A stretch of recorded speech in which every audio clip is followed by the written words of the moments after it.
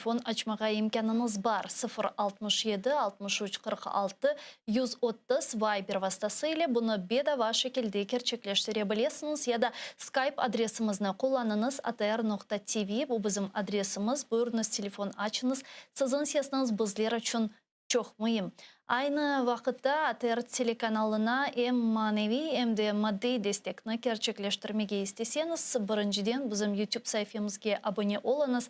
Anda biz hem canlı şekilde çalışamız hem de programmalarımızın en meraklı kısımlarını, bölüklerini anda yükleyimiz. Bunun ile beraberlikte anda kenarda suallerini yazmağa imkanınız var ve biz bu suallerini takip etem.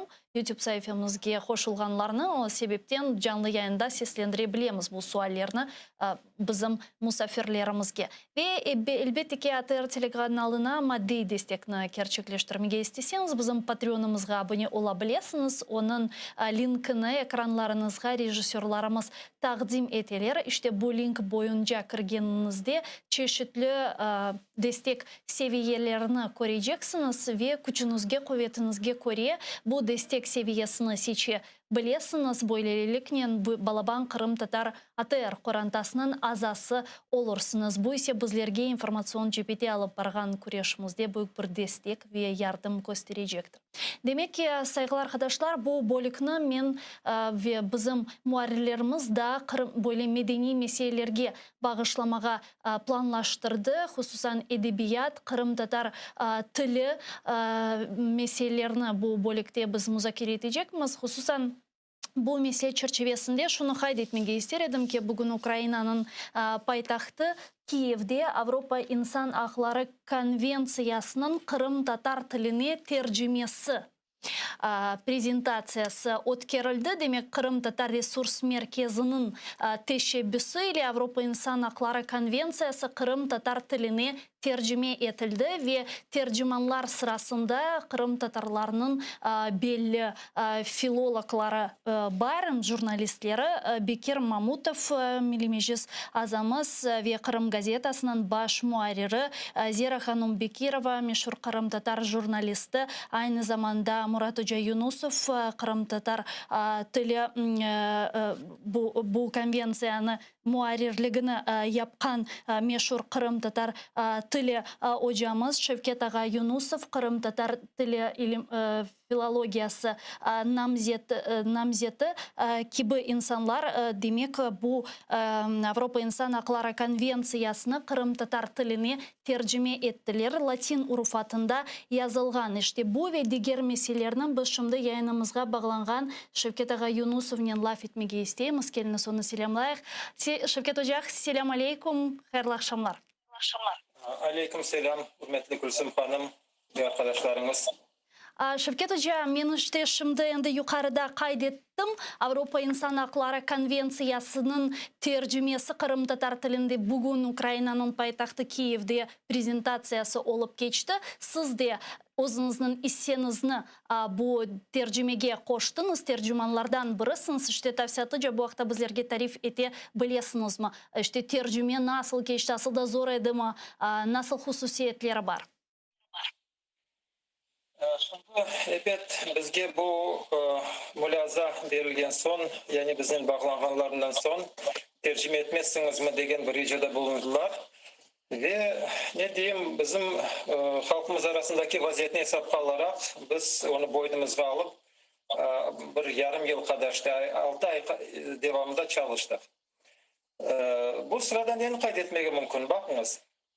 Böyle halkara siyasi vesikalarını tercüme etmek için belli bir bilgi, tecrübe seviyesi gerek. Buna şahsen biz, benim gibi insanlar bir sıra kitaplarını tercüme etkendiler o vaktinde, ama bunlar daha ziyade bedi ya da publisistik eserlerdir. Ama bu keresinde, şimdi konvensiya tercüme edilgende, anda mahsus bir ıslahat, yani terminologiya, işte bunun bir takım şeyler gerek olacak edi.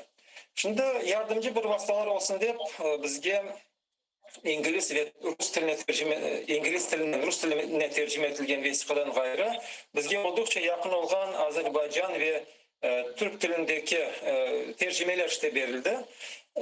Evet, o kadar bir yakın, bir güzel, bir hafif tiller, ne diyeyim, çalışkanda biz bütün bu tillerge berilip ketmemiz mümkün. Dilberliginden ve seviyesinden, kamilliginden dolayı.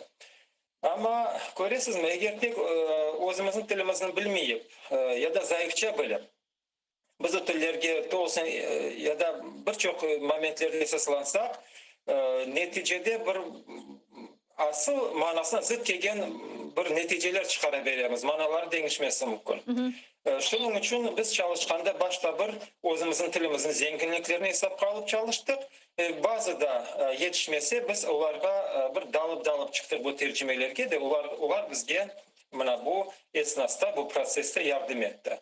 Ve bu sırada da şunu kaydedeyim bari. Bakınız bazı bir sözler var ki biz onlarını udoba çitayımız diyorlar. Böyle anlanması kolay olsun diye. Biz onlarını olğanı gibi kaldırdık. Bunlar sırasında mesela şunu ne diyeyim, protokol, konvensiya, palata, ratifikasiya gibi bir sürü sözler var. Ama başkalarını biz oldukça özümüzün tilimiz vasıtasıyla bilmeye tırıştık. Evet. Sintaksiz var mında, özümüzün terminler var. Onlarını görüyorsunuz mu? Yapkanda daha zorluk neden kelip çıkar? Gasperinski'den evvelki 100 yıllık bu durgunluk tilimizdeki ya da sürgünlükten sonra yüz vergen 13 yıllık durgunluk yani inkişaf etme yolu bu pek de uzun duydura bugün. Ve şimdi mektep hocalarına müracaat etseniz, hatta Ali okul yurtlarında çalışkan hocalara müracaat etseniz ekseriyeti onu ya koterip olur ya yok yayın tercümesine. Ama cenkten evvel çıkan matbuatımızga, gündelik matbuatımızga, gazete ve jurnallara müracaat etsek, anda bizim içtimai siyasi, ne bileyim ziraatçılık yani agroteknologiya, tıbbiyet yani medisina sahalarına ait olan bir sürü makaleler var ki, ana biz onlarını da bir yardımcı bir vasıta olarak kullanamız ve gerek olganında bu konvensiya tercümesi vaktinde da işte kullanıp geldik. Sizin fikriniz mına siyasi diplomatik tilinin terminologiyaları, terminleri şimdiki zemanevi Kırım Tatar tilinde yani onun böyle tilimizge açık tercümesi olmaması neyle bağlamına, ne vakit biz joyduk bu terminlerini ya da asıl da onlar eski Latin tilinden kelgeni sebebinden zaten öyle olmalı işte bu reintegrasiya, palata, kongres gibi çeşit türlü sözler ya da bir devirde kenede onların tercümeleri mevcut edi bizde. Şimdi görüyorsunuz texnologiyalar yerinde durmağanı ki bu tilde salta ilerili. Yanı bir ibareler, yanı bir münasebetler peyda olar.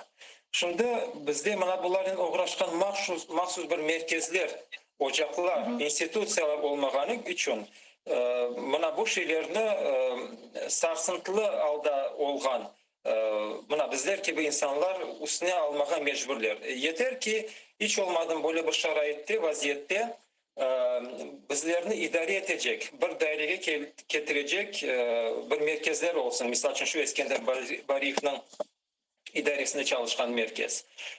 Ana son o vakit ne diyeyim, yüzüm birbirine baka pişer degen atalar sözü var. Biz sürüneceğimiz, yıkılacağımız, duracağımız ama gene bu terminlerini işlep çıkarmaya, bazı uydurmaya tırışacağımız ve bu şimdi biz yap geldik. Şimdi edebi tilde olar olmaması mümkün. Olmayan vaxtda biz şivelerimizge müracaat etemiz. Eğer anda da tapılmasa Türkiye tillerge bu belli skemalar. O da olmasa son bu halkara seviyede kullanılgan tiller. Biz bu tecrübeni kullanıp geldik tercüme vaxtında. Ve zanımca güzel bir şey meydana geldi. Mına umumen alganda şimdi tercümeler hakkında laf etkenimiz vakit Şevket sizin fikrinizce yeterli mi bugün Kırım Tatar tiline eğer ki hatta biz garp edebiyatını alacak olsak, klasika eserlerini koz önüne alacak olsak yeterli mi onların tercümeleri Kırım Tatar tiline bugün ve çoklaşması için hangi bir faaliyetlerini şimdi işe kirsetmeli? Yok, men o aytgan şeylerimi beseberi tekrarlamaga mecbur olacağım. Til er vakt ilerlep kele. Eğer o ilerlemese o bir haf altında buluna. O solup kalması mümkün. yarın burskan Allah koysamesin ölmesi mümkün. Şunun için bizler böyle vesikalarının salta iş tutmak gerekmez. Biz yalnız men Cenk'ten evvel tercüme edilgen degende nelerini hesap kaldım başta bir. Bana bakınız. Misal için Latifzade o vaktinde Çehov'larını Tolstoy'larını tercüme etken. Onun bazı bir eserlerinde bir 15 çiçekinin adı geçiyor. Bizde ular var mı kendi şaşıp kalır şimdi bakacak olsan 15 ayrı ayrı çiçeklerin adları ama Latifzade tercümesinde o kadar kolay bere ki bu nelerin tercümelerini ana kayda son gurur sen kuvanıp başlaysın baksa benim de ana tilimde bu sözler var iken diye. Ama bugün bir sürü ibareler var ki afatın kete yaza. Buna bu vakit bizim hatta klasikamızda ne diyeyim şivelerimiz de pek yardım etip olamaz. Türkiye tiller çıkacak o vakit oğumuzga. Buna bu yoldan biz kettik işte. Ya mına Latifzadeni aytıp geçtiniz işte Tolstoy'un çeşit türlü çok fazla oz vaktında tercümeler yapkanı meselesi. Mına sizin fikrinizce bugün eğer ki biz klasik literatura, klasik edebiyatını koz ogune alacak olsak, mına Kırım Tatar tilini fikrinizce hangi bir kitaplarını tercüme etmeli ve ne için bu mühim? Kitaplar aytacak olsak bir sıra kitaplarını almak mümkün. Misal için bunlar Dante olabilir, Byron olabilir, Shakespeare olabilir. Ama bizim tilimizde de bizim dairemizden, Yazıcılar Birliği'nden öyle bir azalar var ki misal için ben Nuzet Ömerov'unu hesapka alam, koz tutam.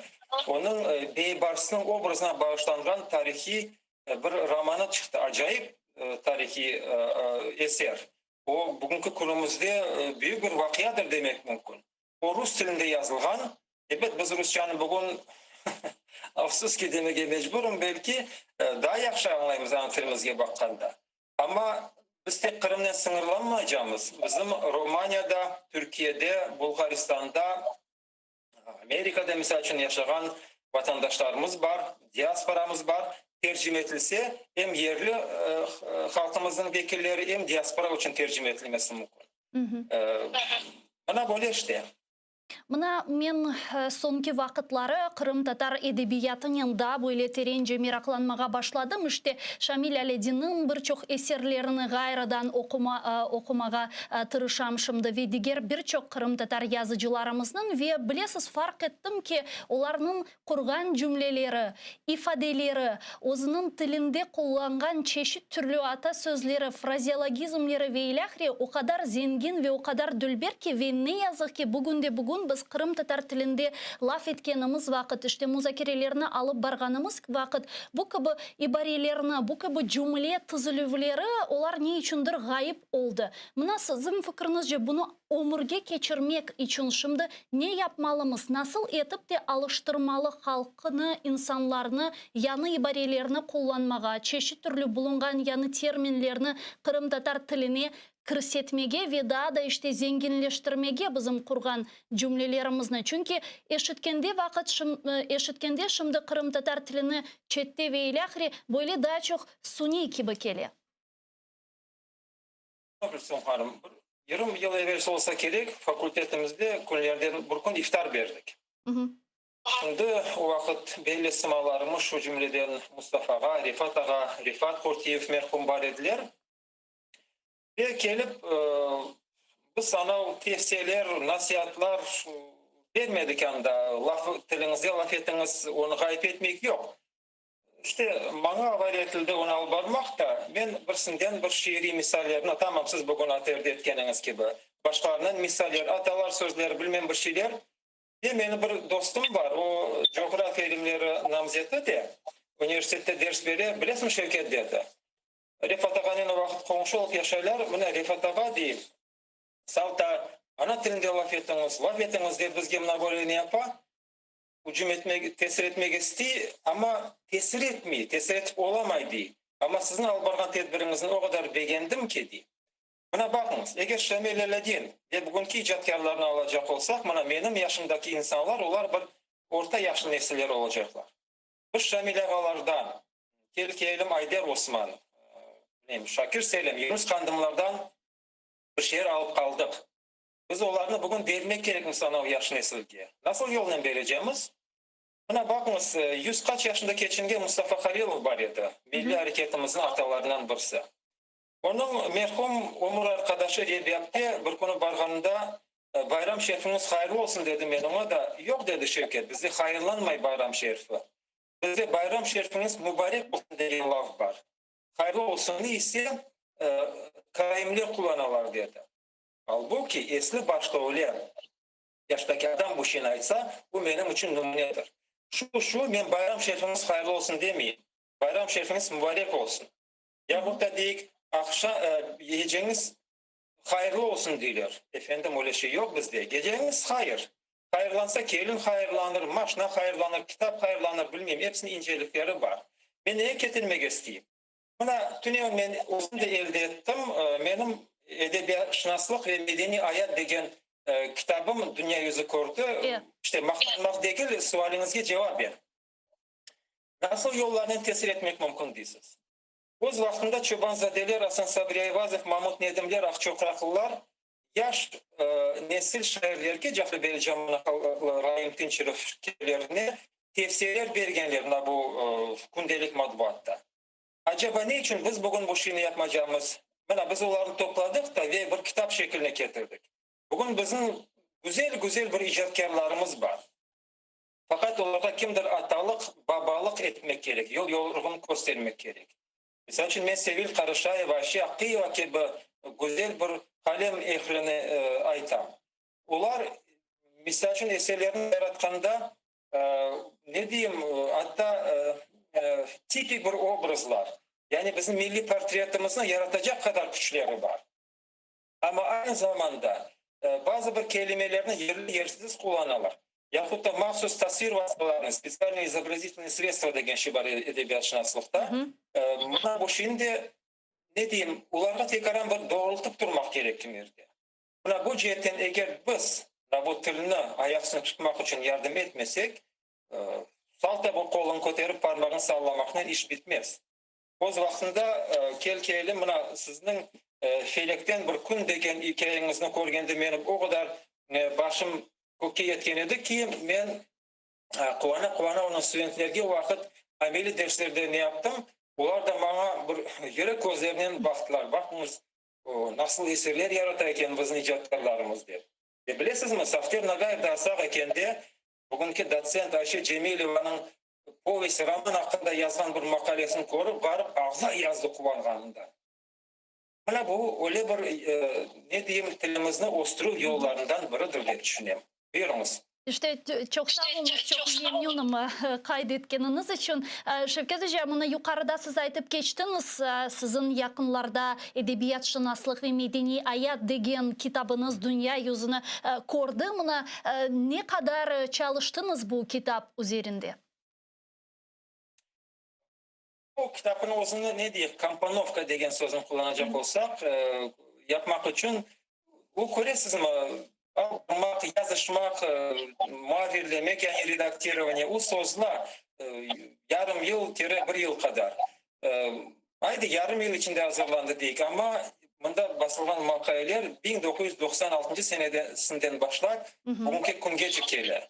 Biz esas böyle makalelerimizi toplap kirsettik bu kitapka. O yani belli bir faizini teşkil etti bizim bergen mahsulatımızın. Ama bunda kirmegen daha nice makaleler kalgandır. Ama esası mınamında. Aytam da 96 senesinden başlap bu kungacha basılgan matbuatta ne diyeyim işte ilmi konferensiyalar çıkışlar neticesinde peyda olgan bir makalelerden ibaret kitap var bu.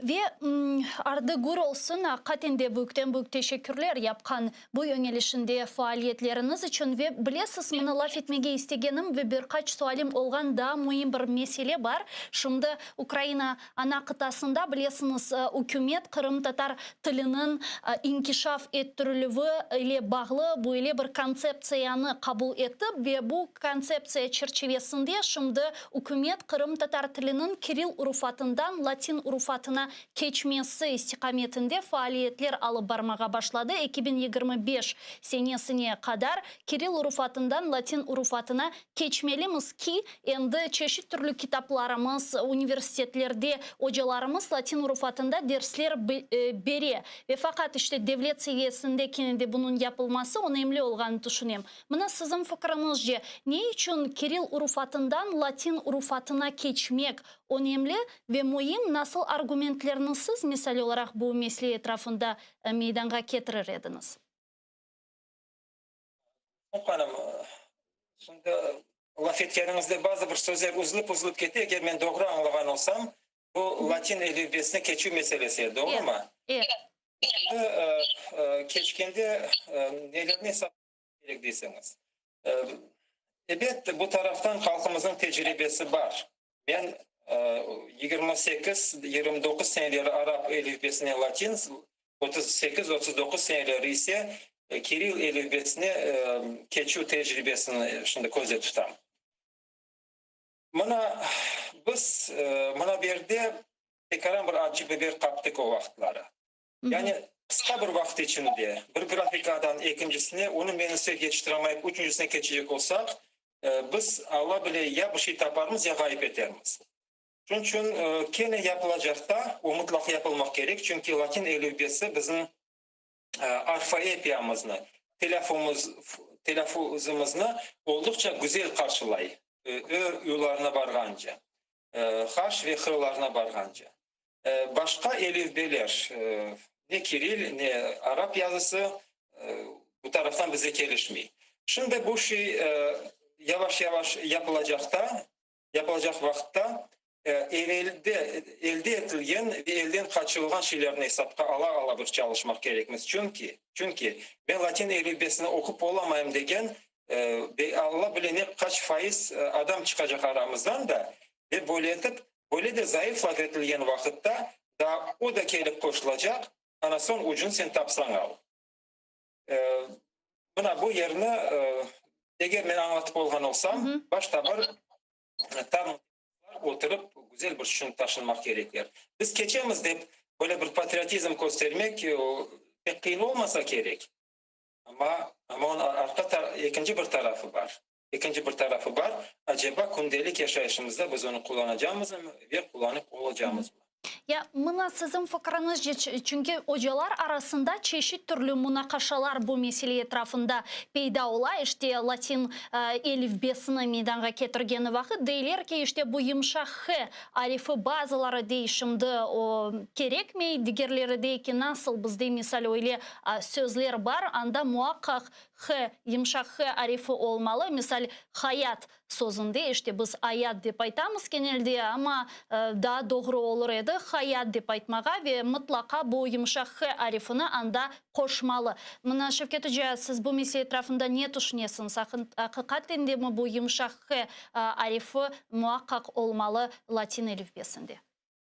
Anlamaz. Pek bir ziddiyetli bir aktual mesele bu H ve H meselesi. Şahsen ben alsanız ben H'nın taraftarım ama aynı zamanda bir şeyini aytmak gerek. Bu Kırım'ın çöl tarafına siz iki dünyada hayat, hareket deyip aytırıp olamazsınız. Çünkü onların tılının spesifikasında çöl tarafındasında bu şey yok. Aluş'ta da var, Yalı'da var, Bakşisaray'da bile var hayat ama başkalarında yok. Bilesiniz mi? Bir 2-3 yıl evvelsi olsa gerek biz bir konferansiya geçirgen edik ve anda belli bir alimimiz böyle bir faktını misal getirdi.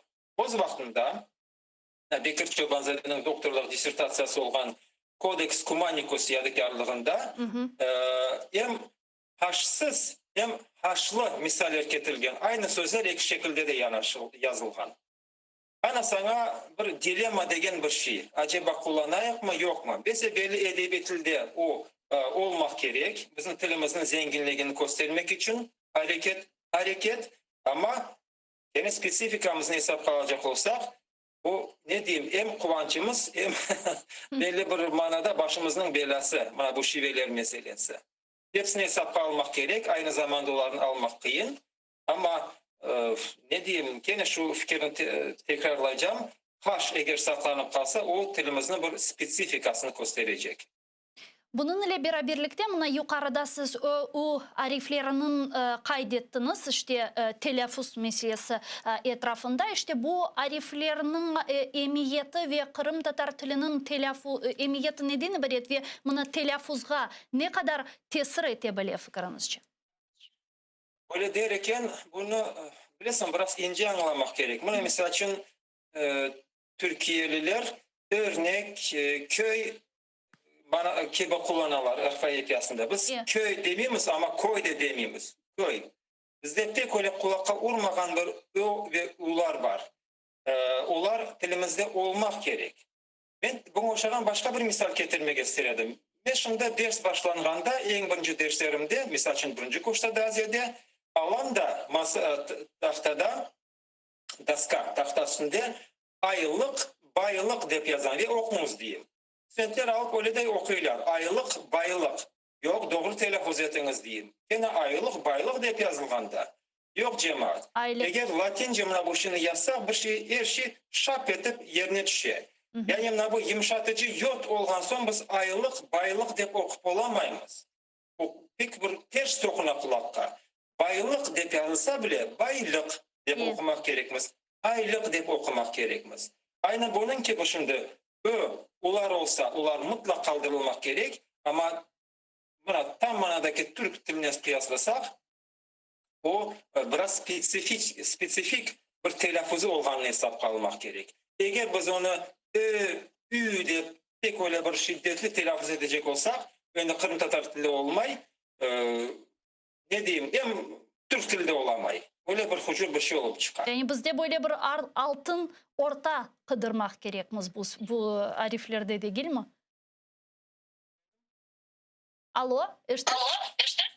Aha, buyurunuz. Yani bu ariflerde biz böyle altın ortanı kıdırmak gerekmiz. Hem ö değil hem o değil böyle bir ortada bir şey olmalı.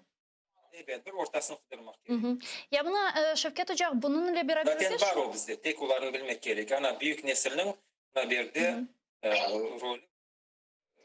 Bunun ile beraber şunu sormağa istedim. Eğer ki Latin urufatının derslerini işte mekteplerde bağlar için endi hocalar vermeye başlasa veya üniversitelerde studentler için Latin urufatında dersler verilse, onlar işte kelgende birinci kurska, birinci sınıfka elbette ki vakit ve müddet geçtikçe daha kolay olur. Ve zaten onlar bunu endi baştan öğrenmeye başlayırlar ve onlar için hiçbir zorluklar yaratılmaz işte Latin urufatının öğrenmeye ve ilahire ve fakat işte Kiril urufatının öğrengen tilini öğrengen çok Kırım Tatarlar var. Men misal olarak mektepte Kiril urufatının öğrendim okumağa, yazmağa ve ilahire. Bizim ana babalarımız işte gazetalarını alalar, onlarga da daha kolayca Kiril urufatının öğrenmeye, yazmağa, okumağa ve ilahire. Bunu nasıl edip daha işte uyken insanlarını, esli başlı insanlarını Latin urufatına geçirmeye, nasıl edip onlarga bunu aşlamağa? Ah canım, şimdi esli başlı kısmımızga, adamlarga tam bu işini yapmak daha kıyın olacak. Buna bu arada yaş nesil işte yaşça ya da mektep balaları ve büyük nesil arasında şimdi bir bölme peyda olacak. Onlar fark edecekler birbirinden. Men büyük bir şüphem var. Büyük nesil o nasla hareket edip bakacağından çünkü bizge gerek mi degen meseleni koyacaklar. 50, 60 ve 50 yaşlarında olan insanlar.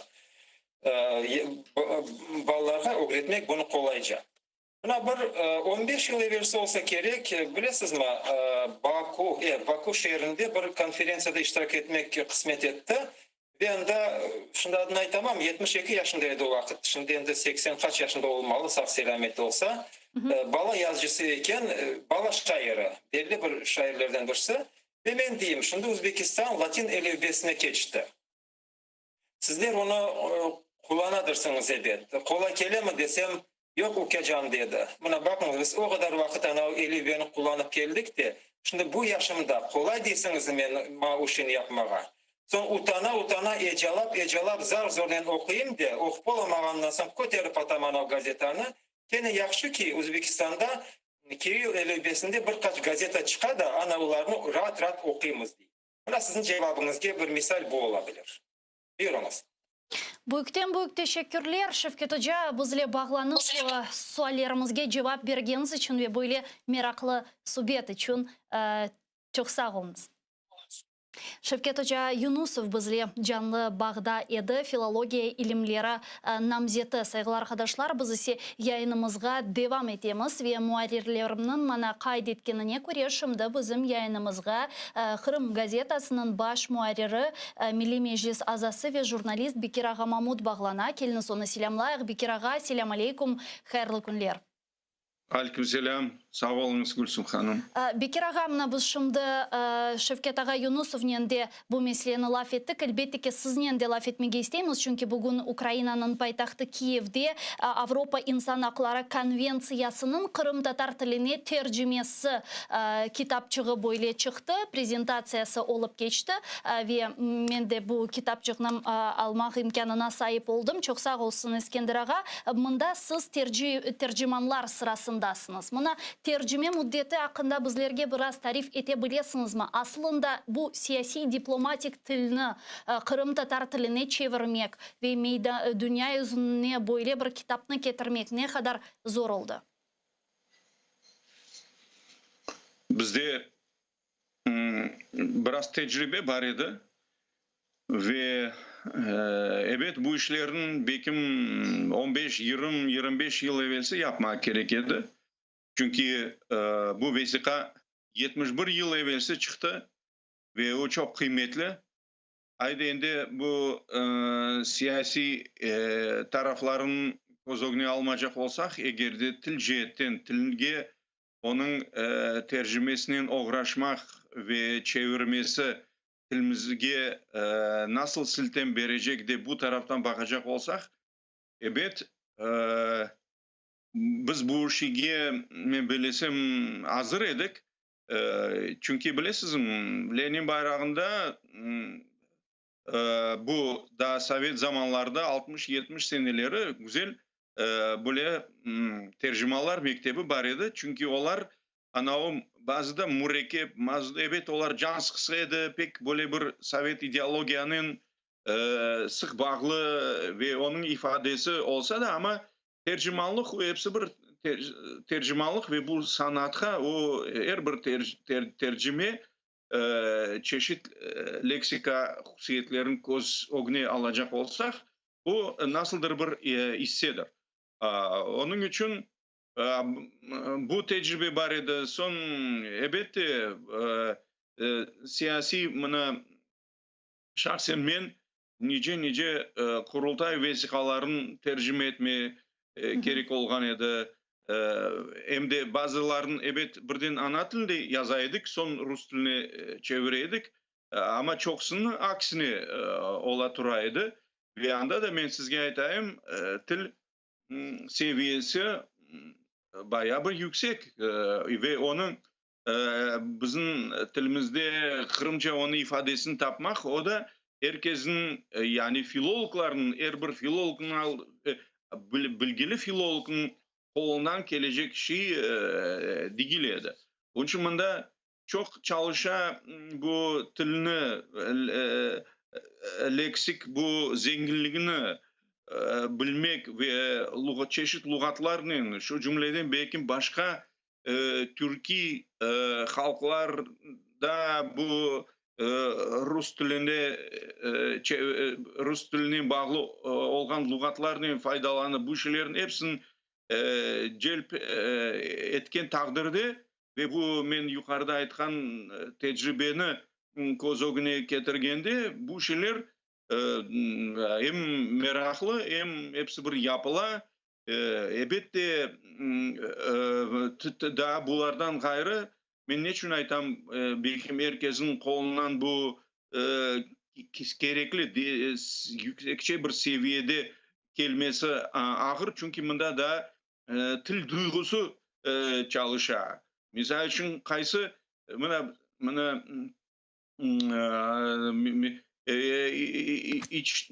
içtimai omur deyik. ve yaşayış seviyesi.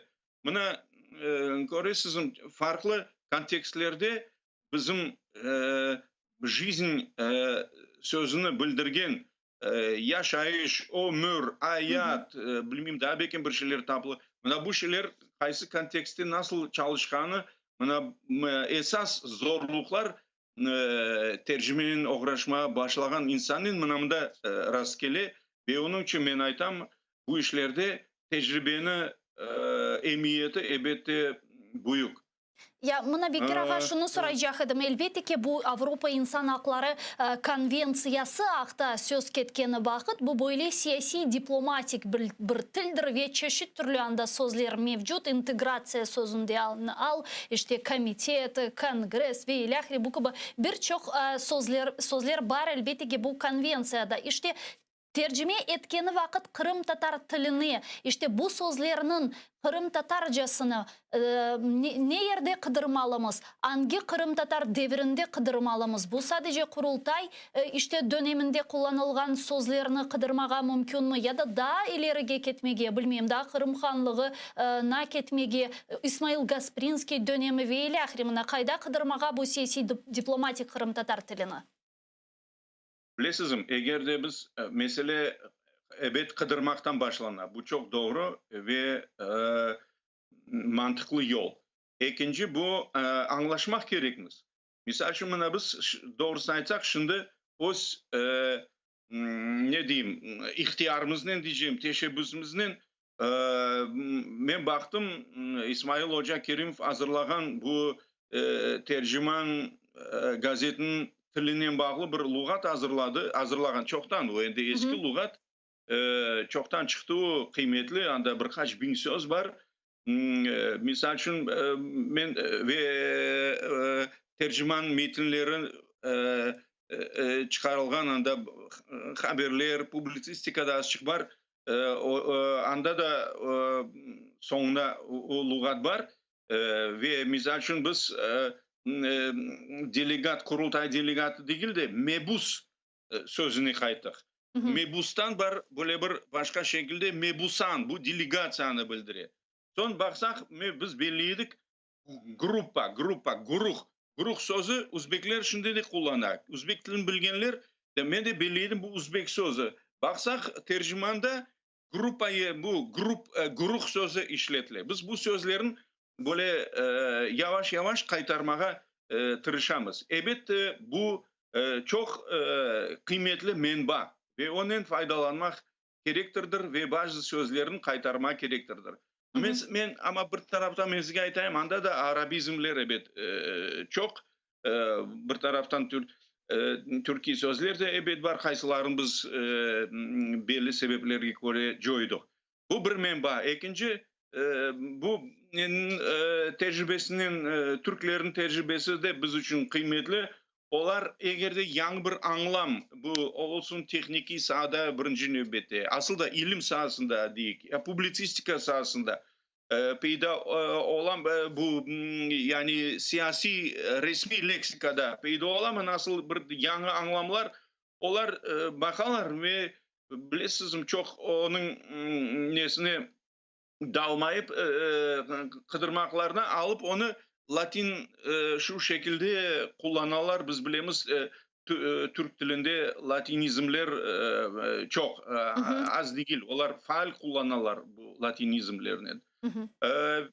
Bu da bir kıymetli elbette menba. Yani bizim eski bilmem ne derecede siz aytkan bu hanlık devrinde evet bekim andan da bir biz unutkan ama şimdi onu var tarihi sözler kaysileri endi joyuldu ve onların tek şu tarihi kontekste işletmegi mümkün. Ama var öyle söyler kaysilerin bekim бүгінгі күнге де шығарып işletmeye mümkün.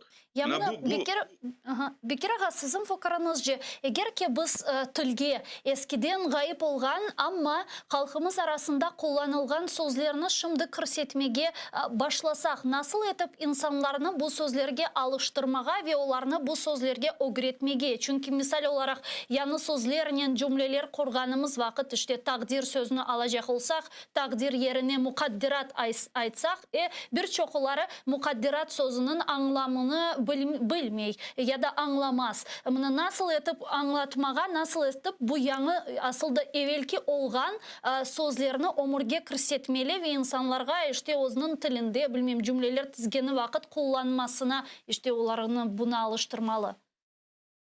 Біріншіден, бұл яңы сөздерінен мұқайдылықтен файдаланма керек. Егер де мұна сіздің мисалыңызды алажақ олсақ, bu biz yazgan laf etken misal için nasıldı bir kontekste takdir sözü kelişe ve onu çokluk bile bizim halk okuyan insanlar o takdir sözünün ve başkalar da o böyle bir geniş kullanılan söz.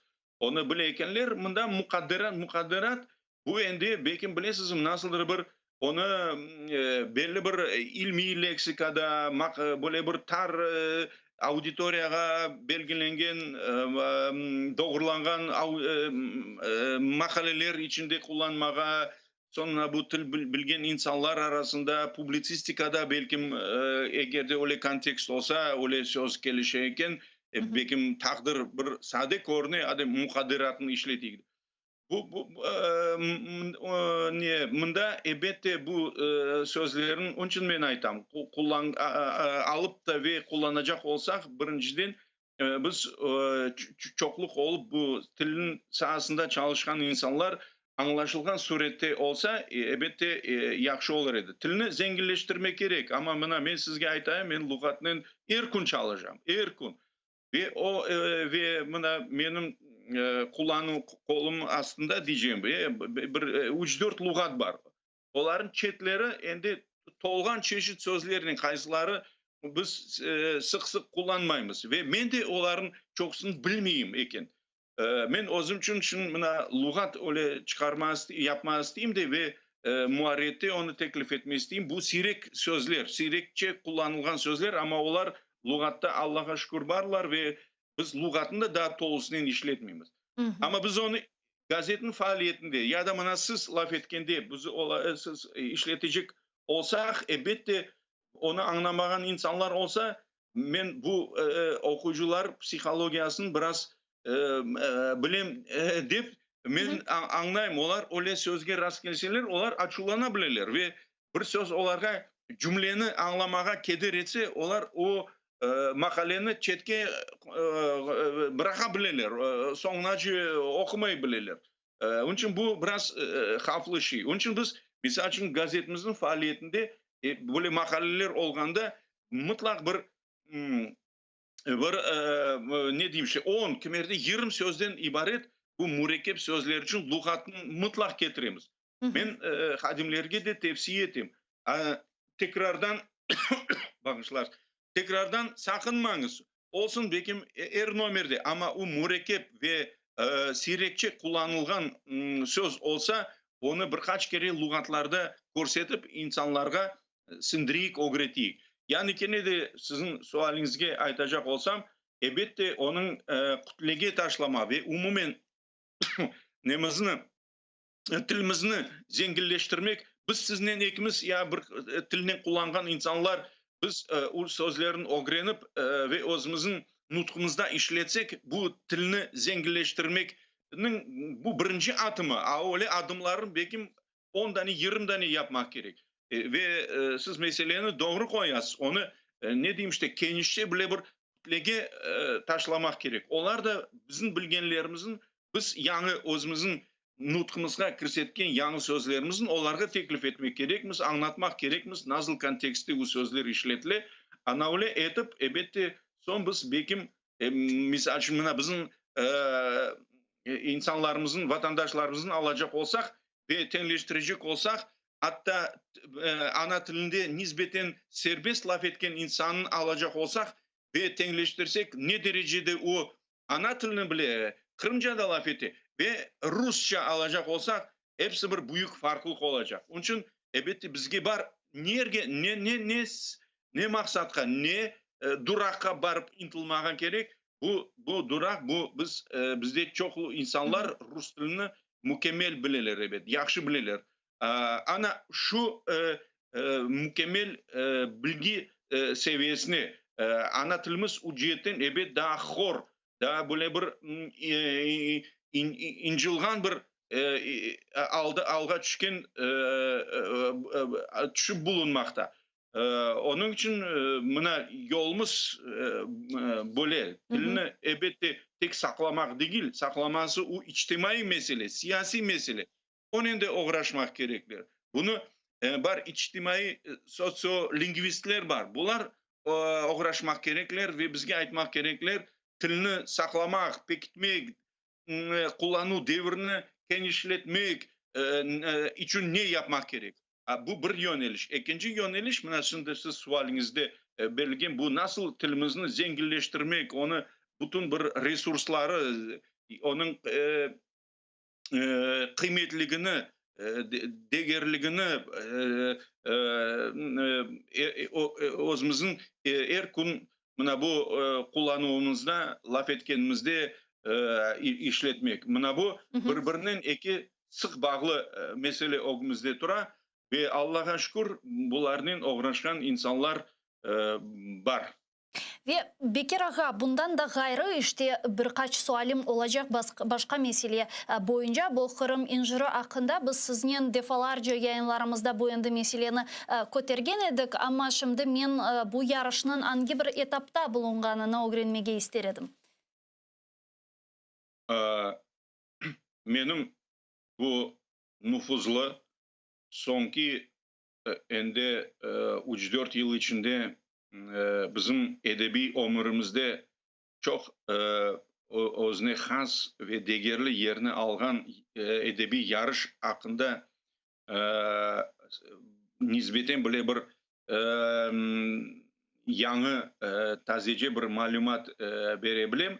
Eğer de daha da terin bilmek isteseniz, anda sizde var böyle belli cemaatçı Alim Aliyev, elbette o da aytı. Çünkü bizge haberdar etken, bizle meslihatlaşkan ve bizden iş tutup fikrimizni öğrenip ve son bu adımlarını taşlagan evet o koordinatör ve onun yanında çalışkan da birkaç öyle insanlar var Allah'a şükür. Şimdi böyle teklif edildi. Ben belesem çok bu jüri azaları bu jige kol tuttular. Umumi böyle bir şimdi fikir gaye fikir peyda oldu. Bu yarışını kışta değil de kuzde kışta değil de onu baharga geçirmege çünkü sıcakça günler olganda bu büyükçe tedbirlerini ötkermek imkanları da bayağı bir geniş olmakta. Onun için bu hem de bu pandemiya meselelerin bu mında bizde de Ukrayna'da da Kiev'de de şimdi vaziyet böyle yaxşı değil evet. Kete fenalaşa bilmeyeyim belki özün bir kulminasyasına bir en böyle yüksek seviyesine yetip endi biraz eğileşir Allah bersin. Ama mana şu birkaç böyle buna uşagan sebeplerin koz ogunda tutarak teklif olundu barge geçirmege. Ama bu sene de eğer de imkan olsa ve şarait buna izin verse böyle bir teklif var teşkilatçılar, teşebbüsçüler tarafından былтырki ötkerilmegen bu Kırım incirinin yekününü ve bu endi mükafatlandırmak tedbirlerini çare olsa bu yılı gene de evvelki gibi misal için dekabr ayının başlarında mı ortalarında mı geçirmek. Demek böyle şarait olsa Kırım inciri bu sene olacak ama bu toplaşıda, bu tantanalarda diyeceğim bu merasimlerde Былтырки Kırım İncir'in neticeleri mükafatları verecek, yekün çekilecek. Hı hı. Kırım İncir'in ozu yanı ende basamağı diyeceğim işte yanı nöbetteki yarışları otkerli bargi. Ya şimdi bu növbetteki yarışlar için müracaatlar aleda kabul etile mi? Kabul etili elbette galiba anda men yanlışmasam 1. Mart mı öyle bir bar öyle müddet bar gece müddet sozuldu. Yani siz aytgandayın yanı icadi işlerini teslim etmek bu müddeti sozuldu. Hı hı. Ve mına daha bir kelimeyen kurallar hakkında, kaideler hakkında sormağa isterim. Eğer ki işte müddetler sozulsa belki de bundan evvel koşulmağa istegenler ama koşulup olamaganlar da vardır. Eminim öyle kişiler var. Misal olarak men iştirak etmeyi istedim. Sonra işte yetiştir almaganımı anladım ama müddet sozulsa belki de iştirak etme kararını alırım yakın zamanlarda. O sebepten bu kaide kurallarını önceden özüm için de öğrenmek isterim canlı yayında. Şimdi farkı yok. Şiir ya da nazım eseri ama onun işte ne kadar işte arifler olmalı, nazım eseri büyük olmalı mı, az olmalı mı, böyle bir sınırlamalar var mı? Şiiriyette yok, birden aytam. Şiiriyette sınır yok.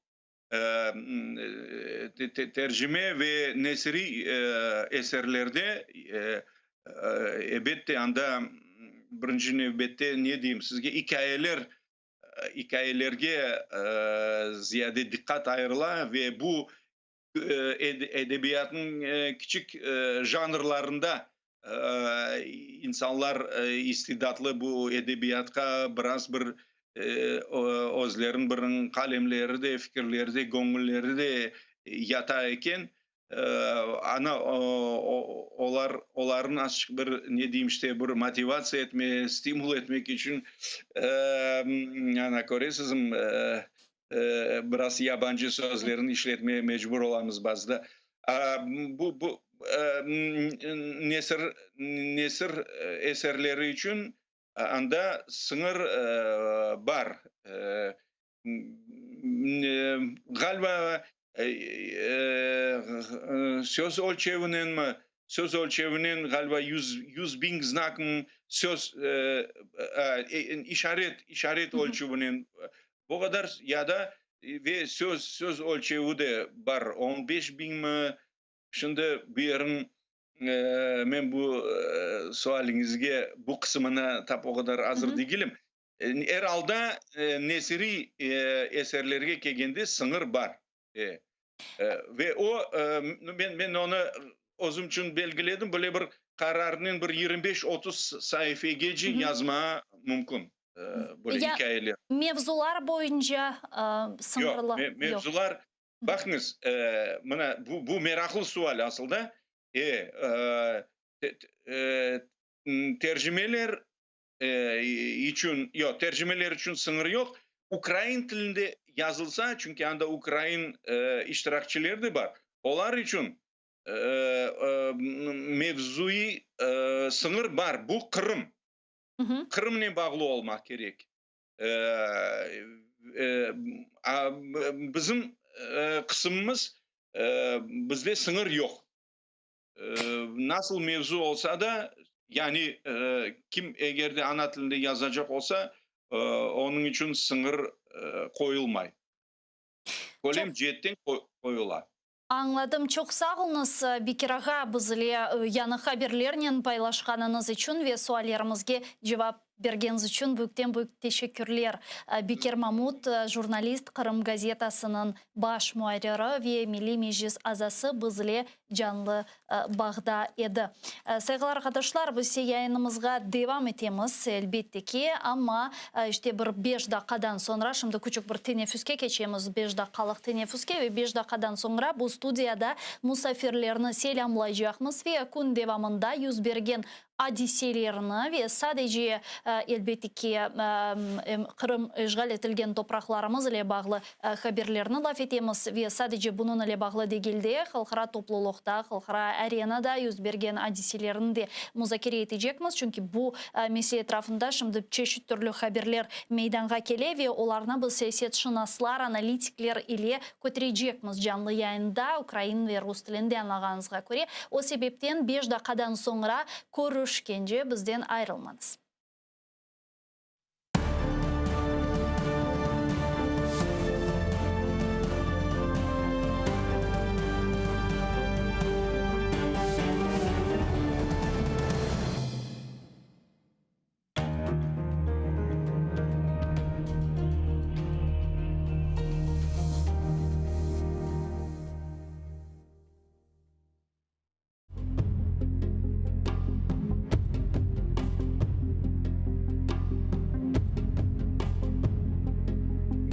Hasta, gözüm donuk. Yaşaf soğuk, ölüm soğuk. Yazım, şiirim, fikrim bozuk. Hiçbirinin gereği yok. Vesselam. Bar diler bizge kele. Bulbul yırlay, güller küle. Hayvanlar kul kişilerge. İnanmayman hiçbirine. Vesselam. Filan batır, tüvent korkak. Ahmet hırsız, Mehmet'ke bak. Nasıl kirsіз, nasıl appaq. İnanmayman, hepsi alçaq. Vesselam. Biri sevgen koz yaş töke, biri bilgen kop laf ete. Biri batır, kotek seve. Hepsi eşek, hepsi tüye. Vesselam. Halka hizmet etkenler var. Halkını iddia etkenler var. Cennetlerge ketkenler var. Biri hırsız, biri tuvar. Vesselam. Gerçek tügül, ne kok, ne cer, ne bulardan tuğhan bizler, Tanrım, yaşaf büyük horluq. Bizge yaxşı bir ölüm ber. Vesselam.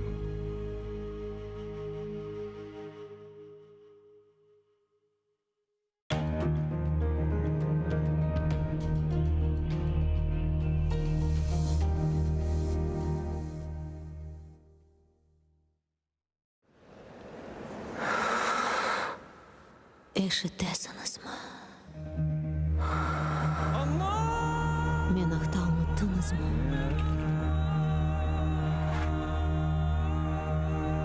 Men bundan. Bu mening toprog'im. Mening Qrimim.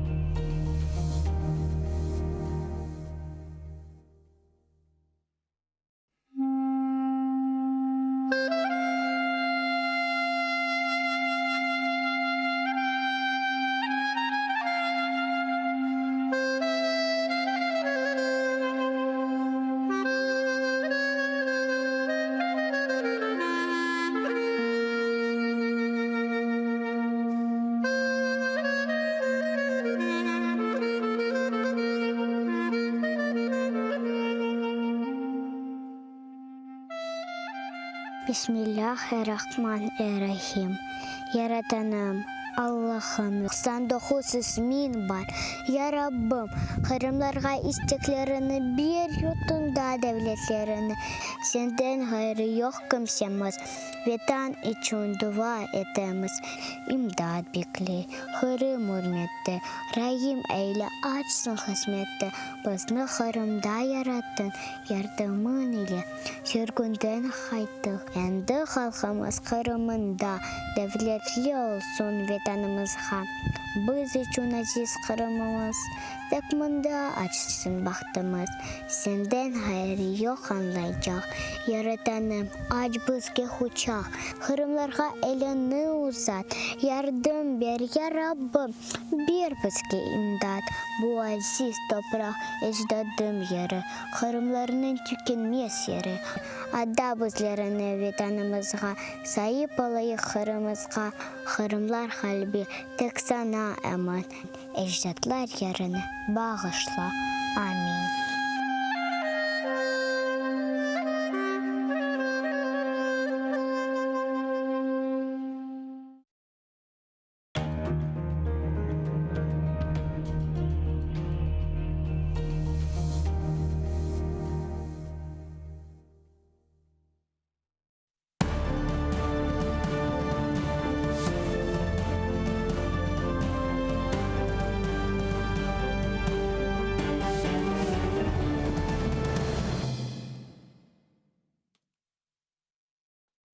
Ассаляму алейкум, хайрлах шамлар, добрый вечер. В эфире телеканала АТР. Вы смотрите информационно-аналитическую программу «Бугунь». В студии для вас работаю я, Гульсум Халилова. И следующий час в этой студии с гостем мы обсудим основные новости и события сегодняшнего дня. Я напомню, что мы работаем в прямом эфире. На экраны ваших телевизоров режиссера периодически выводят номер телефона, так что вы можете звонить к нам абсолютно бесплатно по Вайберу +3 80 67 63 46 130. Можете присоединяться по скайпу atr.tv. Это наш адрес. Звоните, задавайте ваши вопросы. Нам важен ваш голос. Не забывайте подписываться на наш YouTube-канал. Там мы вещаем как в онлайн-режиме, так выкладываем самые интересные фрагменты из наших эфиров. Выкладываем практически все наши программы в записи. И, наконец, поддержать телеканал АТР вы можете, подписавшись на наш Patreon. Таким образом, вы станете частью большой крымско-татарской семьи АТР, а это будет помогать нам продолжать работу на информационном фронте. Я же рада представить гості нашої студії. Богдан Петренко, заступник директора Українського інституту дослідження екстремізму. Пане Богдане, вітаємо вас. Ассаляму алейкум. Добрый вечер.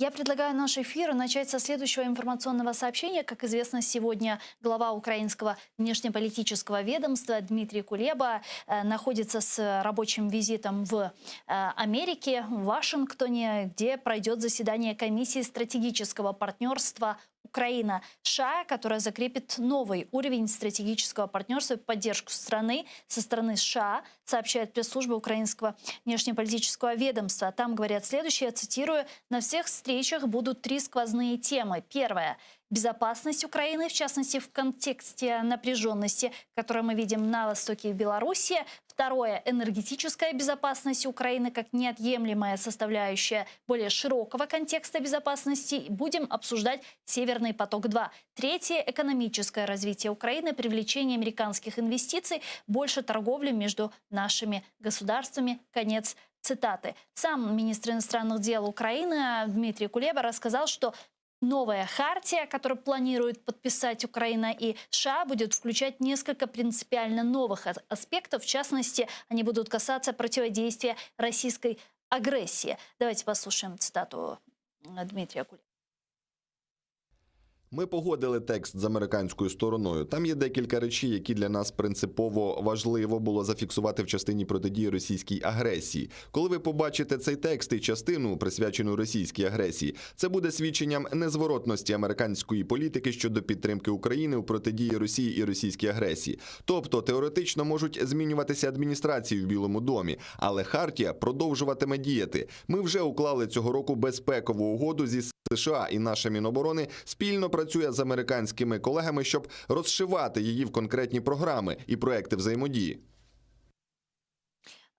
Пане Богдане, каковы ваши ожидания от заседания комиссии стратегического партнерства Украины-США? Ну, власне, ми маємо розуміти, що Сполучені Штати є нашим не те, що стратегічним партнером, у нас багато стратегічних партнерів. Як це б не сумнівно звучало, але Російська Федерація теж свого часу була стратегічним партнером. Да. Але Союзника, можно сказать, или нет? Якщо ми говоримо про Сполучені Штати, звичайно, він не те, що наш один з головних, він головний наш союзник в протистоянні з Російською Федерацією, тому що на сьогоднішній момент це найголовніша наша проблема. І два з тих питань, які озвучив Кулеба на ті ж з трьох, це якщо ми говорити про безпеку, енергетичну безпеку, це вони напряму залежать від Російської Федерації. Напряму залежить насамперед від російського впливу, тому що зрозуміло, що безпека так чи інакше в нас це під загрозою, і що Російська Федерація це ні для кого не новина, 7 років перебуває на території України, її війська перебувають як в Донбасі, так і в Криму.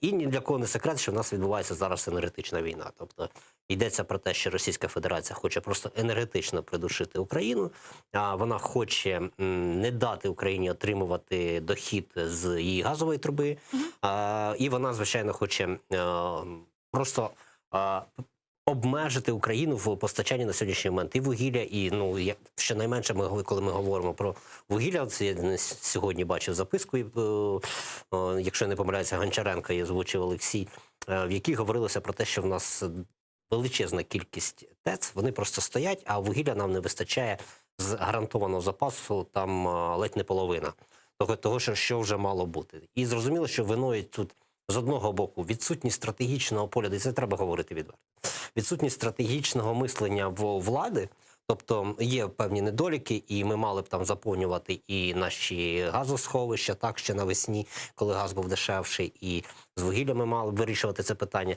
Але, звичайно, крім стратегічного такого недорахувань певних, звичайно, тут є гібридна війна з боку Російської А Федерації. как вы считаете, вот Соединенные Штаты Америки, подписывая то соглашение или общее заявление с Германией, которое дало зеленый свет Северному потоку-2, не дало карт-бланш Путину создать эту энергетическую войну, которую сейчас мы видим? Ви знаєте, я думаю, що коли Сполучені Штати підписували, вони не розраховували, можливо, просто, що адміністрація Байдена тільки прийшла до влади. Можливо, вони вважали, що певним чином вони зможуть домовитися із Путіним. Можливо, вони, більше того, ми ж маємо розуміти, що для Сполучених Штатів часів Байдена край важливим було відновлення партнерства зі своїми колишніми союзниками, з діючими, вибачте, союзниками, в тому числі з Німеччиною. Якщо для Німеччини було важливо побудова цього потоку, то зрозуміло, що Сполучені Штати, незважаючи навіть на наявність економічних інтересів Сполучених Штатів, а ми знаємо, що Сполучені Штати постачають скраплений газ в Європу, і вони зацікавлені в тому, щоб цей поток не запрацював, хоча б для того, щоб ринок захопити європейський. Тим не менше, вони пішли на угоду з Німеччиною для того, щоб зберегти такі союзницькі стосунки. І в цій угоді, наскільки, ми ж пам'ятаємо, там було якраз і прописано, що в разі виникнення загроз і використання Росією постачання електроенергії як війни з Україною, так, то Німеччина буде надавати допомогу. І в тому числі Німеччина буде надавати допомогу, коли щоб Росія продовжувала транспортувати газ через українську мережу.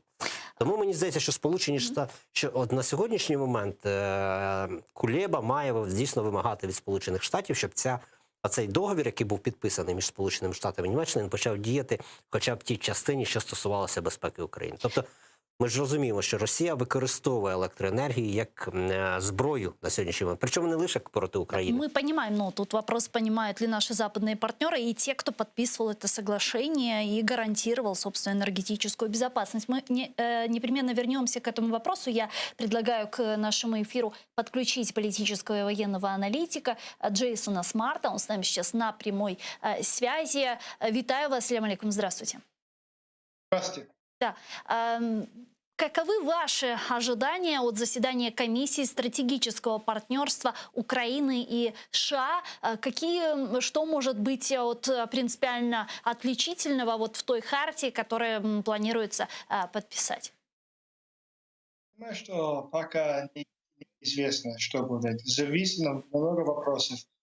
Не только что здесь происходит в Украине, тоже что происходит в Вашингтоне и наших протоколах. Я думаю, что это будет какое-то время до того, что у нас будут какие-то конкретные и четкие планы.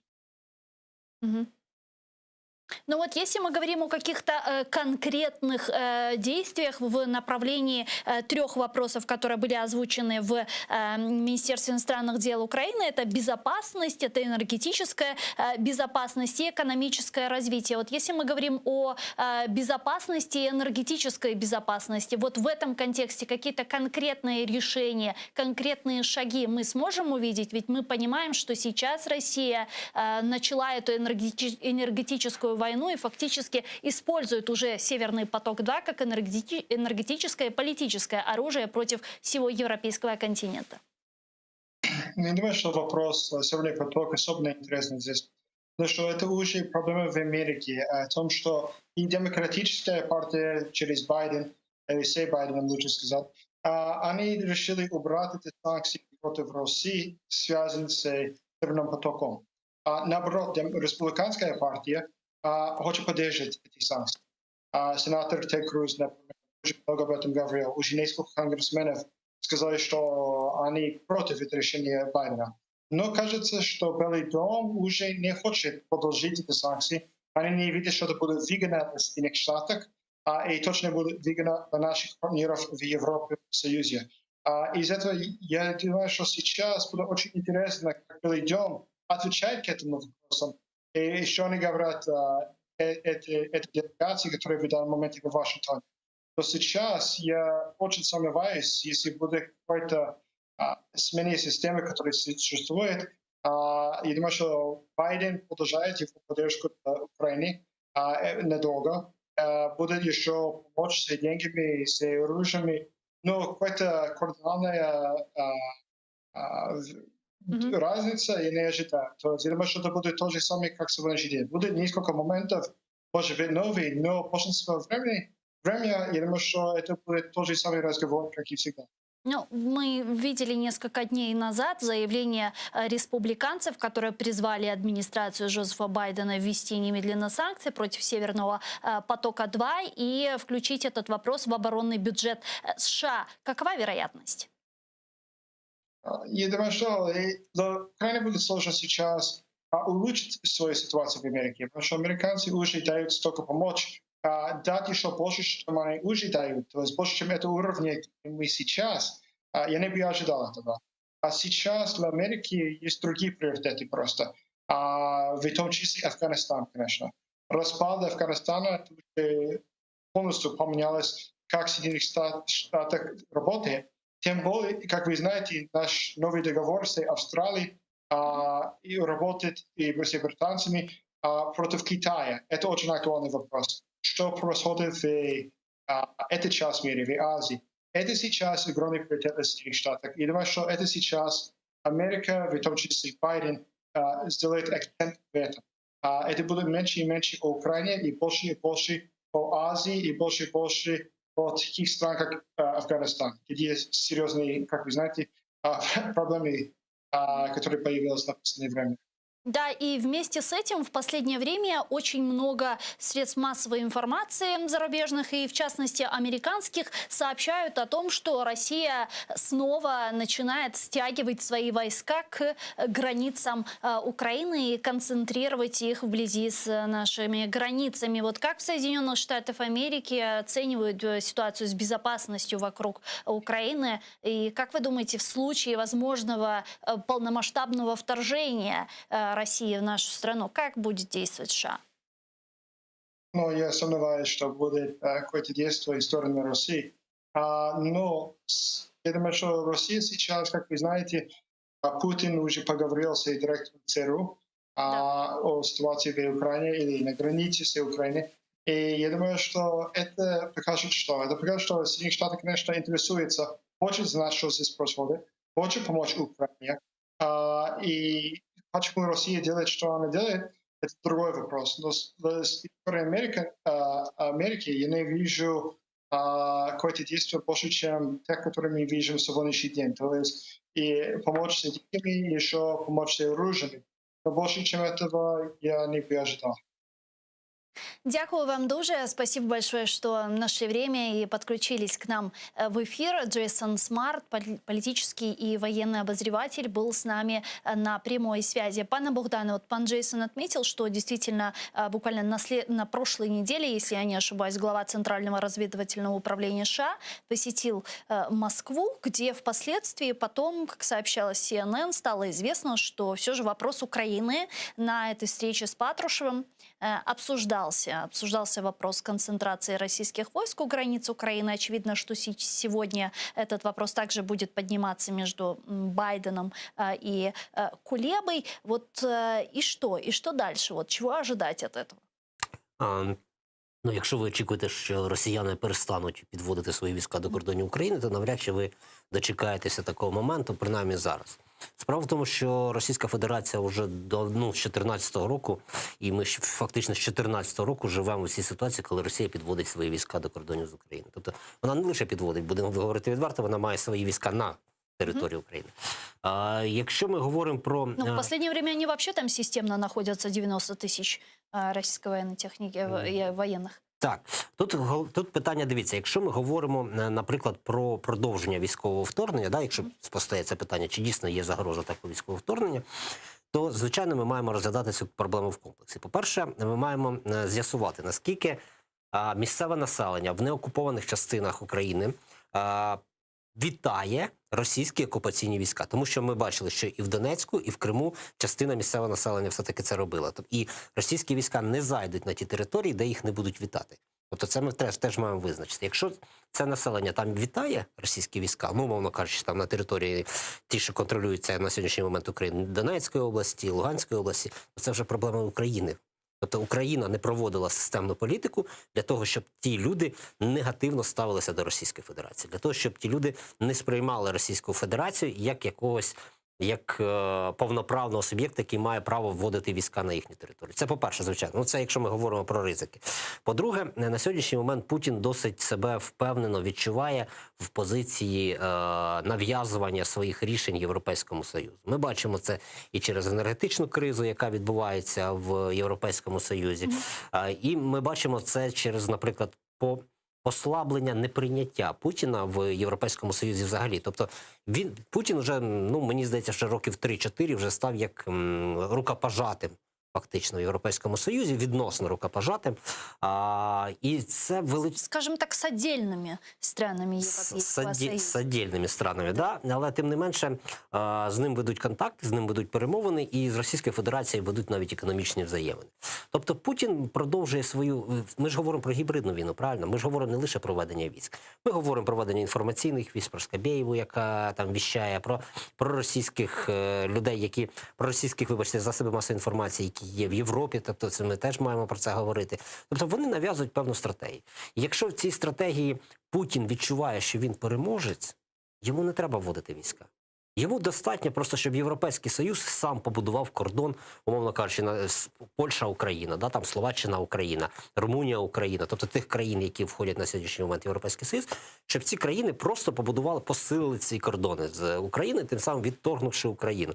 Путин собі спокойно буде відчувати себе на территории Украины. То есть вы думаете, что больше вот те войска, эту концентрацию войск, которую мы видим у границ Украины на оккупированных территориях, в том числе и на территории Беларуси, это больше всего ориентировано на Європейський Союз? А вони більшою мірою орієнтовані, звичайно, як на Європейський Союз, для того, щоб продемонструвати, що Путін – це мощь. Давайте ми не будемо вводити санкції щодо Російської Федерації. Є же, що це відбувало сьогодні Лукашенка. Да? От проти Лукашенка і вводьте санкції. Боїтеся Лукашенка, проти нього вводьте санкції. Путін рукопожатий. Тобто він демонструє свою міць, і в принципі це має вплив на певних політиків в Європі. Ми маємо це розуміти. Більше того, він тисне не тільки на Європейський Союз, він цим переміщенням військ тисне також на Україну. І це ми від цього не маємо відмовлятися, примушуючи Україну до певних поступок. Тобто, наприклад, вот які там можуть бути уступки? На що, чого він намагається добитися? Звичайно, якщо ми говоримо про сьогоднішній момент, то головне його завдання з 2014 року – це визнання суб'єктності так званих ЛНР і ДНР. Так? Тобто це посилення, умовно, це впихування оцих ЛНР і ДНР в Україну з російським контролем над них, зрозуміло.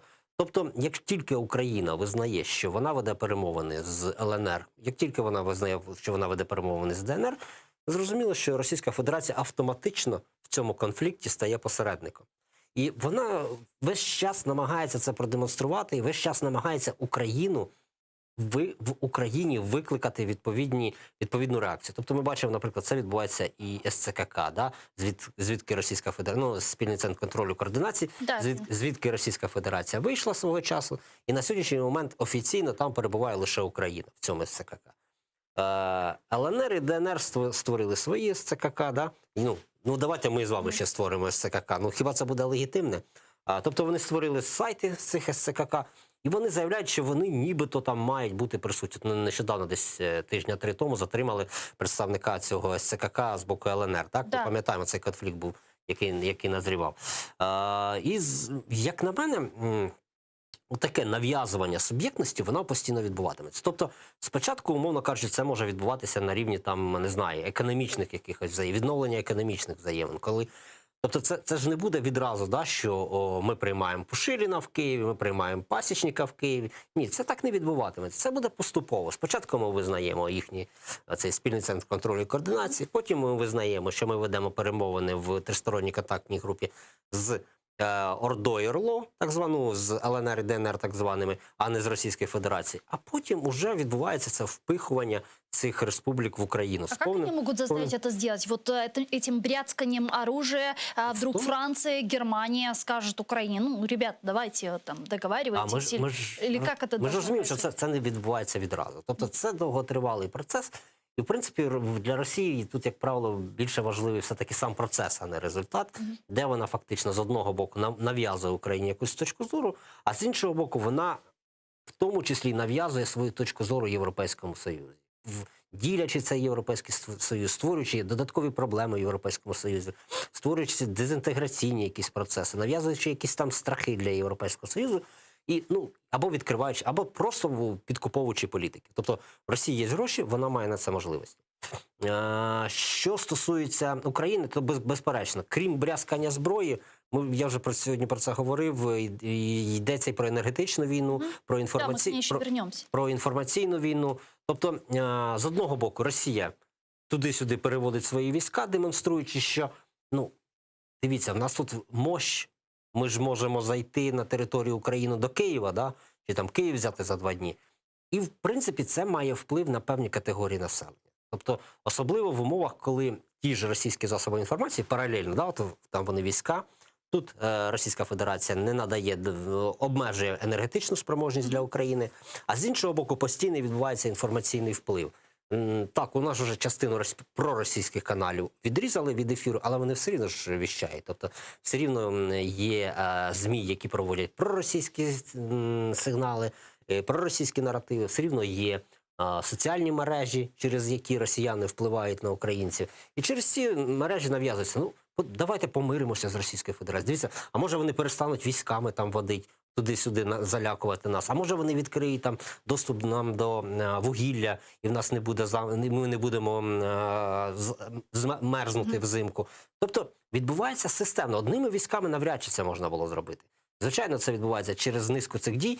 А з іншого боку, є заяви з боку тих же ж, наприклад, так званих, не знаю, як тепер правильно називати їх, чи союзників, чи посередників Європейського Союзу, да? Які, наприклад, заявляють, що там Україна запустила свій Байрактар, ми пам'ятаємо, це була ситуація, да, з цим, і вони заявляють, що Україна порушила там, чи висловлюють свою стурбованість з приводу дії України. Да, і при этом ніхто не задається вопросом, а що там діяла гаубиця? Так, тобто, насправді, відбувається тиск не лише з боку Російської Федерації. Російська Федерація налаштовує проти України з одного боку частину свого населення, частину, вибачте, українського населення, з іншого боку частину європейського населення і, ще важливо, частину європейських політиків. І от використовуючи такі можливості, Росія поступово нав'язує нам своє бачення конфлікту, який відбувається на Сході. Тому, якщо Україна нічого не робитиме в цій ситуації, то врешті-решт ми просто станемо частиною Російської Федерації. З нами відбудеться те саме, що відбудеться з Білоруссю. Не дай бог. Пане Богдане, я предлагаю підключити к нашому ефіру зараз Олексія Гетьмана, військового експерта. Він зараз з нами на прямому зв'язку. Пане Олексію, вітаємо вас. Салям алейкум. Салам алейкум. Так.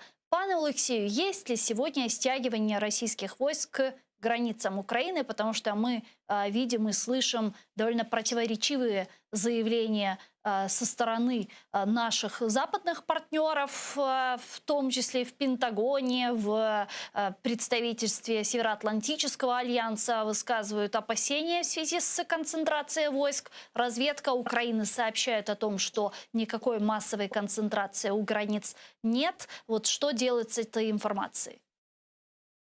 Ну, якщо директор ЦРУ Москву розбиратися з цим скупченням військ, то, скоріш за все, скупчення військ так і є.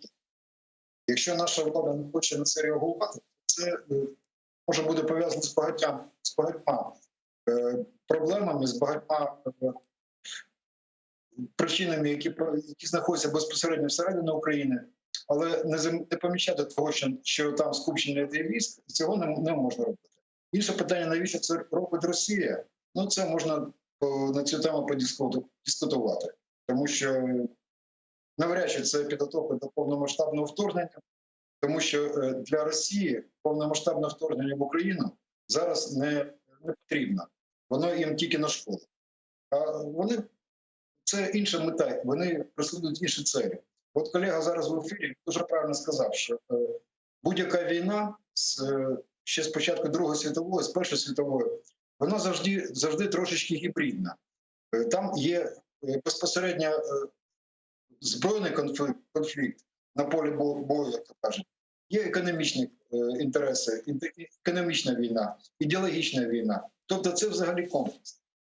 Зараз, ну і в деякі часи певні речі переважали. Коли менше було бойових дій, більше було економічних дій.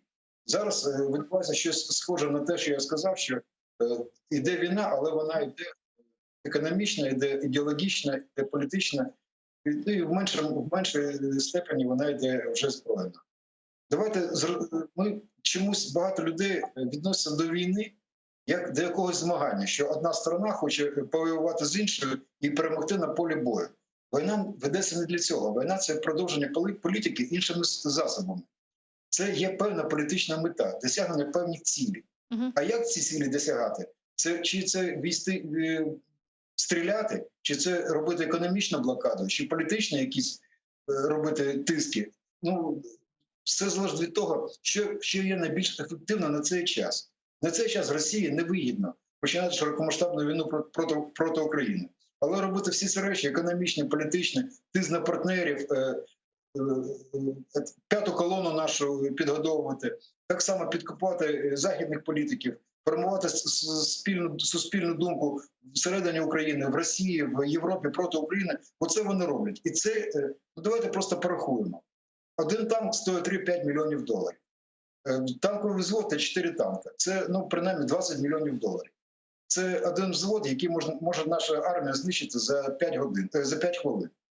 Давайте порахуємо, якщо ці гроші вкласти, наприклад, в якусь п'яту колону в Україні, чи на якісь ідеологічні диверсії, що буде найбільш корисне для Російської Федерації? Звісно, витратити ці гроші на ідеологічну боротьбу, чим на побудувати танковий взвод, який спалять за 5 хвилин. Тому це іде війна. Просто вона проявляється зараз не на полі бою, а проявляється економічна, політична, ідеологічна. То, що ми називаємо гібридною війною. Зараз йде війна. Просто вона йде не гаряча фаза, де стріляють, а іншими засобами. Але мета зрозуміла в Росії – знищити Україну як можна швидше.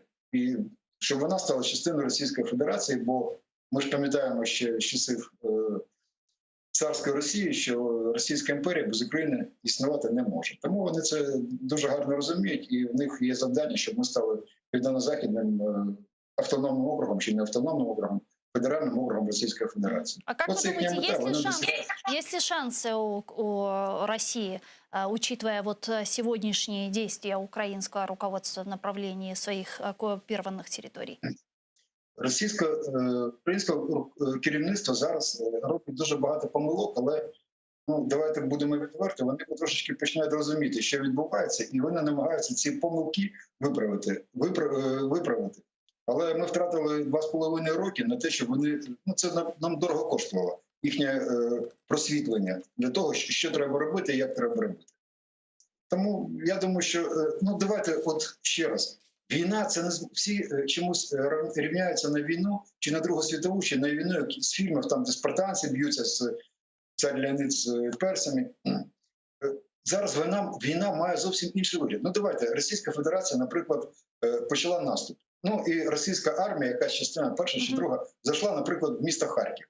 От захопила місто Харків, борони Боже. Чи навіть дійшла до Києва. Що далі? Скільки вона протримається в цьому місці? Вона протримається там, ну, я думаю, декілька тижнів максимум. Бо в першу ніч їх стане набагато менше, на другу ніч ще менше. Ми не будемо вести лобової зіткнення, ми розійдемося, ну, це тактика, взагалі тактика НАТО. Невеличкі групи, ну, чули ці слова, Альфа, Браво. Невеличкі групи будуть кошмарити цю армію, і вони її знешкодять ну, за дуже короткий термін. І російське керівництво військове це дуже добре розуміє. Тому захоплювати місця, там, якісь українські, їм взагалі немає сенсу, бо вони втратять і армію, і людей, і зброю, і все інше. Ну, і ще можна казати, що вони втратять, ну, блокада буде світова повністю Російської Федерації, і вони не досягнуть мети. В них немає завдання перемогти нас на полі бою, щось довести комусь. І в них завдання знищити Україну. І вони використовують ті засоби, які найбільш підходять саме зараз. От коли був 14-й рік, треба було вводити війська, і вони досягли певної мети. Ми отримали ЛНР, ДНР. Треба було захопити Крим, вони це зробили.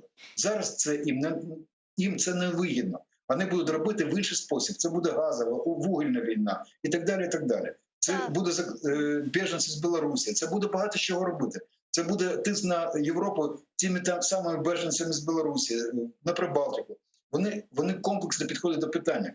Розумієте, вони дуже грамотні люди, і це гідний ворог. Це треба розуміти. Вони не будуть балувати, що ми робити якісь дурниці, ну, які, на жаль, робить наше керівництво. Зрозуміло, дякую вам дуже. Дякую вам дуже, пане Олексію. Чого що наше время і підключились к нам в ефір. Олексій Гетьман був з нами на прямому зв'язку. А вот новоназначенный вице-премьер-министр, министра по вопросам реинтеграции временно оккупированных территорий Ирина Верещук недавно сообщила о том, что главной задачей Украины есть заставить Россию сесть за стол переговоров по оккупированным территориям. Давайте послушаем ее цитату. Якщо ми подивимося на ті питання з безпеки, які ми підписували, ми їх виконуємо. Політичні питання – ми їх виконуємо. Російська сторона відмовляється визнавати себе стороною конфлікту. Вона відмовляється виконувати якісь узяті на себе зобов'язання, навіть ті самі Мінські угоди. Ті люди, які страждають на Донбасі, їх узяли в заручники панове з Кремля, які думають, що зможуть пропагандою, інформаційною війною, гібридною війною розв'язувати свої проблеми, які у них накопичилися. Пане Богдана, сможем ли мы заставить Россию здесь сесть за такой стол переговоров? И как вы думаете, можно ли вообще решить вопрос за столом переговоров с Путиным?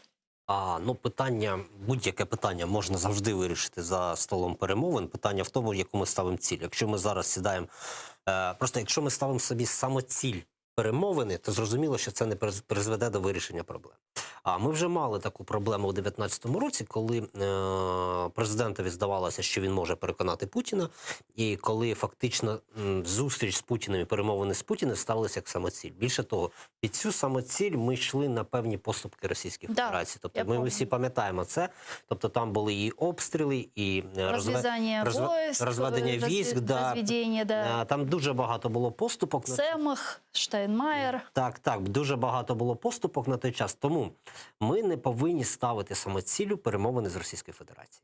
Ми повинні ставити самоціллю так, щоб Російська Федерація сама захотіла піти з нами на перемовини. Тобто ми повинні створити такі умови, щоб Росія вимагала від нас перемовин, а не ми вимагаємо від Росії перемовин. Як це зробити? Ну, звичайно, ми це не зробимо, наприклад, симетричними методами, так як робить це Російська Федерація. Звичайно, ми не зможемо переміщенням військ, та, умовно кажучи, по території Харківської і Сумської областей примусити Російську Федерацію до перемовин, тому що ми розуміємо, що наш військовий потенціал, він значно нижчий, ніж російський військовий потенціал. Ну, я думаю, що це не для кого не секрет. Ми зможемо Російську Федерацію переконати переконати в тому, що варто сідати на стіл перемовин тільки тоді, коли на території Російської Федерації, коли росіяни, громадська думка Російської Федерації зрозуміє, що вони творять на Донбасі, зрозуміють, що вони творять з України, і зрозуміють, що вони несуть відповідальність за це. Тобто ми повинні працювати не з Путіним, ми повинні працювати, впливати на громадську думку росіян. Можливо, да, я розумію, що це складно, але ми візьмемо як приклад, не люблю брати приклад Російської Федерації, але от Російська Федерація з 14 по 21 рік покращила свій імідж у Європі. Ми маємо це розуміти. Да? Тобто вона була в 2014 році агресором, відвертим агресором, яка вторглася на територію України. На сьогоднішній момент уже певна кількість політиків ставляться до Росії нормально. Уже Путін стає, як ми правильно з вами сказали, для частини політиків рукопожатим. Но это вопрос денег. А питання... Учитывая то, сколько они вливают денег в пропаганду, огромное количество просто. Ну, будь-яке питання – це питання грошей. Це однозначно. Але, тим не менше, тут ще важливе питання. Тут грошей з одного боку, а з іншого питання волі. Тобто бажання вищого політичного керівництва країни вести інформаційну війну на території ворога. Тобто не інформаційну війну на території окупованих територій України, да? Там ми ведемо, там ми проводимо, є певний інформаційний вплив на ці території, там і через соціальні мережі, і групи є певні, які впливають на місцеве населення. Звичайно, там говорять про технічне, що там туди не дотягує телеканали, але люди, які мають можливість супутник собі поставити, да, вони можуть бачити українські телеканали. Тобто це не проблема на сьогоднішній момент. Проблема впливати саме на тих росіян, які, в принципі, формують і несуть відповідальність за ту політику, яку веде Кремль. Можливо, з одного боку на громадську думку, а з іншого боку впливати на групи впливу, які існують в Кремлі. Тобто, з якоїсь групи впливу вести перемовини, з якоїсь не вести. Тобто, ми маємо грати, ми маємо асиметрично грати, не так, як Російська Федерація. Але, звичайно, крім цього всього, ми, звичайно, маємо посилювати і армію, ми маємо відновлювати економіки, ми маємо демонструвати окупованим територіям, що життя на територіях, контрольованих Києвом, воно краще, ніж на тих територіях, які Київ не контролює. І, до речі, от ми просто в попередньому блоці говорили про війну, да, про яку веде Російська Федерація проти України, про гібридну війну, про різні впливи. Ми маємо розуміти, що війна, в принципі, вона вигідна Російській Федерації для стримування власного населення. Тобто ми розуміємо, наскільки власне населення в Російській Федерації, воно різне. Тобто це ж не те, що там одні росіяни. Там є купа різних людей, яких об'єднує тільки те, що вони мають в кармані російський паспорт. Так? Так. І ціллю чи метою Російської Федерації, метою Кремля на сьогоднішній момент є створення такого міфу, що країна перебуває в якійсь під агресією. Да? То ось Україна нападе, то Грузія на них нападала, то ще там щось, то НАТО постійно намагається напасти на Російську Федерацію.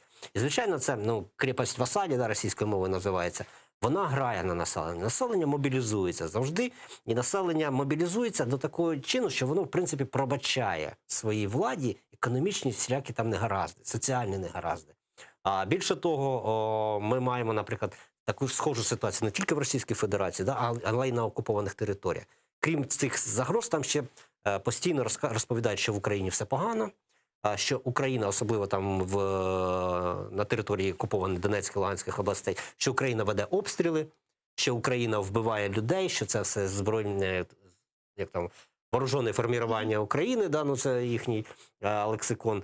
Тобто вони постійно формують уявлення, що вони живуть в якійсь небезпеці того, що Україна ось-ось веде війська і буде здійснювати там геноцид цього населення, або розпочнеться якась дуже велика війна. І, в принципі, це досить чутно в заявах російських політиків, які говорять, що Україна збирається вирішити проблеми Донбасу і Криму військовим шляхом. І зрозуміло, саме того Росія проводить якісь там переведення військ. І до чого я веду? Я веду до того, що Росія використовує оцю зовнішню агресію не лише для того, щоб захопити додаткові території, а й для того, щоб утримати ті території, які вона на цей момент контролює. И сегодня создает новый очаг напряжения. Сейчас активно обсуждается вопрос и миграционный кризис, и ситуация, которая сложилась на польско-белорусской границе. Мы ее упоминали с вами вскользь. Давайте остановимся на этой теме подробнее. За мигрантов на границе Польши и Беларуси польская сторона может полностью ее закрыть. Сегодня рассматривается данный сценарий развития событий. Давайте послушаем цитату. Ми направляємо білоруській владі інформацію про те, що така загроза існує, якщо білоруська влада не припинить свою діяльність. Сегодня посол Украины в Польше Андрей Дещица заявил, что существует риск, что нелегальные мигранты, хлынувшие из Беларуси в Польшу, в случае неудачи попытаются пересечь украинскую границу. Наскільки серйозна ця ситуація для України? Треба пам'ятати це і брати до уваги, бо не виключено, якщо Польща все ж таки не дозволить те, щоб нелегальні мігранти перетинали польський кордон, то вони можуть спробувати перейти український кордон. А вот в немецком Бундестаге предложили привлечь Украину к решению проблемы с нелегальными мигрантами, которых режим белорусского диктатора Александра Лукашенко отправляет на границу Польши. И с такой идеей выступил эксперт по внешнеполитическим вопросам социал-демократической партии Нильс Шмидт. По его словам, с украинскими властями можно было бы договориться о размещении нелегалов на территории Украины до тех пор, пока идет рассмотрение их заявки о предоставлении убежища в Европейском Союзе. Собственно, на это заявление уже отреагировал секретарь Совета национальной безопасности и обороны Данилов на брифинге по итогам заседания РНБО. Он прокомментировал это заявление и сказал следующее, я цитирую: «У нас есть предложение социал-демократам из Германии взять их себе домой по 2, по 3, по 5 человек. С какого перепуга мы должны их брать к себе, если немцы о них должны заботиться? Очень странно, когда немцы нам начинают рассказывать, что нам по этому поводу делать». Конец цитаты. Пане Богдан, что происходит? Как вам видится то, что происходит на польско-белорусской границе? Действует ли Александр Лукашенко автономно или нет? Ви з самого початку, коли починали цю тему, сказали, що Путін керує цими біженцями. І, в принципі, я думаю, що тут Лукашенко взагалі не відіграє ніякої ролі. В принципі, якщо і відіграє, то тільки роль, знаєте, такого опудала, який на городі, от він стоїть і він нібито відлякує там ворон. Мені здається, що Лукашенко вже рік як виконує функції, дуже схожі на ті функції, які виконують Пасічник, там Пушилін. Це так звані керівництва так званих Донецьких і Луганських народних республік. Тобто, фактично він робить заяви, всі заяви в інтересах Кремля. Він здійснює політику в інтересах Кремля. І те, що він залишився на посаді, тобто він фактично ціною, мабуть, того, що він залишився на посаді, стало те, що він просто злив свою країну в керівництво Російської Федерації. А якщо б Російській Федерації було на цей час вигідно інтегрувати повністю Білорусь в свій склад, вони вже це зробили. Але їм не вигідно. Не вигідно з тих причин, що Лукашенко може створювати такі проблеми для Заходу. І Захід буде свій вектор ненависті, вектор демонізації політики буде спрямовувати на Лукашенко. І якщо ми почитаємо, наприклад, ті ж німецькі засоби масової інформації, частково польські, то ми бачимо, що звинувачують в цьому Лукашенка, не Путіна. Хоча Лукашенко тут, я не думаю, що він, по-перше, б додумався до такої ситуації, а по-друге, я не думаю, що в умовах, коли він фактично перебуває в ізоляції від Заходу, він почав би Заходу нав'язувати якісь свої там, почав бы поднимать ставки. Лукашенко... Вот как Запад вводит там санкции против, сейчас обговаривается введение 5-го пакета санкций против Александра Лукашенко и его окружения. Но как говорится, лучшая защита — это там нападение. Может, он начал таким образом нападать? Ви знаєте, свого часу Лукашенко, мені здається, вже пройшов не одну хвилю санкцій, а потім ці санкції знімали. Він ніколи не накалював стосунки з Заходом, крім там якихось там, може, на словах це все відбувалося. Тобто він фактично перебуває 8 чи 27 років при владі, і йому це сходило з рук. Тобто я думаю, що якби він не став маріонеткою Кремля, він би продовжував таку тактику. Тобто він би просто мовчки продовжував би співпрацювати з Заходом, а Захід би потихеньку знімав санкції в зв'язку там з втратою актуальності для Заходу цих питань. Але Лукашенко, ймовірно, отримав ЦУ від Путіна і на сьогоднішній момент проводить політику цю всю в інтересах Путіна. Бо ми бачимо, що, наприклад, власне, кому це вигідно? Чи вигідно Лукашенкові піднімати ті ж санкції, вводити, щоб проти нього вводили санкції? Чи проти його країни, чи обмежували його експорт Білорусі? Зрозуміло, що це йому не вигідно. Але це вигідно Російській Федерації. З одного боку, Російська Федерація через Лукашенко провадить свої інтереси, а ми знаємо, які інтереси в Російській Федерації на сьогоднішній момент існують. Це По-перше, це Північний потік-2, запуск Північного потоку. Тобто ми розуміємо, що Європа все ж таки певним чином гальмує запуск цього потоку. Окремі країни навіть судяться за запуск цього потоку. То есть это месседж, кстати, Польши тоже по Северному потоку, да? Ну от тут якраз Україна і Польща якраз отримують найбільші збитки від запуску цього потоку, тому я не дивуюся, що Польща про це заявила.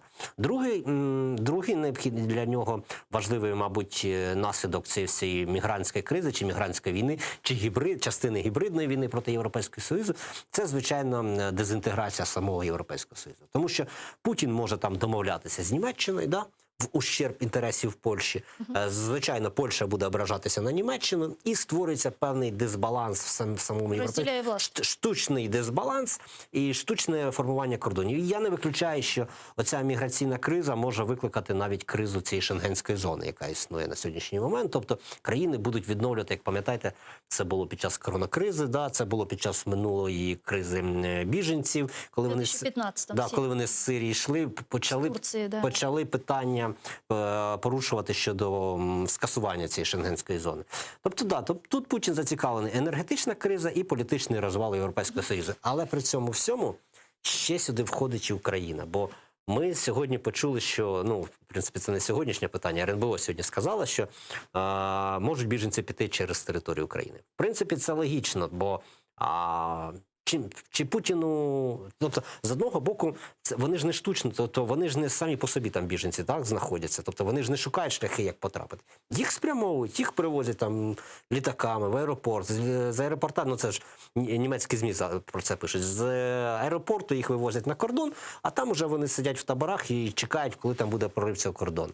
Зрозуміло, що якщо прийде вказівка переходити український кордон, то їх штучно візьмуть з цих таборів, яких вони зараз перебувають, підвезуть під український кордон і будуть переводити через український кордон, так само штурмуючи, як вони штурмують польський. Але на відміну від білорусько-польського кордону, україно-білоруський кордон, він дирявий. Тобто, зрозуміло, що там таких загороджень, як з Польщею, в Україні немає. І шансів потрапити біженцям в Україну значно вище. А з іншого боку, я б не створював би зараз таку величезну проблему з цими біженцями. Не говорив би, що це от зараз в Україну буде хвиля, піде там мільйон біженців. Ні, там їх менше 10 тисяч біженців це сидить. Нам просто демонструють цю картинку, і цю картинку вони потім показують на Захід, щоб Захід лякався і щоб Захід ішов на поступки цьому ж Путіну. Зрозуміло, що для того, щоб перетнути кордон, по-перше, для того, щоб потрапити в ЄС через Україну, їм треба перетнути два кордони. Україно-білоруський і Україно-польський, да? Чи Україно-словацький, Україно-румунський.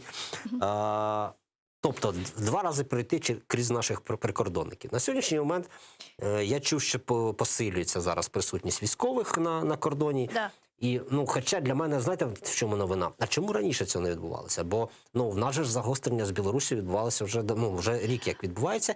І більше того, там ми говоримо про те, що Росія там постійно після проведення військових якихось зборів, з військових навчань з Білорусі, постійно залишає там своїх військових. Тобто постійно ризики того, що там відбудеться якісь вторгнення, гипотетичное вторгнение с Беларуси, оно есть. Вот по поводу рисков и угроз мы обязательно еще поговорим. Я просто предлагаю подключить к нашему эфиру сейчас Олену Васильєву, засновницю Українського благодійного фонду «Білоруський Майдан». Вона зараз з нами на прямому зв'язку. Пані Олена, вітаємо вас. Селям алейкум. Добрый, рада видеть. Да, взаимно. Пані Олена, на ваш взгляд, что происходит на польско-белорусской границе? Автономный ли в этих всех вопросах Александр Лукашенко? Конечно, нет. Конечно, нет. Александр Лукашенко давно не автономный. И с каждым днем последнего полугода, даже, скажем так, все менее и менее автономен. Понятно, что все это происки российские, путинские, руками Лукашенко. Я более того скажу, вчера буквально есть такая организация оппозиционная белорусская, называется «Байпол». Это бывшие силовики, которые сегодня в оппозиции, они находятся в Польше. И вчера они заявили, что у них есть точные данные о том, что еще в августе 2020 года в Беларусь приехали приехали офицеры ФСБ с семьями, и именно вот эти структуры, которые были раскомандированы по Беларуси, в основном в Минске и при границе, сегодня занимаются под их контролем, происходит движение беженцев. Мгм. Поэтому, безусловно, Лукашенко здесь никак не автономен. Есть еще одна проблема. Вчера Сотник ТВ, я прошу на это обратить внимание, ну, потому что такие версии существуют, якобы ссылаясь на некие источники достоверные, сливы там из ФСБ и так далее, говорит о том, что Путин готовит серию терактов в Европе. И, безусловно, вот с этими беженцами могут пройти террористы, которые сейчас готовятся в лагере, Мгм. в лагерях на Востоке. То есть можем ли мы сказать, потому что вот какое-то время назад мы говорили о том, что Александр Лукашенко все же пытался всегда лавировать, там, маневрировать между Россией и Европейским Союзом, и учитывая, что сегодня Александр Лукашенко уже идет на такую прямую гибридную конфронтацию с Европейским Союзом, используя миграционный вопрос, что полностью он уже купил один билет в один российский конец, и в принципе от России, от Путина у него больше никуда не деться. Почти. Почти. Вот мы, может быть, остались там маленькой пяточкой в какой-то независимом состоянии. Конечно, у него нет другого выхода. У него нет другого выхода, и эта ловушка закрывается с каждым днем. Помните, мы говорили о секторальных санкциях, которые, к сожалению, были приняты против Беларуси, но не принимались против соответствующих отраслей российских. Соответственно, у нас прямая экономическая аннексия, санкции против Белави, у нас уже создается объединение союзной авиации. Мы прекрасно понимаем, какая авиация будет в Беларуси. Сейчас 5-й пакет санкций принимается, белорусские банки, которые тоже станут российскими. Лукашенко пытался искать лаки, но ему это не удалось. Ему это не удалось, ну и в силу его личностных характеристик, политики, которую он ведет, в некотором смысле закрытости глаз европейских в том числе, потому что все должно быть адекватно ситуации. Санкции, отношение к Беларуси должно быть таким же по отношению к России. Мы об этом говорили.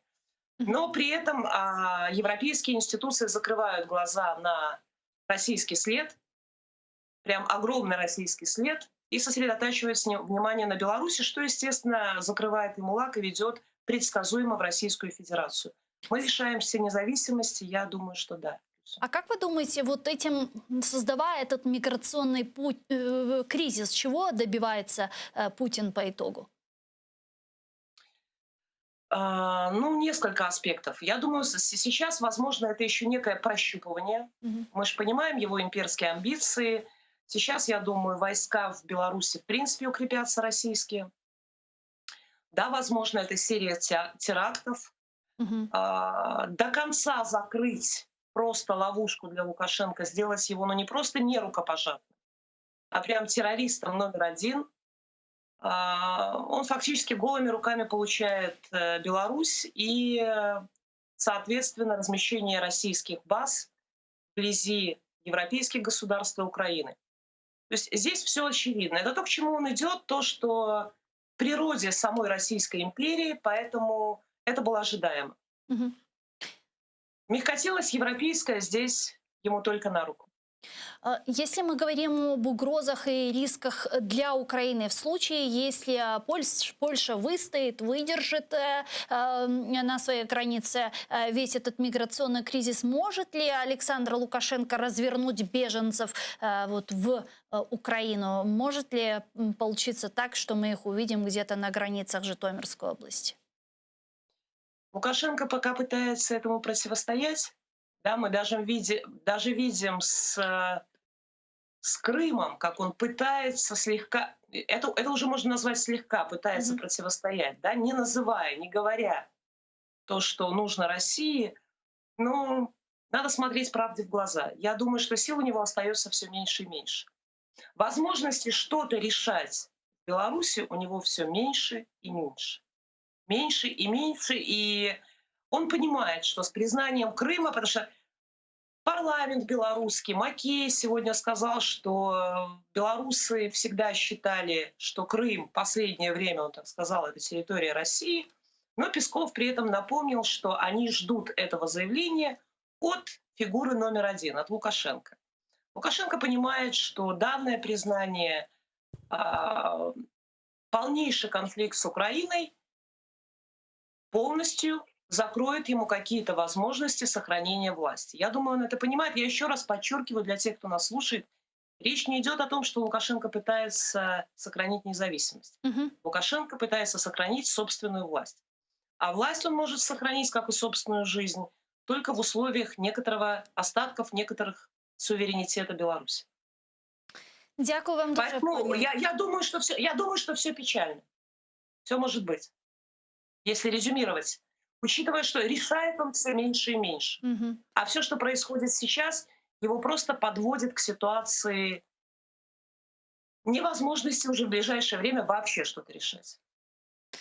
Дякую вам дуже, пані Олена Чухсагловна, що знайшли время і підключились к нам в ефір. Олена Васильєва була з нами на прямому зв'язку, засновниця Українського благодійного фонду «Білоруський Майдан». Пане Богдане, действительно резюмируя эту тему, что бы сказали вы? Действительно ли все так печально, как описала пані Олена? З Білорусі? Да. Я думаю, що да. Я думаю, що величезні є проблеми в суб'єктивності Лукашенка і величезні проблеми в суверенітеті Лукашенка. Я думаю, що ближчим часом ми дійсно отримаємо повний контроль Путіним над Білорусі, але в той же час, я повторюся, Путін не буде анексувати Білорусь, Путін не буде приєднувати Білорусь до Російської Федерації, бо йому вигідна на сьогоднішній момент Білорусь як можливість створювати проблеми через Білорусь і для Європейського Союзу, і через Білорусь, наприклад, вирішувати російські питання. І знову ж таки, він залишить Лукашенка на довгий період часу для того, щоб Лукашенко відтягував той негатив, який формується в Європейському Союзі, для того, щоб Путін на його фоні виглядав таким собі, умереним політиком, з яким можна вести перемовини. И для Украины мы с вами уже обсудили вопрос угроз, рисков и так далее, но тем не менее у нас 1000 границ километров с Белоруссией, большая часть которых недостаточным образом защищена. Чего ждать? Власне, чого чекати? Чекати, звичайно, треба того, що дійсно ці мігранти можуть піти через Україну, якщо Польща їх утримає. І Польща вже, в принципі, своїми заявами про те, що вона укріплює український кордон, польсько-український кордон, натякає Україні, щоб Україна укріплювала і свій кордон з Білоруссю. Але велика проблема буде в тому, що якщо цей шлях, умовно кажучи, через Білорусь, Україну, в Польщу буде ефективним хоча б для частини біженців, то це, звичайно, призведе до того, що не ці там, умовно, я не знаю, скільки їх там чоловік, скільки там тисяч, а просто десятки тисяч людей будуть використовувати цей шлях. Тобто Путін зрозуміє, що цей шлях ефективний, і він буде через Білорусь в Білорусь завозити біженців, які будуть переходити кордон в Україну і через Україну намагатися потрапити до Європейського Союзу. Європейський Союз, в свою чергу, звичайно, буде посилювати кордони з Україною і буде це робити не лише посилюючи формальний кордон, я маю на увазі не лише натягуючи колючу проволоку, не лише створюючи стіну, але й усуваючи низку угод, створюючи бюрократичні перешкоди. Тобто вже будуть страждати українці. Я маю на увазі цей прикордонний рух, коли там жителі прикордонних територій мали можливість потрапляти в ту ж Польщу, Словаччину, в Румунію, які проживали там в 30-кілометровій зоні. І те, що хвилює більшість українців, це скасування цього безвізового режиму, чи будь-які обмеження для безвізового режиму Європа може встановити, якщо Україна буде ситом, через яких досить просто будуть проходити ці біженці. Крім того, ми вже почули, наприклад, від німецького, від експерта, від соціал-демократів Німеччини, те, що вони пропонують нам утримувати на нашій території біженців. Я б не кидався б на ці пропозиції, так як керівник наш РНБО не відкидав би повністю, тому що, знаєте, свого часу Ердоган на цьому все-таки міг отримати й певні зиски для Туреччини, для того, що він отримував, на тому, що він, скажімо так, стримував цей поток біженців, і на тому, що і тоді ж Європейський Союз і надавав допомогу, і фінансову допомогу для цих біженців. Тому я б не розглядав би це питання настільки проблемним і наскільки погано, бо я вже, наприклад, сьогодні прочитав у ЗМІ, у Фейсбуці, у соціальних мережах в інших, що люди просто намагаються в цій заяві побачити те, що Німеччина нас кидає, що Німеччина намагається, умовно кажучи, цих біженців нав'язати повністю Україні, не повністю це під українське фінансування. Ми ж повинні розуміти, що ми можемо в цьому знайти свій зиск. Зиск в тому, що ми можемо виступити як партнери Європейського Союзу, і зиск в тому, що ми можемо за це отримати кошти. Вопрос энергетической безопасности я предлагаю еще обсудить вопрос Северного потока. Вот недавно мы это уже упоминали в начале нашего эфира. Часть американских сенаторов-республиканцев выступила за внесение в оборонный бюджет поправки об обязательных санкциях в отношении Северного потока-2. 6 сенаторов США выступили за внесение этих поправок. Это заявление сделал высокопоставленный член Комитета Сената по иностранным делам Джим Риш, говорится в сообщении пресс-службы комитета. Давайте послушаем его цитату. Відколи адміністрація Байдена відмовилася вести санкції Конгресу щодо Північного потоку-2 на початку цього року, Росія скоротила транзит газу через Україну і зосередила війська на українському кордоні. Путін також публічно попереджає лідерів ЄС про те, щоб вони швидко сертифікували газогін, якщо хочуть уникнути найгіршої газової кризи в Європі за останні роки. А вот глава энергетического комитета Бундестага Клаус Эрнст считает, что Украина не должна принимать участие в сертификации Северного потока-2. По его словам, единственной задачей является оплата счетов за газ. Он заявил, что Северный поток-2 необходимо запустить как можно скорее. Он якобы поможет снизить цены на газ в Германии. Поки що є деякі невизначеності, необхідні для запуску роботи газопроводу, але їх можна буде врегулювати. Думаю, «Газпром» зможе це залагодити. Вважаю, що запуск може відбутися пізніше за все на початку наступного року. Пане Богдане, почему Германия так против участия Украины в сертификации Северного потока? По-перше, не вся Німеччина, все-таки окремі керівництво і окремі заяви варто заявляти, тому ми не можемо говорити, що вся Німеччина проти того, щоб Україна брала участь в сертифікації, але водночас ми маємо розуміти, що в Німеччині є свої економічні зв'язки. І вона, мабуть, усвідомлює при тому, що їй буде так дешевше отримувати газ, нібито дешевше отримувати газ, але, можливо, вона не усвідомлює політичних наслідків цього кроку, в тому, що Путін буде і далі нав'язувати і ціну на газ, і він буде нав'язувати своє політичне бачення. Крім того, ми бачимо, що, наприклад, такі проросійські заяви, які на сьогоднішній момент лунають від колишніх німецьких діячів, вони говорять про те, що досить ефективно працюють російські гроші, і я б все-таки взяв би для німецької прокуратури, взяв би як приклад розслідувати такі питання, звідки ці люди отримують кошти, чому вони роблять такі заяви. Бо я думаю, що вони отримали досить багато чого цікавого, і досить багато зв'язків, які могли вивести їх на той же «Газпром», який тільки що був озвучений.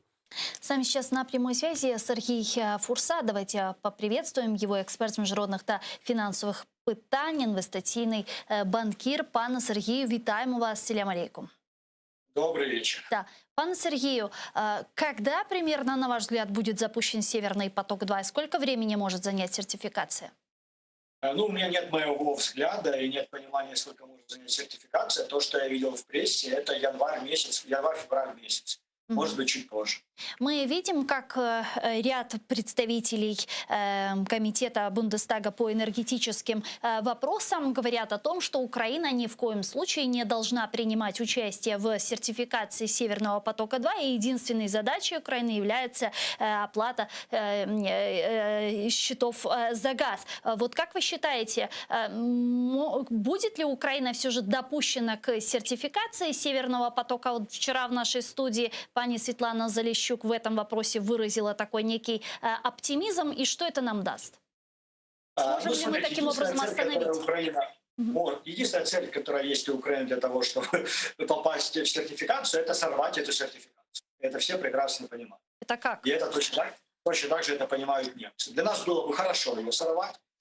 Немцы это понимают, «Газпром» это понимает, и поэтому, скорее всего, Украина туда не попадет, потому что, собственно говоря, юридических причин нас туда включать нет особо. Это, собственно говоря, мы не есть частью ЕС, и поэтому найти причины официальные, законные, по которым нам там надо присутствовать, достаточно сложно. Ну, если даже предположить, что Украине дают доступ, Украина начинает принимать участие в сертификации Северного потока, что это для нас означает? Насколько наш голос может существенно повлиять на все процессы? Ну, собственно говоря, наш голос ни на что повлиять не может, но может способствовать затягиванию этого процесса. Мгм.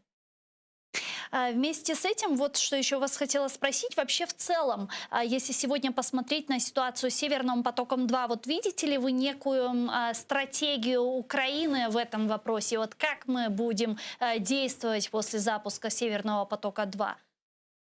Не вижу, но может она секретная, ее никому не показывают. Мгм. Сегодня мы еще про энергобезопасность, когда мы говорим про электричество, в том числе я хотела поговорить. Сегодня мы видим разные сообщения. С ноября Россия прекратила поставки угля в нашу страну, и Украина стала покупать сейчас электроэнергию у Беларуси. Там были сообщения о том, что Беларусь вдруг их прекратила, потом вчера эту информацию уже опровергли, но тем не менее, что для нас это означает и насколько у нас сегодня вообще в целом проблемы в этом вопросе? У нас очень большие проблемы в этом вопросе. У нас очень большой дефицит угля, и это угрожает нам веерными отключениями этой зимой, и, собственно, представить, как их избежать, очень трудно. И единственное, чем мы можем компенсировать недостаток, собственно, мощностей по производству электроэнергии, это импорт из Беларуси, который утверждается день на день. Соответственно, мы являемся абсолютно уязвимыми перед Путиным, потому что понятно, что Лукашенко не является самостоятельным. И в любой момент, по желанию Путина, нам может просто отключить свет. Потому что вот мы сейчас входим в этот отопительный сезон, в принципе, в зимний сезон с огромным дефицитом угля. А кто ответственный, на ваш взгляд, за это все? Кто это допустил, и можно ли это назвать непрофессионализмом или, возможно, дилетантством? Вот как это понимать?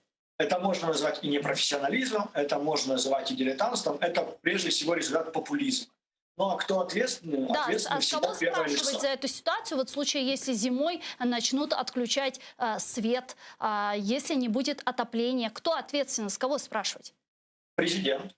Угу. А вот все же, как вы думаете, эту зиму мы переживем или же все же будут реальные сложности в феврале, в январе? Мы эту зиму переживем, но с реальными сложностями. Угу. Дякую вам дуже, пане Сергію. Чухсаглу, що нашли время і підключились к нам в ефір. Сергій Фурса, інвестиційний банкір, був з нами на прямому зв'язку, експерт з міжнародних та фінансових питань. Пане Богдан, действительно ли в этом вопросе все действительно настолько плохо? Ну, я б не сказав би, наскільки погано, і я б не залякував би все-таки українців, тому що якщо ми говоримо, що все погано, це, звичайно, ми будемо грати на сьогоднішній момент на руку Кремля, який також говорить, що все в нас погано. Я думаю, що ми маємо можливості якось це справитися. Більше того, ми можемо, наприклад, чисто теоретично залучати європейців для допомоги Україні. Більше того, в нас є атомні станції, які в нас зараз перебувають на плановому, я так розумію, частина з енергоблоків перебуває на плановому ремонті, але їх все-таки, я думаю, що можуть запустити, і ми все-таки будемо якось компенсувати ту нестачу енергії, якої в нас не буде. Але я не виключаю, що, наприклад, якщо ситуація буде продовжуватися і далі таким чином, тобто Росія буде створювати певні перепони, а ми, наша влада і наше керівництво буде діяти рефлективно, ну тобто є проблема, ми вирішуємо, нема проблеми, ми не думаємо, що там буде завтра. Якщо буде таким чином, то, звичайно, ми можемо під кінець зими отримати такі віялові відключення, про які вже населення забуло, мабуть, з 90-х років. Насколько, как вы думаете, Путин может далеко зайти с этим шантажом? И по отношению к Украине, и по отношению к Европейскому Союзу? Дивіться, технологія Путіна полягає в тому, що от він робить крок, дивиться, як на це реагує Захід, як на це реагує Україна, і чи дадуть йому по пальцям за це, по рукам дадуть, чи дадуть йому по рукам. Якщо по рукам не дають, або дають, умовно кажучи, висловлюючи озабоченість, чи висловлюючи стурбованість, то зрозуміло, що Путін робить інший крок. Тобто він йде вперед. Тобто, якщо за цей крок йому нічого не буде, він дивиться далі. Тобто він перевіряє реакцію Заходу, він перевіряє реакцію України на ті чи інші кроки з власної сторони. Якщо ці кроки будуть, якщо відповідь на них буде виключно заяви, він буде і далі здійснювати цю таку покрокову агресію, яку він здійснював до цього. Тобто, якщо Путіну за оцю кризу з біженцями, яку нібито створює Лукашенко, не дадуть по рукам, то зрозуміло, що Путін буде розширювати цю кризу біженців. Що через місяць він привезе вже не 4 тисячі, чи там не 10 тисяч біженців, а десятки тисяч біженців на кордон з Польщею, чи там буде їх інфільтрувати якось в Україну. Тобто Путін буде дивитися просто на реакцію. Немає реакції. Добре, значить так можна, так і будуть діяти. По Северному потоку, как вы думаете, республиканцы смогут повлиять на администрацию Байдена? Зараз складно про це говорити, тому що Байден, в принципі, з самого початку був орієнтований на те, щоб налагодити стосунки зі своїми союзниками, в тому числі з Німеччиною. І всі ці рішення він буде приймати якраз через призму того, наскільки ефективні, що для нього важливіше буде, чи налагодити стосунки, чи, наприклад, накласти санкції на той же Північний потік-2. Якби економічні зиски на сьогоднішній момент для Сполучених Штатів не діють, тому що Сполучені Штати під час цієї цьогорічної енергетичної кризи, наскільки я розумію, почали направляти свої потоки на Азію. Газові, це експорт скрапленого газу. Тому тут питання виключно політичне. Якщо умовно кажучи, ми будемо тиснути, ми будемо прохати Сполучені Штати зробити так, якщо це буде сформована відповідна громадська думка в Сполучених Штатах, що такі поступки вони не на користь інтересам Сполучених Штатів, я маю на увазі громадська думка в США, то зрозуміло, що Байден буде вимушений запровадити відповідні санкції. Якщо громадська думка не спрацює, якщо це буде виключно на рівні ініціативи окремих сенаторів, які є в опозиції до Байдена, то зрозуміло, що це може залишитися на рівні ініціативи, не більше. Дякую вам дуже, пане Богдане. Чухсагуну, что приехали к нам в студию, ответили на наши вопросы. Богдан Петренко, заступник директора Українського інституту дослідження екстремізму, був гостем нашей студии. А я с вами не прощаюсь, мы сейчас прерываемся буквально на 5 минут, а после вернемся в эту студию и продолжим наш эфир на крымско-татарском языке. Не переключайтесь. Кошкинч.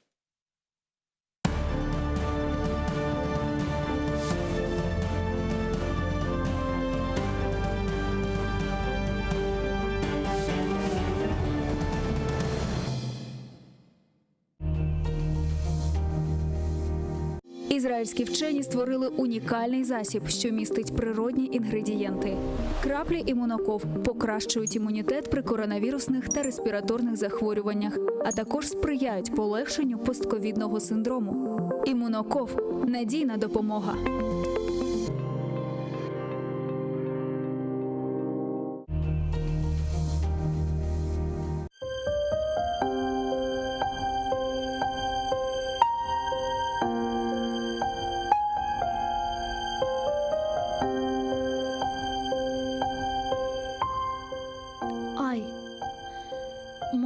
Сіл yüzünden menden ışık kızganma.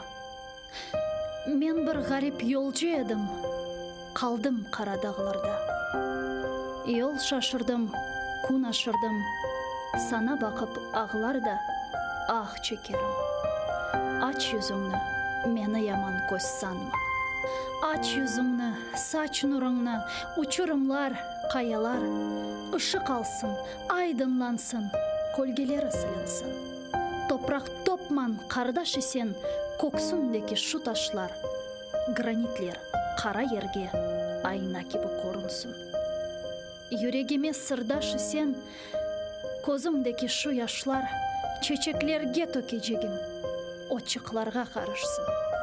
Tan yıldızı doğar eken, elbet meni o bekler. Saç nurumna, yolcu garip, asretine kavuşsun.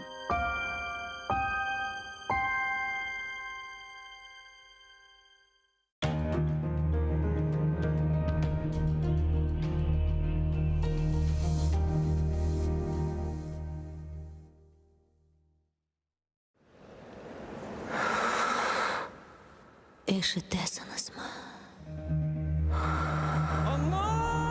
Мен ақта ұмыттыңыз ма?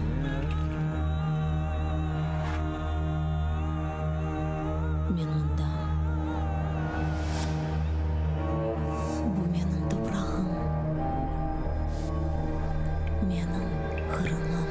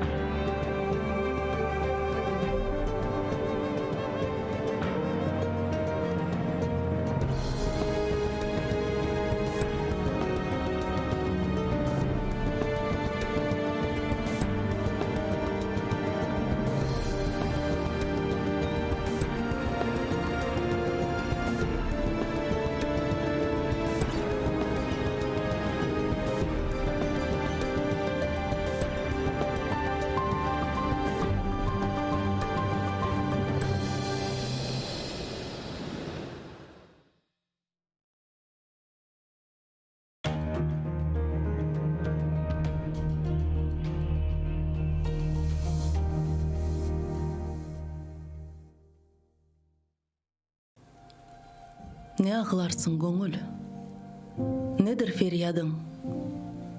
Ғам дерді башыңдан кетмез ме сандың? Бір күн шад ейлейіп, беріп мұрадың, халық сені тәсселі етмез ме сандың? Құтылмадың көңіл ақы ферияттан, ғам қышатты, сақла кендіңі маттан. Құтарып қайғыңды бұ зүлматтан, бұ күннің кәнін ачатмаз ма сандың? Білмезім көңіл, іш саңа не олмыш? Ағыларсың, көзлерің қан әле толмыш. Шадлық мүлкіңі зай харап етміш. Бірда іштемел тұтмаз мы сандың? Йоқсаң олдым деп, ойыссыз ят еле, яқмақтасың көңіл кендіңі от еле. Бұ дүния бойледір әрдемдер теле. Қалыр кедер ішің бітмез мы сандың? Әр зілфесі яға көңіл бағыларсың, дертке түшер көксің отқа дағыларсың. Недір оқсыз кәмел, нечін ағыларсың? Кендің мұратқа етмез мы сандың?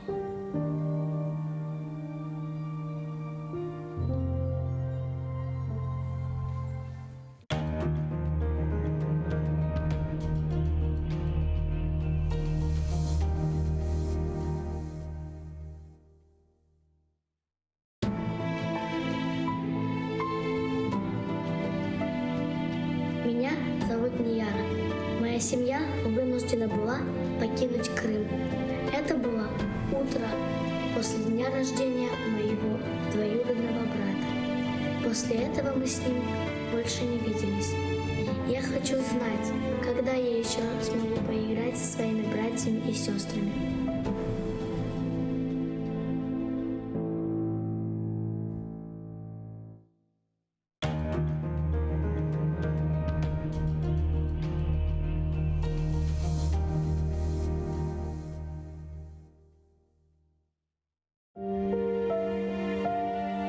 Меня зовут Анна. Я родилась за несколько месяцев до обретения Украины независимости. Весной 14-го я вынуждена была уехать, когда под моим домом начинали распускаться деревья. Скоро снова весна, и я хочу спросить, когда я снова смогу увидеть цветущие крымские сады.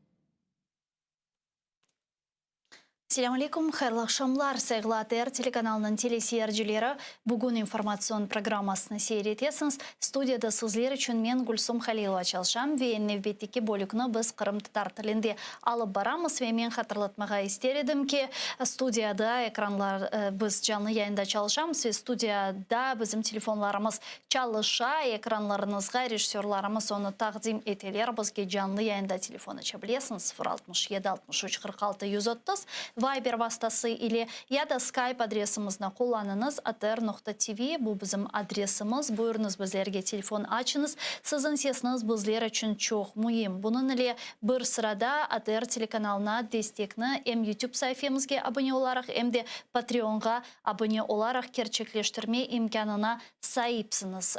YouTube'a abone olmaktan mühimligi neden ibaret olganını soracak olsanız men şunu aytar edim ki ne kadar çok insan bizim YouTube sayfamızga abone olsa o kadar çok diğerleri de bizim yapkan haberlerimizni, bizim yapkan programmalarımızını ko'raycak. Bu ise alıp bargan informasyon cebimizde biz için çok mühimdir. Çünkü biz yapkan hepsi faaliyetlerimiz hususan Ukrayna kıtasında Kırım hakkında 24 saat kunde haftada 7-24 tarif etken yekene telekanalımız ve Kırım hakkında çok sularının ve diğerlerinin haberleri yok. İşte bizim vazifemiz insanlarga bu demek Kırım'da yüz bergen hadiselerini anlatmak ve bu yüz bergen represiyalarını, baskılarını daha çok kitlege, daha çok insana tarqatmaktır. O sebepten YouTube bunun için imkanlar yarata ama programmalarımızın korunması, haberlerimizin tavsiyelerge çıkması için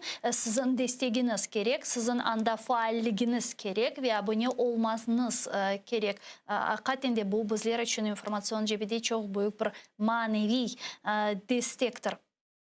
Bununla beraberlikte maddi destekte de bulunabilirsiniz. Patreon.com saytına kirer ekende anda çeşit türlü destek seviyelerini seçmege mümkün ve Balaban Kırım Tatar ATR korantasının nasıl azası olmağa gerek olganınızı olmağa istegeninizni anda seçe bilesiniz ve böylelikle destek seviyesi de seçile özünüz gücünüzge, kuvvetinizge göre maddi cihetten elbette ki ve Balaban Kırım Tatar ATR korantasının azası olacaksınız. Bu ise bizge kenede informasyon cebede kureş alıp barmağa yardım edecektir. Çünkü bilesiniz biz mındayında 6 yıldan berli aman 6 yıldan berli bulunmaktayız ve her sene aynı problemlerle karşılaşamız. Maddi işte problemler meydana geliyor. Hem Ukrayna hükümet tarafından çeşit türlü bürokratik sorunlarının meydana gelmesi ile bağlı yüz bergenini de kaydetmek gerek. Belki de sadece bürokratik değil, belki de bu meselede böyle diskriminasyon elementler mevcuttur. %100 bunu aytıp olamayım ve fakat yapılgan hareketlerge geçken seni yapılgan hareketlerge kostaşlar ekende böyle bir diskriminasyon siyasetinin alıp barılganını biz canlı aslında kozladık ve bunu canlı yayınlarımızda da erdaim bu marafonlar devamında aytkan edik. O sebepten ATR telekanalı özünün kuch ve kuvvetlerinin ayakta turmağa tırışa. İşte gurbette dep aytsam da yalan olmaz. Ukrayna ana kıtasında ve onun için sizlerin desteği bizler için çok mühim. Misal geçken senede bu gibi problemlerle karşılaşkanımız vakit bizlerge kuch ve destek bergen vatandaşlarımızın, lahayt pervasız olmayan vatandaşlarımızın desteği çok büyük yardım etken edi.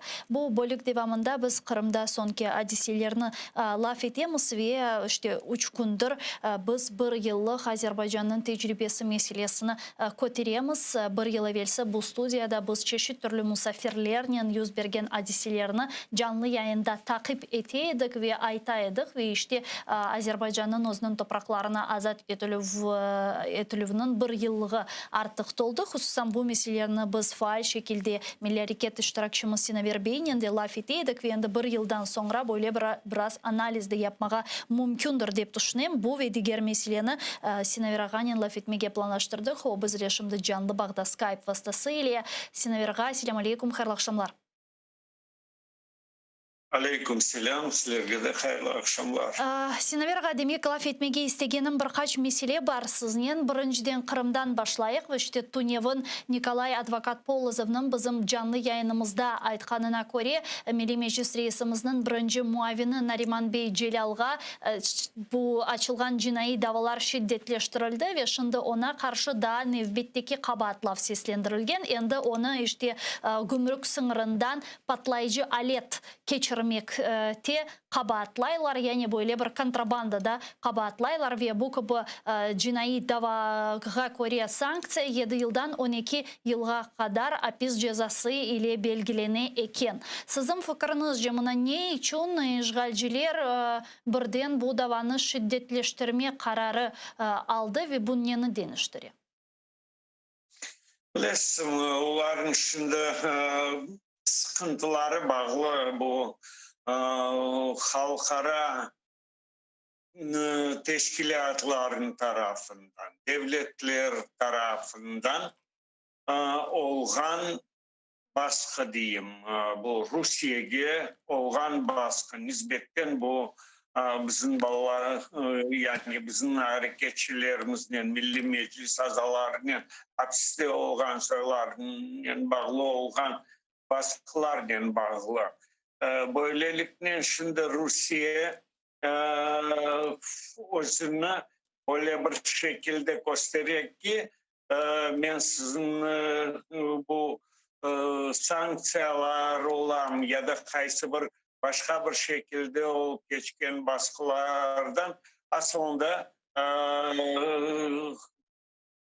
sakınmayın, korkmayın ve umumen sizin bütün hareketlerinizin bu kısta reddetkenini bildirte böylelikle.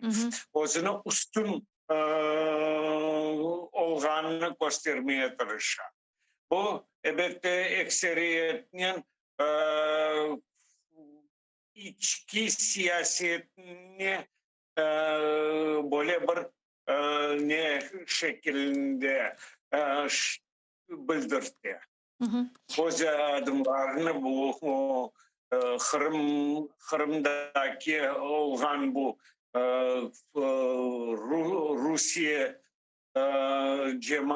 Rusya ahalisi aslında ve Ukrayna vatandaşları olğan soylarına cümlesine özün kimliğini bildirtmeye tırışır.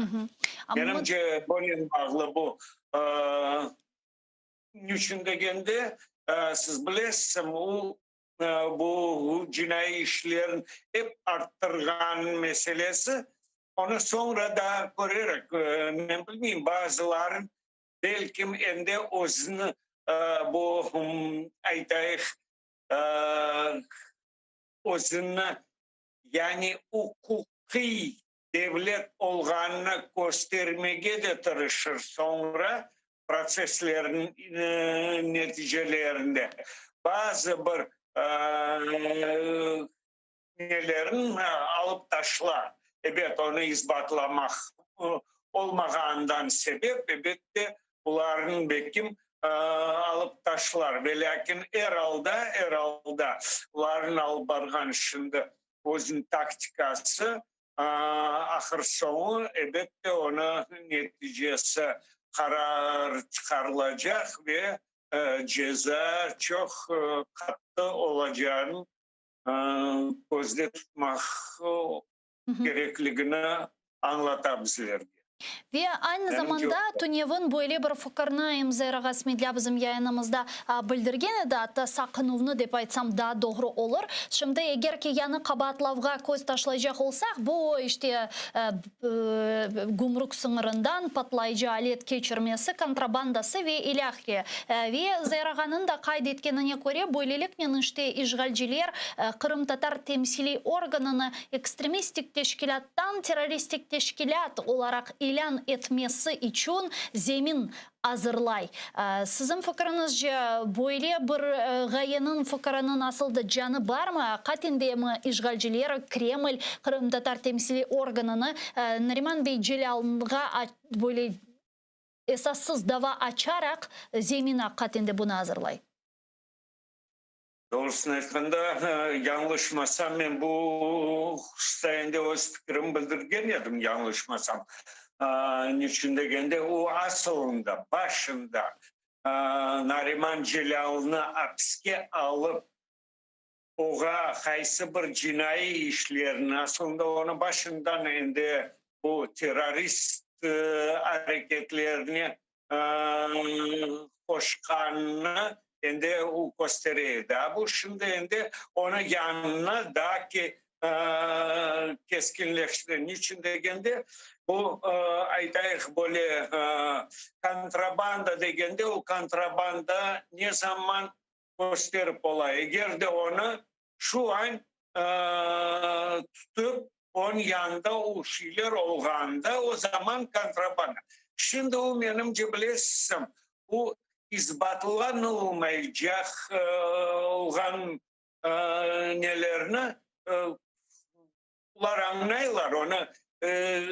Ben aytam da onu yani Nariman Celal'ın vasıtasının onun arkasından Milli Meclis'nin ende ekstremist değil de terörist kaysı bir teşkilat olğanını gösterecek olup onun başında görüngen edi.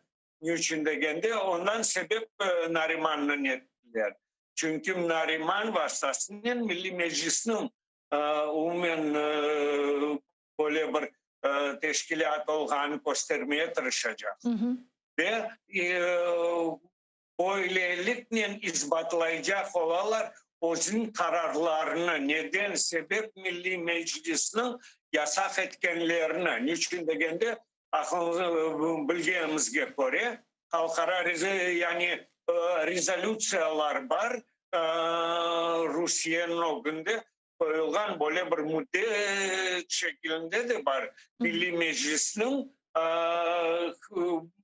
bu neden alıp taşlanması. Mahkeme kararı var Birleşken Milletler.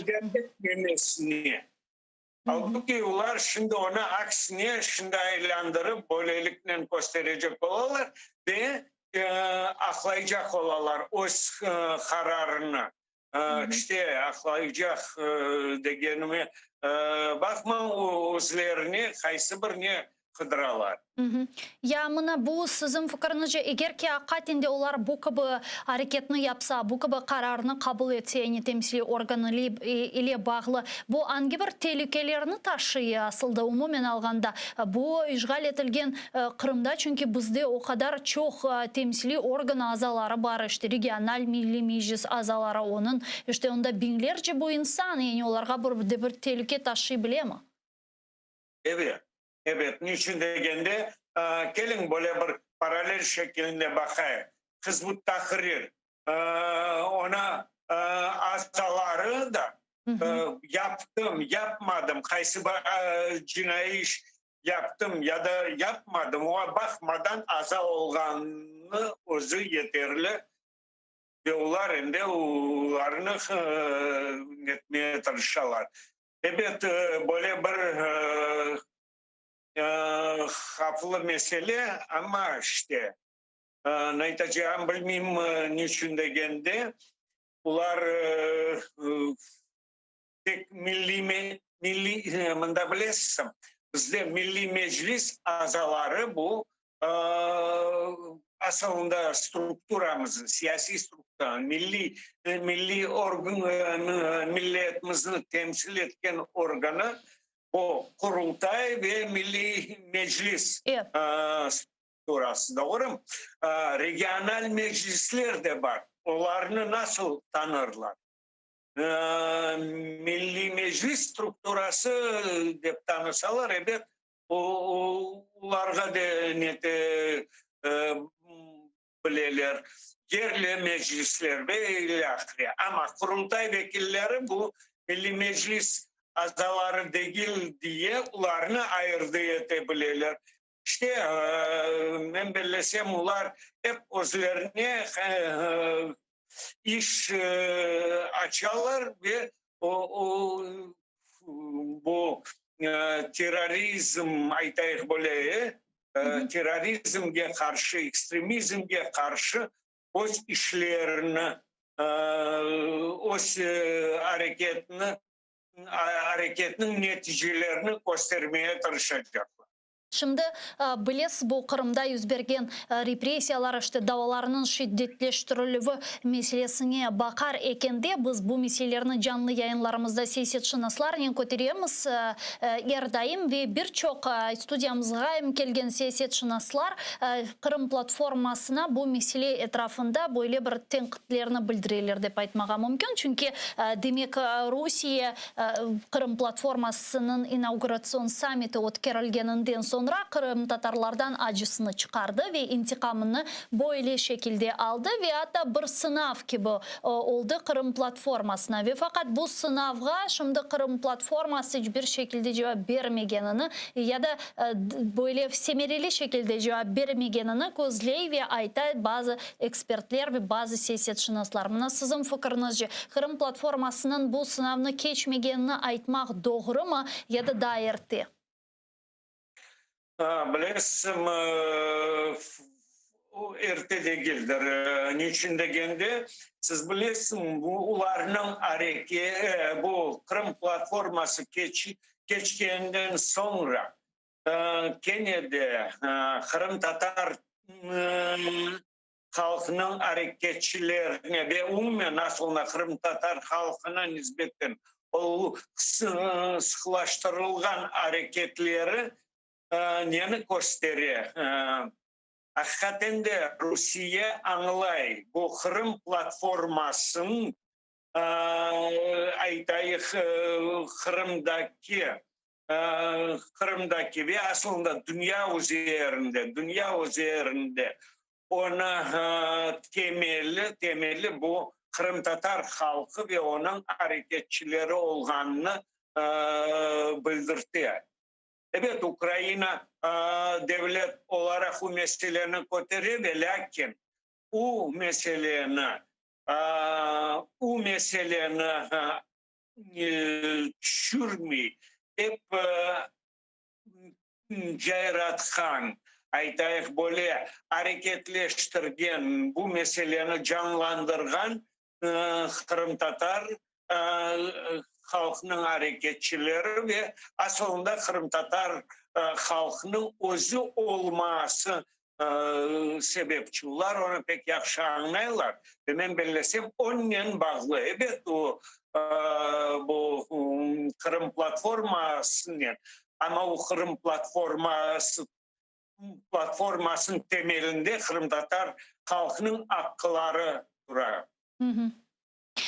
Sinaverga damına kötermege ve laf etmege istegenim birkaç mesele var. Tünevin biz canlı yayında stüdyamızda edemaga Dudakov'nen bağlangan edik ve Kırım Tatar tarihi mirasının işgal etilgen Kırım'da yok etilüvü ile bağlı çeşit türlü faktlarını aytıp geçti edemaga Dudakov bizge. Hususan şimdi bilesiniz Kırım'nın paytaxtı Ahmezjet'te Kalgas Sultan Sarayı bölgesinde işgalciler işte kuruluş işlerini başladı. Hatta da kilise bile kurmağa başlaganlar. Mına sizin fikrinizce bu yapılgan hareketler aslında edemağan aytkanına göre aslında bu Kalgas Sultan meselesi 2013 senesinden başlagan o vakit işte o işgalda yok idi ve Kırım Tatar temsil organı bu mesele etrafında o'zining ağırlığını koydu ve o vakit o gayeler işte yok oldu, vazgeçilgen edi ve şimdi yanıdan görgenimizge göre işgalciler Kalgas Sultan bölgesinde kuruluş işlerini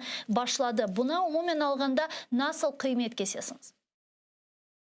Bilesiniz o işlerini Rusya alıp bara bu 200 yıldan belli. İçin negende onların aslında ilk sefer Kırım'ı işgal etken zamanda bu 18. asırın sonlarında o zamandan başlayıp bugüne kadar toxtamay bizim maddi yarlıklarımızın ve aslında bizge ait olgan kaysı bir men bilmeyim binalar olan bilmeyim kaysı bir neler ola Kırım Tatar degen Kırım Tatar halkının bildirgen yadigarlıklar ya da kaysı bir medeni men bilmeyeyim yazılar olsun ne de olsun hep tırışalar gayip etmegen için degende onların esas konsepsiyası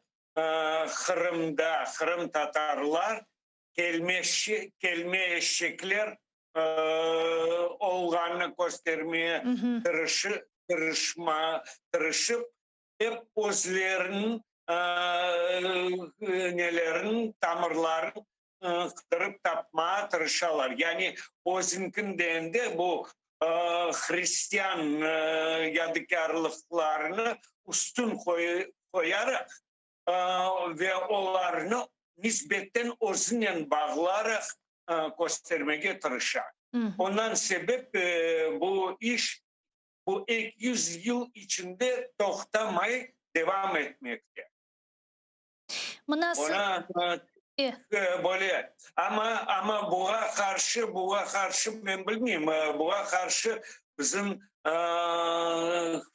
alimlerimiz tarihten olgan alimlerimiz ve ben belirtsem Milli Meclis tarafından müracaat ederek Ukrayna devletine kaysı bir halkara konferansiyasını geçirmeye ve bu hususta aslında bu meselenin götürerek Kırım Tatar halkının maddi yadigarlıkları gayip bilerek yani bile yapılgan bu cinayi siyaseti olgan bunda tamam deyende bu medeni bu etnasi siyasetini olganını dünyaya göstermek gerekmiz ve ben belirtsem onun en uygun, ben belirtsem doğru usulları bu halkara konferansiyalar vasıtasından ancak davet etmeye alimlerine ve ilahiri bu usta çalışıp gelgen ve malumatı olgan alimlerini davet ederek ve UNESCO'na celp etmek gerek. Ben belirtsem bu şekilde aslında Rusya Kırım'daki ne şekilde o siyasetini albargan ve nasıl cinayetliklerini göstermeye tırışmak gerekmez. Menimce öyle. Mına eğer ki Kırım işgalinin bizim milli miraslarımızga, bizim milli yadigarlıklarımızga tesiri hakkında laf etkenimiz vakit. Asıl da Kırım'da böyle da yapılmagan, yani arkeologik kazımalar yapılmagan da öğrenilmegen çok mu bölgelerimiz, çok mu yerlerimiz var mı? Kırım işgal etilgeninden sonra Rusya'nın anda bulunması bizlerge bu gibi meselelerinin çözülmesinde ne kadar mühim işte rahatsızlık ve keder beri? Mağin bu sualga cevap vermen için degende ona men aytam da ona kene de mütehassislarla gerek bağlanmağa aslında bilesem bu yanlışmasam 2000 senelerin başında Avdet tarafından basılgan kaysı bir böyle makale var idi. Bir de bir arkeolog idi, tarihçi arkeolog. Yanlışmasam soyadı Novikov edim bir şey. O ende Rusya'dan çıkıp yuvarda ya da hayda yaşaydı ve onun makalesi çok böyle malumatlıydı ve o zaman o öz makalesinde aytkan edi ne kadar bu Kırım'daki alıp barılgan işlerin bu arkeologik nelerin işlerini alып bargan zamanı kadar bu altın ordu devrine bağlı olan mirasını kaybetmeye tırışkanlar hususunda aytılgan edi. Ve aytam da onu elbette ispatlamak için onu ekseriyetle bu tarihçilerle bu mütehassıslarla bağlanarak bu işini alıp varmak gerek. Ve aytam da bu meseleni bu halkara seviyesine koymak gerek.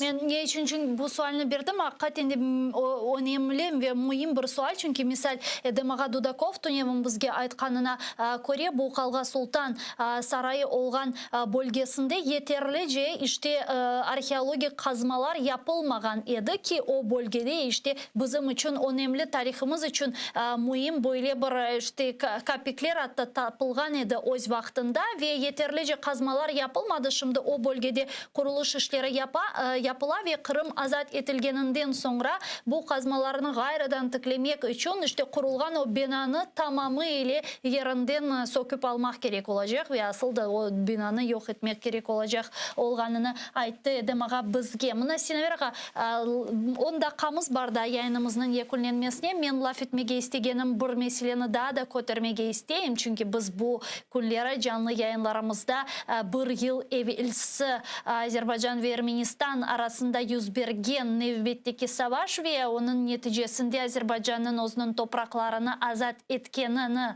muzakere etemiz. Bir yıl evvelsi biz sizinle bu studiyada bu meselelerini takip eter edik. Ukrayna için burada bir tecrübelerini çıkarmak gerek mi degen müzakerelerini alıp bargan edik ve şimdi o hadiselerden bir yıl geçti. Bir yıl geçer ekindi. Şimdi böyle emosiyalar artık yok. Artık böyle taze akılnen analiz yapmağa mümkün. Yüz bergen hadiselerge siz bir yıl geçken sonra nasıl kıymet kesesiniz? Bir yıl geçken sonra artık Ukrayna hakikaten de özüne nasıl dersler çıkarmalı? Bir yıl geçerek elbet ispatlamak mümkün. Aslında o cenkin neticesinde o zaman da ben şahsen benim fikrim bu Sovyetler Birliği dağılgan son bu 3 Baltık memleketlerin göz önüne almasak birinci ilki kim serbestlikini kazandı bu Rusya'dan nispeten serbestlikini kazanıcı bu Azerbaycan'ın bu 44 günde albarılgan savaşın neticesinde nihayet Azerbaycan serbestlikini kazandı demek olur. Aytayım ki ondan da gayrı o cenkin neticeleri o cenkin neticelerinde Ukrayna'da da vaziyet biraz değişti. Birincide Ukrayna halkı ve Ukrayna'nın harbi insanları yani ular biraz başkaca bakmaya başladılar. Ende göz batırdılar. Yani Rusya'nın mümkün savaşını albarmaktan da gayrı o savaşın neticesinde galebeye erişmek mümkün olganını anladılar. Ve gerekli uzakta gitmeye sonki vakıyaların neticesine bakın. Rusya nasıl şaşmaladı bu Ukrayna bayraklarını işleterek onun neticesinde ne kadar vay kopardılar. O sözünden gelip çıkan meseledeki bu Ruslarga da Rusların nispeten Rusların özüne de çok büyük tesir etti. Bu Azerbaycan'ın galebesi onlara çok büyük tesir etti. Асылда бұл байрақтарларының 4 ерде қолланылмасы Русияге бұйық бір тесірерді деп айтмаға мүмкін. Башта біз Сурияде көрген едік. Идлипте артық руслар, яғни русларының дестек еткені, Асад ордусы Идлипке кіргені вақыт ве санки дерсін ғалебе қазанғаны вақыт, о вақыт байрақтарлардың қолланылуы вазиетні дейініштірген еді. Sonra Либияда Хафтар, яғни о да байрақтарларының қолланылуы или зарар көрді.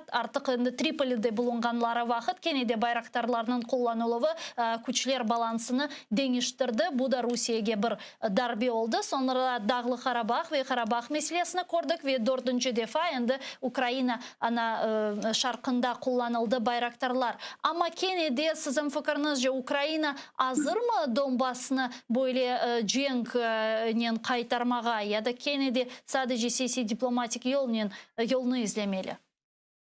Но мында мен белесем Украина күн-күнден ишлетір дипломатик усулларына де арби басқы тарафны ишлетір. О энде көрінді ве белі олынған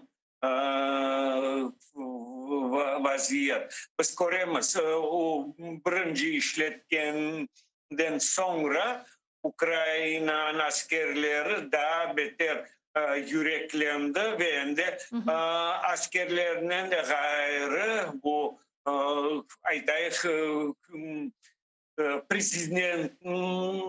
prezident de biraz baştaca endi başladı laf etmeye ve onun yanında duran generallar da o sene başkaca albarmaya başladılar. Onun için ben bellesem bütün usullarını şimdi işletmeye tırışırlar ve menimce doğru yaparlar. Ya, mına akılınızda mı bu Türk insansız hava araçları kullanılğanı vaqt Ukrayna şarkında, sonra Türkiye Dışişleri Naziri Çavuşoğlu çok meraklı böyle bir çıkışta bulundu. Degenine göre Ukrayna artık bayraktarlarını Türk bayraktarları olarak adlandırmamalı. Ve mında bilesiz birçok siyasetşinaslar, analitikler böyle bir şey közledi ki bu sözlerde Türkiye Rusiyaga bir mesaj beri de ki biz anda karışmayımız, bu bizim savaşımız değil, biz sizinle savaşmayımız, biz sadece işte Ukrayna'ga bu silahlarını sattık, onlar hangi şekilde isteseler öyle kullanabilirler, işte aralarının bozulmaması için böyle bir açıklama yaptı. Siz böyle fikirden, böyle gayenin razısınız mı? Ben çok razı değilim. Niçin değildi? Ben o mesajını başkaca anladım. Birinciden o mesaj hakikaten de Ukraynalılarga, Ukraynalılar için özüne doğru albarılmasını gösterdi. Niçin değildi? Ukraynalılar bu SMİ'de işletilgen Türkiye bayraktarları degende dersin ki Ukrayna değil de Türkiye savaşta iştirak etti.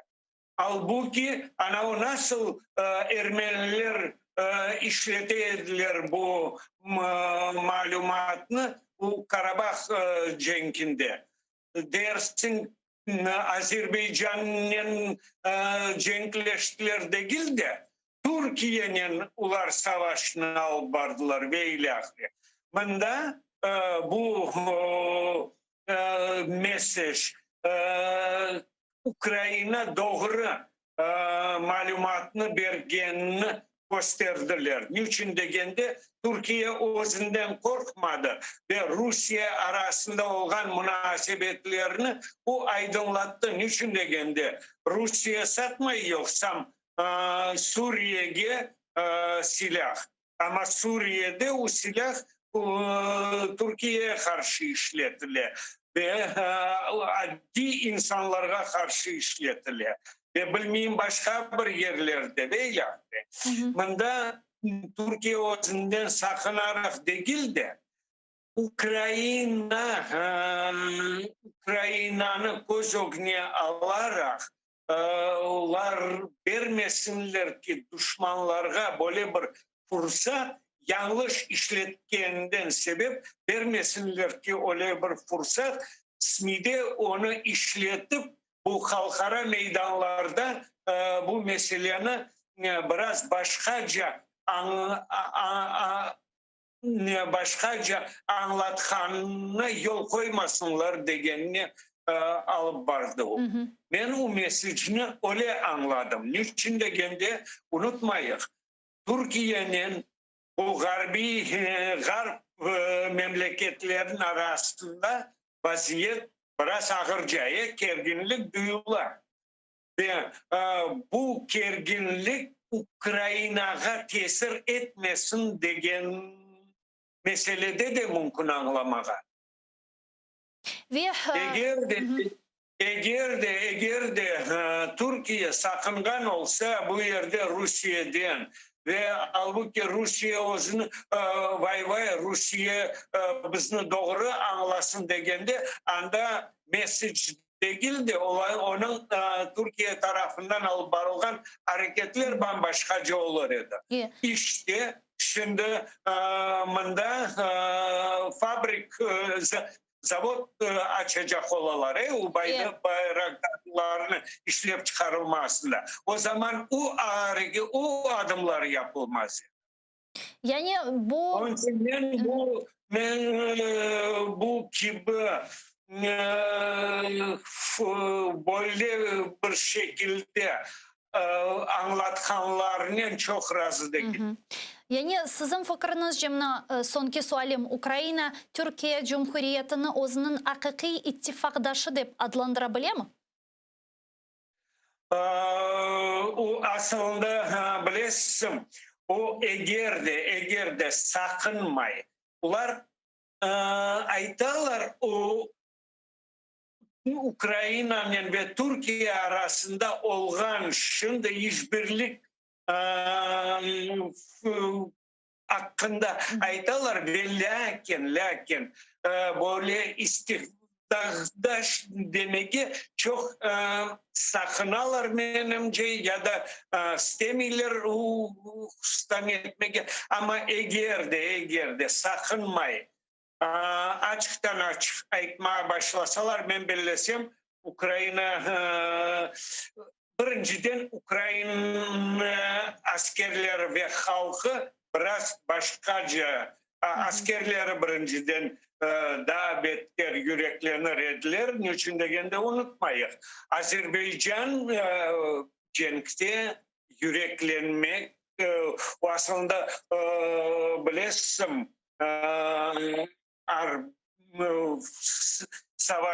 savaşta askerinin ruhu çok büyük rol oynar. Evet. Çok sağ olunuz Sinaviraga bizle bağlanıp suallarımızga cevap bergeniz için büyük teşekkürler. Milli Hareket iştirakçısı Sinavir Kadyrov bizle canlı bağda edi. Saygılar arkadaşlar, men sizlerden sağlıklaşmayın. Biz 5 dakikalık teneffüske geçemiz. Sonra Zaman informasyon programması Ukrayna tilinde sizlerine selamlayacak. Sonki ve en aktual haberlerini seyir etiniz. Biz ise zamandan sonra bu studiyaga qaytacakmız ve mında teşrif buyuracak misafirlerden kun devamında yüz bergen hadise ve haberlerini muzakere edecekmiz. Atayırlı olunuz. Görüşkence.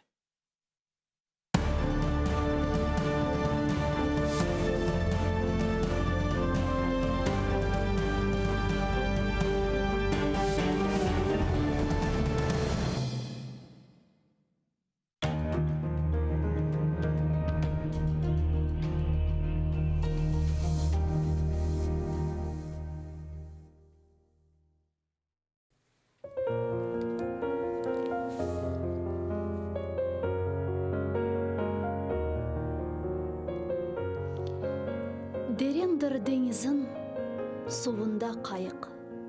Ne güzel adasın, maqtavga layık. Yüksektir dağların, serindir avan. Bilmeyim ne vakit, bakılır davan. Savar mı tumanım, başında çatırdağ. Korer mi okunnu, menim başım sağ.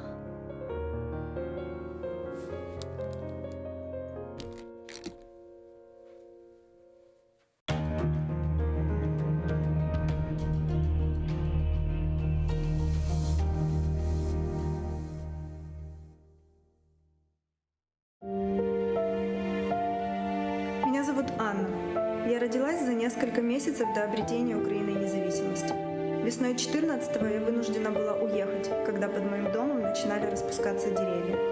Скоро снова весна, и я хочу спросить, когда я снова смогу увидеть цветущие крымские сады.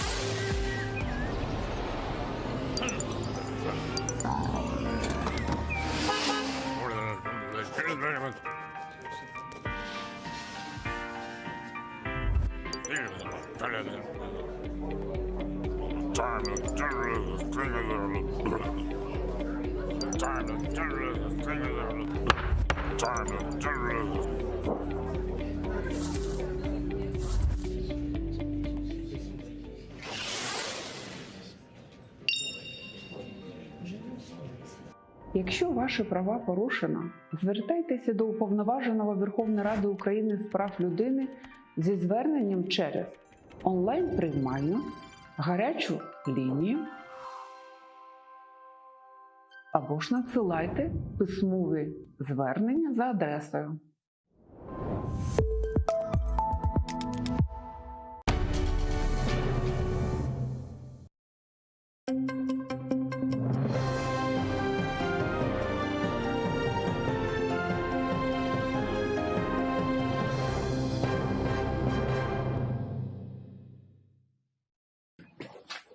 Зрадив Україні, а затриманий самими ж окупантами. В Ялті схопили колишнього мера Сімаїза Юрія Ломенка, який після окупації Криму став депутатом окупаційної Ялтинської міськради. Самі ж окупанти звинуватили його у державній зраді. У ФСБ заявили, що Ломенко у 2017-18 роках збирав російські державні таємниці за вказівкою українських спецслужб. У той момент він нібито заснував та очолив кримську громадську організацію «Українці Криму», а ліквідував її цьогоріч у жовтні. Утім, окупаційний Ялтинський міський суд вже заарештував Ломенка на 2 місяці. Відомо, що до російської окупації Юрій Ломенко був секретарем Сімеїзької селищної ради. Після убивства мера Сімеїза Олександра Костенка у лютому 2013 року Ломенко переміг на виборах нового селищного голови від партії регіонів. У 2019 році Юрій Ломенко став депутатом окупаційної Ялтинської міської ради від партії «Єдина Росія».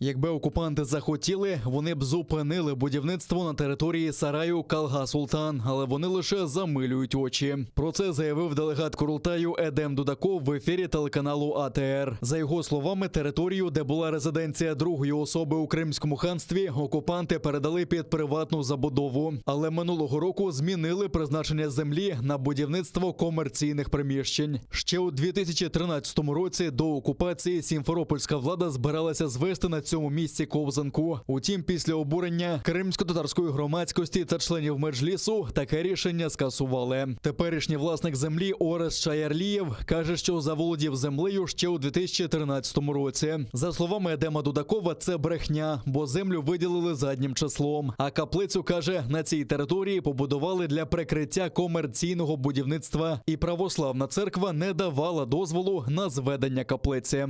Тут произошел тот же дерибан земли, который происходил в 2014 году. До конца 2014 года власти находились на своих местах, и они задним числом вот таким образом очень много участков продали. Почему не решается этот вопрос, когда власти, если захотели очистить, например, тот же центральный рынок, за один день все снесли, даже трехэтажное здание, по которому было решение суда приостановить его снос, однако они его взяли и снесли. С другой стороны, церковь, мы понимаем, что это прикрытие вообще вот этого бизнес-проекта на самом деле. За этим человеком, насколько мне известно, я не могу точно утверждать, но мне говорят, что стоит Ольга Кавитиди. Это сенатор. так сказать, адепт русского мира. И вот она стоит вот за этим человеком. Возможно, я ошибаюсь, я не могу сейчас точно утверждать, но такие слухи идут. Во всяком случае, она активно защищает этого человека. У 2017 році, коли почалося будівництво, кримсько-татарська громадськість занепокоїлася. У листопаді того ж року провели поверхневі археологічні розкопки. У результаті знайшли керамічний посуд, люльки для куріння, монети часів Кримського ханства і, найголовніше, фундамент та стіни сарая або ж мечеті Менглі-Герая, яка була поруч. Всі знали, що це місце, де розташувався палац Калга Султана, тому тут немає жодних будівель. Усі знали його значущість. Тут ми бачимо спеціально оброблені плити, підлогу та фундамент, залишки стіни. Так, добре видно. Ця фотографія була зроблена на цій ділянці, а зараз нам кажуть, що там немає нічого історичного та культурного. Тоді що це? Це може бути мечеть Менглі-Герая або фундамент і стіни самого палацу. 48 ханів, 32 свого часу, як стали ханами, виконували роль Калга Султана. До складу палацу входила мечеть, побудована Менглі-Гераєм. Це був цілий комплекс. І що до нього входило, ми до кінця не знаємо досі. Якщо тут проведуть розкопки, тоді ми знатимемо. Нинішній власник землі каже, що археологи, які працювали на його замовлення, жодних цінностей не знайшли. У 2019 году заключил договор с Раном Вадим Владиславович Майков. Заказали лист, открытый лист в Москве. И в 2019 году мы раскопки ввели здесь. Ничего не найдено. Что это? Да это засунутое в одно место. Все, что съедали, 2 монеты туда кинул, это не означает, что да, подкинули. Я постараюсь вас посадить на электрический стол. За словами Едема Дудакова, ці будівлі необхідно знести та провести незалежне археологічне дослідження. На його думку, на основі гравюр, які малювали мандрівники, на цьому місці треба відтворити будівлю Калга Султана та відкрити музей. Надо исходить из того, что пока мы не снесем это здание, там вот то, что мы хотим, мы никогда больше не построим. Поэтому это место, конечно, очень сильно напрашивается под музей. Музей под открытым небом, где можно было бы сделать определенные навесы из оргстекла и показать вот эту жизнь древнего города, который фактически был, я думаю, намеренно уничтожен в начале 19 века уже після анексії Криму. З 48 кримських ханів 32 починали з посади Калга Султана. Резиденція була побудована наприкінці 15-го сторіччя, а наприкінці 18-го, у часи першої анексії Криму Росією, будівлю зруйнували. У 19-му сторіччі на руїнах резиденції побудували броварню. За століття зруйнували і її. І відтоді там був пустир. Утім, місцеві жителі знали, що тут була резиденція Калга Султана. 2 ворожі обстріли упродовж доби. У штабі операції Об'єднаних сил відзначають зменшення вогневої активності окупантів у порівнянні з попередніми днями. Ворог провокував оборонців Опитного та Новоолександрівки. Там учинили обстріли з гранатометів, великокаліберних кулеметів та стрілецької зброї. Втрат в лавах українського війська немає. А вже сьогодні зранку окупанти застосували артилерію. В районі Причепилівки окупанти вели вогонь з мінометів калібру 82 мм. Втрат серед особового складу Об'єднаних сил немає. Українські захисники відкривали вогонь у відповідь, не застосовуючи заборонене мінськими домовленостями озброєння, та змусили противника припинити обстріли. Завдяки зусиллям наших воїнів рубежі українських підрозділів залишилися незмінними. Підрозділи Об'єднаних сил тримають ситуацію під контролем та продовжують виконувати визначені завдання з відсічі і стримування збройної агресії Російської Федерації. На ініціативу німецьких соціал-демократів тимчасово розмістити біженців з Білорусі в Україні відповів секретар РНБО Олексій Данілов. Він запропонував німецьким політикам забрати собі додому по 2 біженці або розмістити їх у Бундестазі. У нас є пропозиція соціал-демократів Німеччини взяти собі додому, скажімо так, по 2, по 3, по 5, скажімо так, до себе. От, якщо мало місця в Бундестагі, у них там є кабінети, хай вони беруть їх до себе і хай вони там знаходяться. Чого це, з якого переляку ми маємо їх брати до себе, якщо німці про них мають піклуватися? Якщо таке було питання. Дуже дивно, коли німці починають, скажімо так, нам розповідати, що нам з цього приводу робити. Така пропозиція, до речі, прозвучала, і я не жартую, що саме соціал-демократам. Прем'єр Польщі звинуватив Росію у ситуації, яка склалася з мігрантами з Близького Сходу на кордоні з Білоруссю. Там у наметах зібрались близько 4 тисяч людей. Вони вже намагалися прорвати кордон з Польщею, аби потрапити до ЄС. Бажано до Німеччини. Ми йдемо не до Польщі, ми йдемо до Німеччини. Ми хочемо до Німеччини, не до Польщі. Поляки стягнули на кордон тисячі армійців, поліцейських та прикордонників. В Україні навіть скликають війська територіальної оборони на допомогу. Їх закликали ближчим часом бути готовими вирушити на допомогу через очікувану провокацію білоруського режиму. За словами прем'єра Польщі Матеуша Моравецького, у Білорусі перебувають ще 12 тисяч мігрантів, і вони можуть ближчим часом дістатися кордону. За його словами, це провокація, яку організувала Росія. Неоімперська політика Росії прогресує. Ми це дуже чітко бачимо. Вона йде за певним сценарієм і розподілена в часі. І це той крок, що зробив Лукашенко. Він виконавець. Його керівник перебуває в Москві.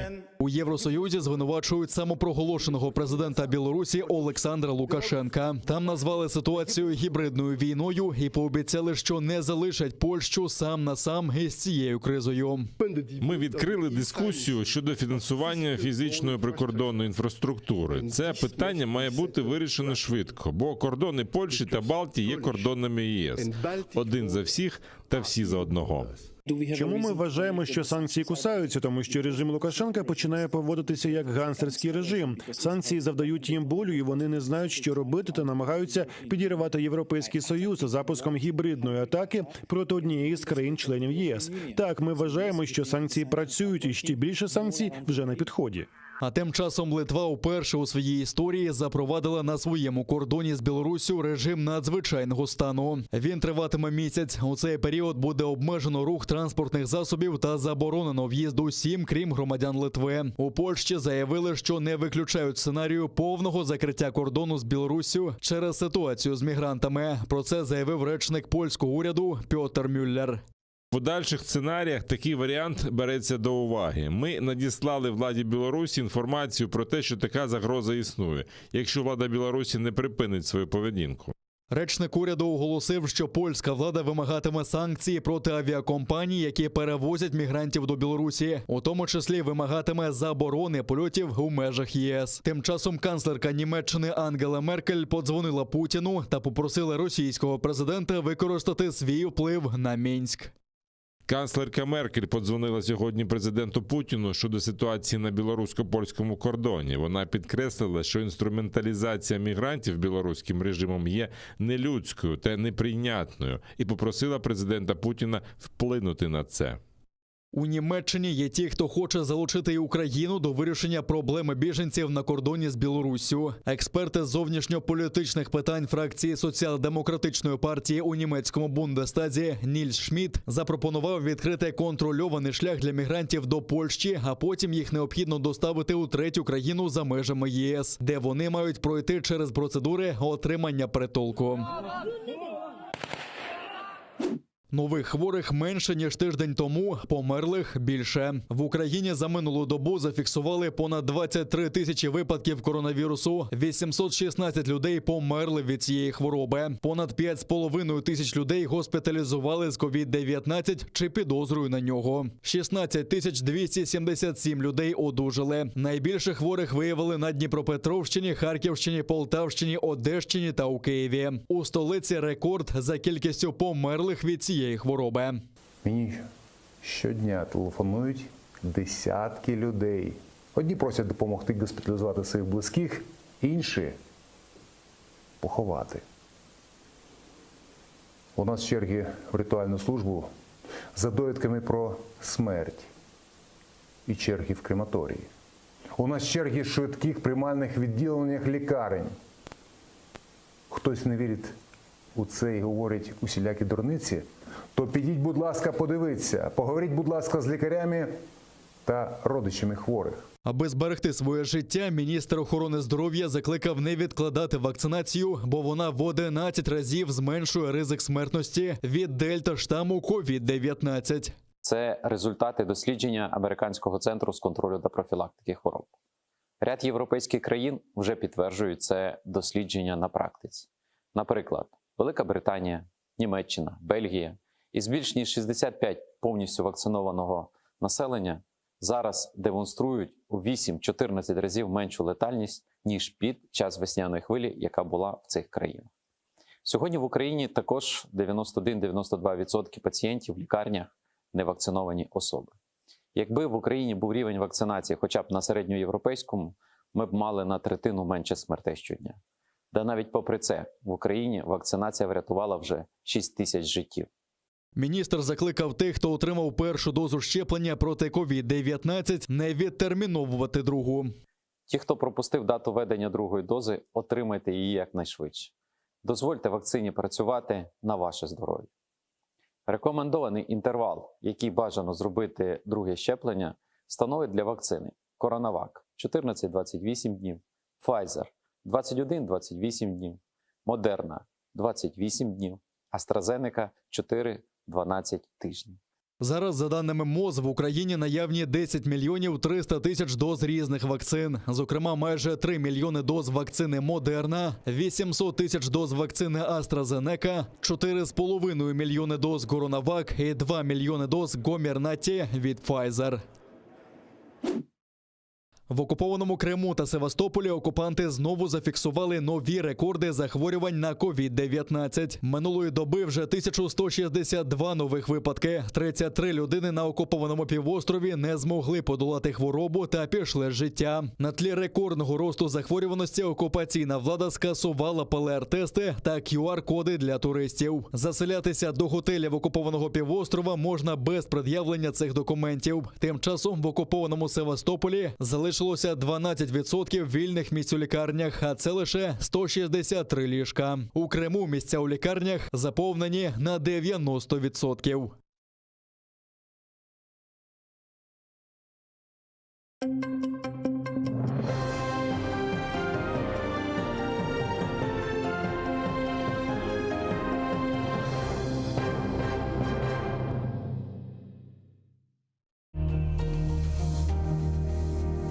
Ізраїльські вчені створили унікальний засіб, що містить природні інгредієнти. Краплі імуноков покращують імунітет при коронавірусних та респіраторних захворюваннях, а також сприяють полегшенню постковідного синдрому. Імуноков – надійна допомога.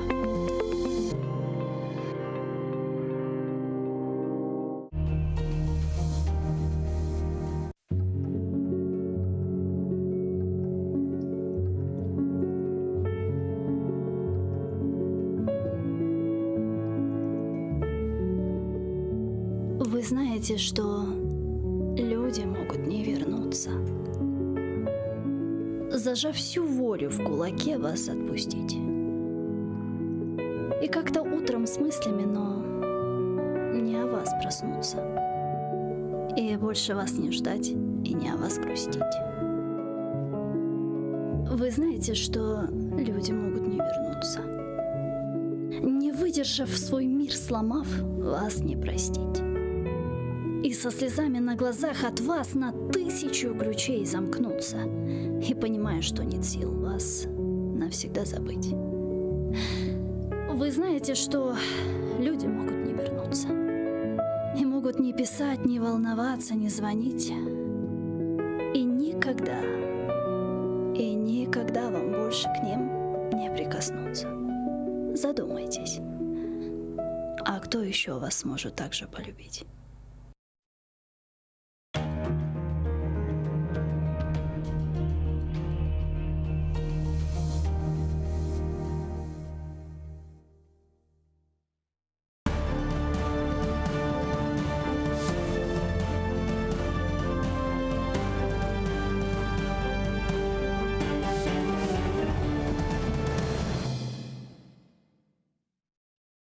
Ассаляму алейкум, хайрлах шамлар, добрый вечер. В эфире телеканала АТР. Вы смотрите информационно-аналитическую программу «Бугунь». В студии для вас работаю я, Гульсум Халилова. И следующие 40 минут в этой студии с гостем мы обсудим основные новости и события сегодняшнего дня. Я напомню, что мы работаем в прямом эфире. На экраны ваших телевизоров режиссеры периодически выводят номер телефона, так что вы можете звонить к нам абсолютно бесплатно по Вайберу +3 8067 63 46 130. Можете присоединяться по скайпу. atr.tv – это наш адрес. Звоните, задавайте ваши вопросы. Нам важен ваш голос. Не забывайте подписываться на наш YouTube-канал. Там мы вещаем как в онлайн-режиме, так и выкладываем самые интересные фрагменты из наших эфиров. Выкладываем практически все наши программы в записи. И, наконец, поддержать телеканал АТР вы можете, подписавшись на наш Patreon. Таким образом, вы станете частью большой крымско-татарской семьи АТР, а это поможет нам продолжать работать на інформаційному фронті. Я рада представити гості нашої студії Ярослав Божко, голова Центру політичних студій «Доктрина». Пане Ярославе, вітаємо вас. Салям алейкум. Вітаю вас. Я предлагаю наш эфир начать со следующих новостей. Как известно, министр иностранных дел Украины Дмитрий Кулеба сегодня прибыл с рабочим визитом в Вашингтон, где должно пройти заседание комиссии стратегического партнерства Украина-США, которая закрепит новый уровень стратегического партнерства и поддержку страны со стороны Соединенных Штатов, сообщает пресс-служба Украинского внешнеполитического ведомства. Подробнее там сказали следующее, цитирую. На всех встречах будут 3 сквозные темы. Первое – безопасность Украины, в частности, в контексте напряженности, которую мы видим на востоке в Беларуси. Второе – энергетическая безопасность Украины как неотъемлемая составляющая более широкого контекста безопасности. Будем обсуждать «Северный поток-2». И третье – экономическое развитие Украины, привлечение американских инвестиций, больше торговли между нашими государствами, рассказал министр в ходе общения с украинскими СМИ по прибытию в Вашингтон. Также Кулеба рассказал, что новая хартия партнерства Украины и США будет включать несколько принципиально новых аспектов. В частности, они будут касаться противодействия российской агрессии. Подробнее в его цитате. Ми погодили текст з американською стороною. Там є декілька речей, які для нас принципово важливо було зафіксувати в частині протидії російській агресії. Коли ви побачите цей текст і частину, присвячену російській агресії, це буде свідченням незворотності американської політики щодо підтримки України у протидії Росії і російській агресії. Тобто, теоретично можуть змінюватися адміністрації в Білому домі, але хартія продовжуватиме діяти. Ми вже уклали цього року безпекову угоду зі США, і наша Міноборони спільно працює з американськими колегами, щоб розшивати її в конкретні програми і проекти взаємодії. Противодействие российской агрессии. Вот какие конкретные и программы, на ваш взгляд, должна включать эта формулировка? Ну, в первую очередь, конечно же, речь должна идти, и, скорее всего, будет идти о прямых оборонных поставках из США. Для нас важно непосредственно получать новейшие образцы вооружения, военные технологии из США, поскольку, скажем так, экспорт военных технологий – это та сфера, которая реально никак не может быть решена в обход официальной позиции государств. Государства, которые не близки, которые хоть немного враждебны, им никакой экспорт военных технологий не разрешается. Украина действительно нуждается в этих технологиях. В первую очередь вопрос идет о системах радиоэлектронной борьбы, радиолокационных системах, контрбатарейных радарах, то есть в высокотехнологичных образцах вооружения и военной техники. Угу. Ну, вот эта комиссия стратегического партнерства, она увеличит эту помощь, и что в ней должно заключаться? Ну, я сказал бы так, что по сути хартия – это первый такой формат постоянного военно-политического сотрудничества Украины и США. Потому что до этого все развивалось в рамках неких договоренностей, которые переподписывались, продлевались там, со сменой политического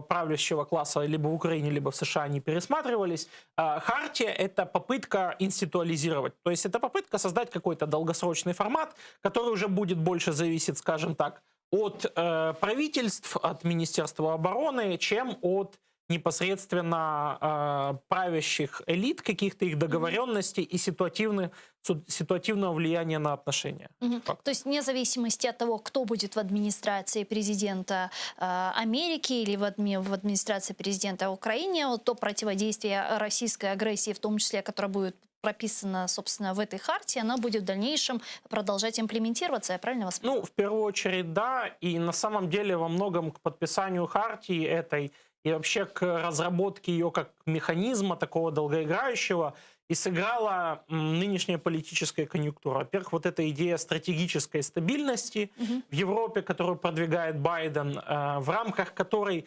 понятно, США не могут идти на очень жесткую конфронтацию с Россией, но они могут давать Украине определенный инструментарий, который будет значительно снижать вероятность агрессии, повышая за нее, опять же, цену. И этот инструментарий должен в первую очередь быть оборонным. Да? То есть это могут быть вот что-то типа Джевелин, да, которые будут применяться не в условиях постоянного военного конфликта на Донбассе, как сейчас, а в условиях, там, допустим, гипотетической широкомасштабной агрессии по всей линии границы. Поэтому это попытка, скажем так, создать большую военно-политическую стабильность для Украины, несмотря на то, что и отношения с Россией у Байдена остаются, ну, скажем так, их нельзя назвать очень негативными. А вот помимо военной помощи, что еще мы можем ожидать? Что еще может быть в этой хартии? К примеру, может ли прописаны быть некие гарантии в случае эскалации ситуации? Мы видим напряженность на границах с Украиной, что Соединенные Штаты Америки введут некие возможные санкции против России. Помните, с 2017 года, если не ошибаюсь, обсуждается вопрос введения этих драконовских санкций из ада, как называют, против России, но вот пока что они не были введены. Ну, скажем так, вопрос введения санкций против России, даже в контексте украинской ситуации, он никогда не зависел всецело сугубо от российско-украинских отношений, от российско-украинского конфликта. Потому что вопрос введения санкций тут опосредуется еще и позицией России по китайскому вопросу. Да. Если у США появится возможность вытянуть Россию хотя бы в какой-то нейтральный формат, то можно ожидать того, что санкции не будут ужесточаться. Что означает нейтральный формат? Ну, скажем так, если Россия не будет хотя бы проводить активный экспорт военных технологий своих в Китай, если будет свернуто какое-то такое расширенное, можно сказать, военно-промышленное сотрудничество России и Китая, если китайскому капиталу не будет уже так легко входить в Россию, скажем так, остановится вот эта ползучая китаизация России, которой США обеспокоены гораздо больше, чем тому, что там в России отсутствует какая-то абстрактная демократия. Потому что вот как раз-таки китаизация — это реально ощутимая угроза. Это огромный новый плацдарм, и у России действительно есть многое из того, чего не хватает Китаю, в первую очередь в военной сфере. Во-вторых... Так а как же демократия, права человека, защита прав человека? Ну, это все важно. Ну, понимаете, как бы специфика международных отношений состоит в том, что мы не продвигаем определенные ценности в первую очередь. В первую очередь мы стараемся не допустить тех конфликтов, ввязывания в которых нам будут невыгодно. И здесь уже торг максимально прагматичен. Он иногда ведется с позиции угрозы военной силы, иногда с позиции экономической мощи. Самые вероятные методы воздействия США на Россию, которые сейчас могут быть применены, это в первую очередь отключение от системы SWIFT. И уже в связи с этим Россия там пытается разработать какую-то свою внутреннюю платежную систему. Это все довольно жалко выглядит. Но так или иначе, уже по тем ходам, которые российское руководство предпринимает, мы понимаем, что Россия пытается дать якобы какие-то сигналы США, что, ну вот якобы вот если вы примените эти меры, то мы не сильно пострадаем. Да? Вот как с этими санкциями, типа контрсанкции России, да, они вредят самой России в такой же мере, как и санкции западных игроков. Но Россия все равно их вводит, потому что у России большой вот этот вот ресурс, который можно расходовать экономически. Вот можно сколько угодно тратить деньги, по сути говоря, на ветер. Отключить Россию от системы SWIFT в ближайшей перспективе — это реально? Я думаю, что нет. Точнее, физически, технически это реально, но с политической точки зрения я думаю, что такая мера не будет применяться, потому что хотят сохранить какой-то вот этот вот мостик последнего воздействия, потому что, опять же, меры по отрезанию России все равно будут приводить к ее еще большему сползанию в сторону Китая. А как раз-таки этого сползания в сторону Китая США не хотят. Да, в первую очередь. И для США нужна система, в которой они создадут некую нейтральную Россию, да, закрывая пусть даже глаза на какое-то там давление на оппозицию, фальсификации выборов, там оккупацию территорий даже, да, не признавая, но, скажем так, не муссируя активно вопрос там силового возврата Крыма, например. И в то же время Украине и другим государствам, таким как Польша, Литва, будут предоставляться определенные гарантии безопасности. И сейчас это становится особо актуально вообще в контексте всех вещей, которые происходят в Беларуси. Да, к Беларуси мы еще обязательно вернемся. На прошлой неделе, как известно, глава Центрального разведывательного управления США посетил с делегацией Россию. Там они встретились с главой Совета Безопасности РФ с Патрушевым, провели переговоры. И впоследствии стало известно, как сообщают CNN, что на этих переговорах в том числе обсуждался вопрос Украины, вопрос стягивания российских войск к границам Украины. Что это означает для нас? И нет ли у вас здесь опасений в том плане, что снова Украину обсуждают без Украины? Я сказал бы так, что для Российской Федерации в этой истории, как и полгода назад, когда эти войска на границах Украины в этом количестве появились, вот эта группировка в 100 тысяч российских военнослужащих, это было в первую очередь для Российской Федерации инструментом давления на США. Да. Россия подводит границы Украины и в оккупированный Крым войска, и создает для США ситуацию гипотетически, в случае гипотетического вторжения, США на эту ситуацию смогут реагировать, допустим, только постфактум, да, уже вводя санкции. Но если, скажем так, там останется от Украины какая-то треть, не дай бог, то США все равно уже будут вынуждены договариваться на новом статус-кво. И поэтому вот это вот подведение войск к границам, даже если Россия, скажем так, в 9 из 10 случаев реально не планировала прямое военное вторжение по всей линии границы, это огромная политическая проблема и фактор давления в первую очередь на Украину и на США. То есть понятно, что Украина сама этот вопрос бы не могла решить дипломатически, и все равно все свелось бы к тому, что США должны были бы быть вовлечены. И как тогда подведение войск было использовано как механизм принуждения США к какому-то взаимовыгодному диалогу. Переговорный формат, так и сейчас. Женева, встречи. Да, так и сейчас, при том, что это та же самая группировка войск. То есть это те же войска, которые никуда не уходили с весны. Они время от времени перебазируются там в Беларусь на учения, уезжают, кто-то там с Кавказа приезжает, уезжает. Но в целом это одна большая группировка, 100 тысяч человек, там примерно по разным оценкам в разные месяцы разное. И мы понимаем... вот конкретно от чего они могут ожидать от США? Потому что если вспомнить весенние события, помните, там Джозеф Байден позвонил сам вдруг Путину, они там провели переговоры, мы помним, как это все преподносилось в российских пропагандистских средствах массовой информации. Потом, собственно, состоялась встреча двух лидеров в Женеве. А вот сейчас что они ждут? Что это может быть? На самом деле тот визит в Женеву весенний, очевидно, его результаты и даже то, что можно было от него ожидать, были довольно сдержанными. Изначально была рамка такая заложена в стиле договорились, договариваться дальше. А вот, кстати же, сейчас исполняется как раз полгода с той встречи. Да. Джозеф Байден же дал срок, насколько я знаю. Правда, непонятно на что. Это, скажем так, мы не можем полностью говорить про весь спектр договоренности, но понятно, что далеко не только Украина там имелась в виду, и вопросы, связанные с Китаем, и, возможно, теоретически что-то связанное с Беларусью. Опять же, полгода – это вот как раз был срок на то, чтобы присмотреться друг к другу, посмотреть, как оно пойдет дальше, дать время, скажем так, и себе, и россиянам принять какие-то меры по достижению вот этой вот стратегической стабильности. И вот сейчас, уже через полгода, поговорить с новыми силами. И визит как вы думаете, вот сложилось или нет? Я думаю, что в целом да, потому что в окружении Байдена возобладала довольно-таки такая политреалистская группировка там, того же Джона Керри и Виктории Нуланд, которые в противовес госсекретарю Блинкену отстаивают, скажем так, отношение к России с принципом международного реализма вот этого геополитического. То есть в первую очередь решает военная сила, с которой мы должны понимать, считаться, оценивать реалистично, а не какие-то абстрактные ценности, да, с которыми очень сложно что-то в этой ситуации поделать. Поэтому, как мне кажется, скажем так, определенная осторожность со стороны США даже Некоторые наши комментаторы украинские называют ее трусливостью, да. Но мы, опять же, мы, скорее всего, не способны полностью перед собой разложить весь тот спектр угроз, которые лежат перед США в случае перехода России полностью на сторону Китая.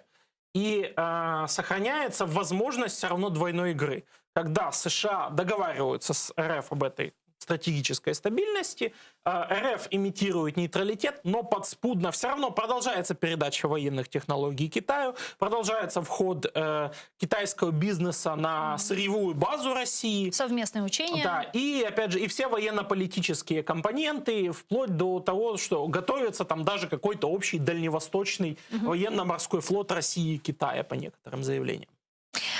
Беларусь – это тема, которую мы также планировали обсудить сегодня в нашем эфире. Давайте остановимся на ней подробнее. Из-за мигрантов на границе Польши и Беларуси польская сторона может полностью закрыть границы. На сегодня рассматривается данный сценарий. Давайте послушаем Министерство иностранных дел Польши. Ми направляємо білоруській владі інформацію про те, що така загроза існує, якщо білоруська влада не припинить свою діяльність. Посол Украины в Польше Андрей Дещица заявил, что существует риск, что нелегальные мигранты, хлынувшие из Беларуси в Польшу, в случае неудачи попытаются пересечь украинскую границу. Наскільки серйозна ця ситуація для України? Треба пам'ятати це і брати до уваги, бо не виключено, якщо Польща все ж таки не дозволить те, щоб нелегальні мігранти перетинали польський кордон, то вони можуть спробувати перейти український кордон.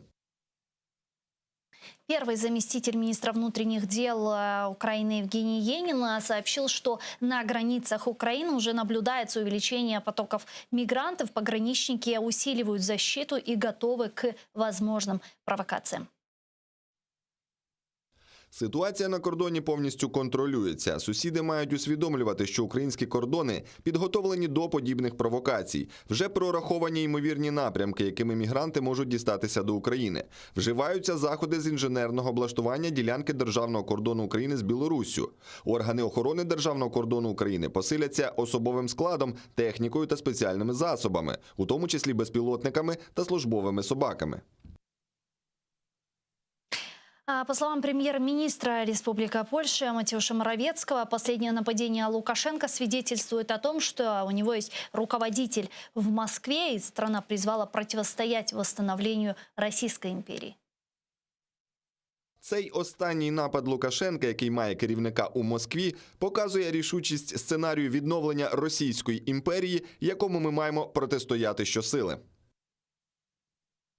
Ну а сам самопровозглашенный президент Беларуси Александр Лукашенко впервые прокомментировал происходящее на польско-белорусской границе. Он сказал, что с Беларуси начинались все войны. И тем более здесь, в центре Европы, и тем более с Белоруссией. Ведь здесь всегда, на этом куске земли в центре, все войны разворачивались. Отсюда все начиналось. Ну что, история ничему не учит? Поэтому бороться сегодня против мигрантов леопардами, вы меня извините.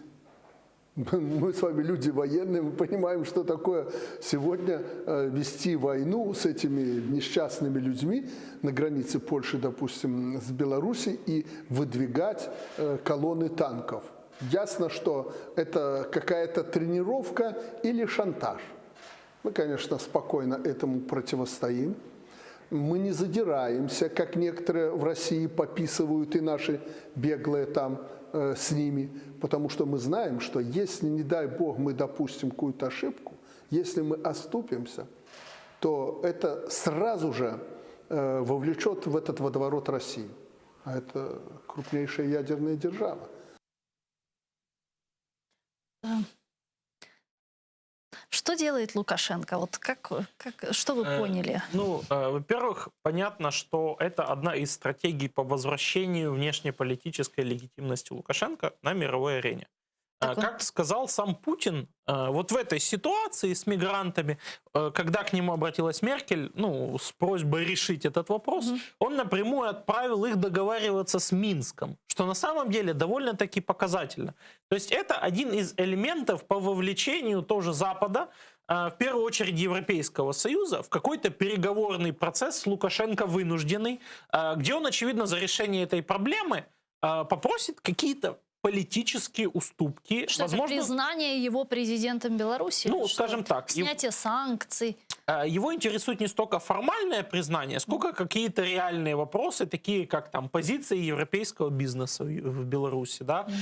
Приход инвестора и довольно сильные связи в определенных этапах с Германией, да, которые начали становиться под угрозу в силу последних событий в Беларуси. Да? То есть мы понимаем, что Лукашенко как минимум опирается не только на одну Россию, Лукашенко опирается еще одной ногой на Китай. Лукашенко одной ногой, чтобы лавировать еще между этими игроками, всегда старался как-то бросить мостик в Европу. И вот эти вот его последние политические выходки, они сделали, скажем так, возможность договариваться на фоне прагматичного диалога там, про деньги, про экономику, про сырье. Ну вот ряд Сделали это очень аналитиков сложно. как раз говорят, что наоборот. Они говорят о том, что после того интеграционного декрета, который они подписали, помните, на прошлой неделе, когда Путин незаконно посещал оккупированный Крым, что у Лукашенко, в принципе, уже не осталось никакого поля для маневра, он уже никаким образом лавировать и маневрировать между Европейским Союзом и Россией не может, что он уже полностью зависим от России. И, в принципе, то, что происходит сейчас на польско-белорусской границе, это не столько действия и вот, акция Александра Лукашенко, а как действие и акция Москвы. Просто руками Лукашенко это все делается. Ну, опять же, Лукашенко — это человек, который всю жизнь лавировал между крупными геополитическими системами, блоками и т.д. И действительно, отчасти именно сама идея этой акции и методы проведения, очевидно, они не белорусские. Понятно, что в первую очередь цель акции — это не доправить каких-то абстрактных мигрантов в Польшу, и даже не физический прорыв польской границы. Так, цель акции именно посеять внутреннее недоверие и хаос в европейской политике, связанные с позицией по поводу мигрантов. Разделить ЕС. Да, потому что кадры там, где польский полицейский будет вынужден дубинкой бить мигранта, они так или иначе в Европейском Союзе разойдутся. И сегодня мы уже видим первые ласточки того, что эта политика разделения ЕС действительно работает. Вот это заявление социал-демократа из Германии Нильса Шмидта, насколько помню, оно как раз касалось в том числе и критики Польши за то, что она не принимает это по этих Украине, мигрантов. да? То, что Украина должна принять. Там же была часть и про Польшу.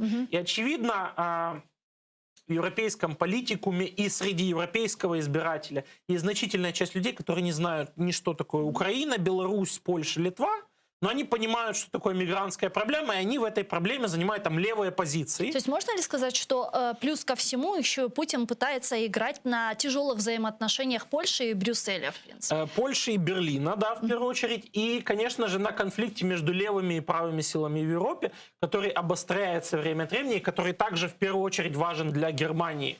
Гасить этот конфликт очень важно для внутриполитического баланса в самой Германии, а когда она вовлечена в этот конфликт, в некотором роде она выпадает из вот этого первенства внутри ЕС. Плюс ко всему мы понимаем, что по сути то, что произошло, вот эти мигранты, это такая стратегия дегуманизации Польши, Литвы и, возможно, Украины, потому что так или иначе Литву, Польшу пододвигают к тому, что придется все равно использовать силовиков.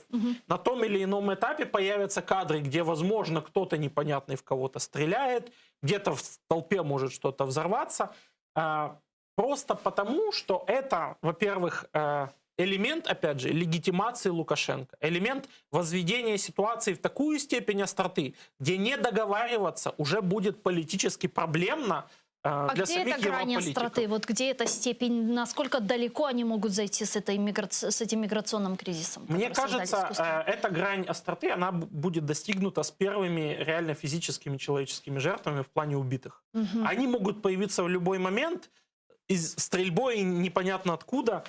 И это практически идеальный инструмент Россия для отправила создания свои бомбардировщики, кстати, в Беларусь. Да, кстати, и как раз Брестская область, в Бресте очень большой военный аэродром на границе с Польшей.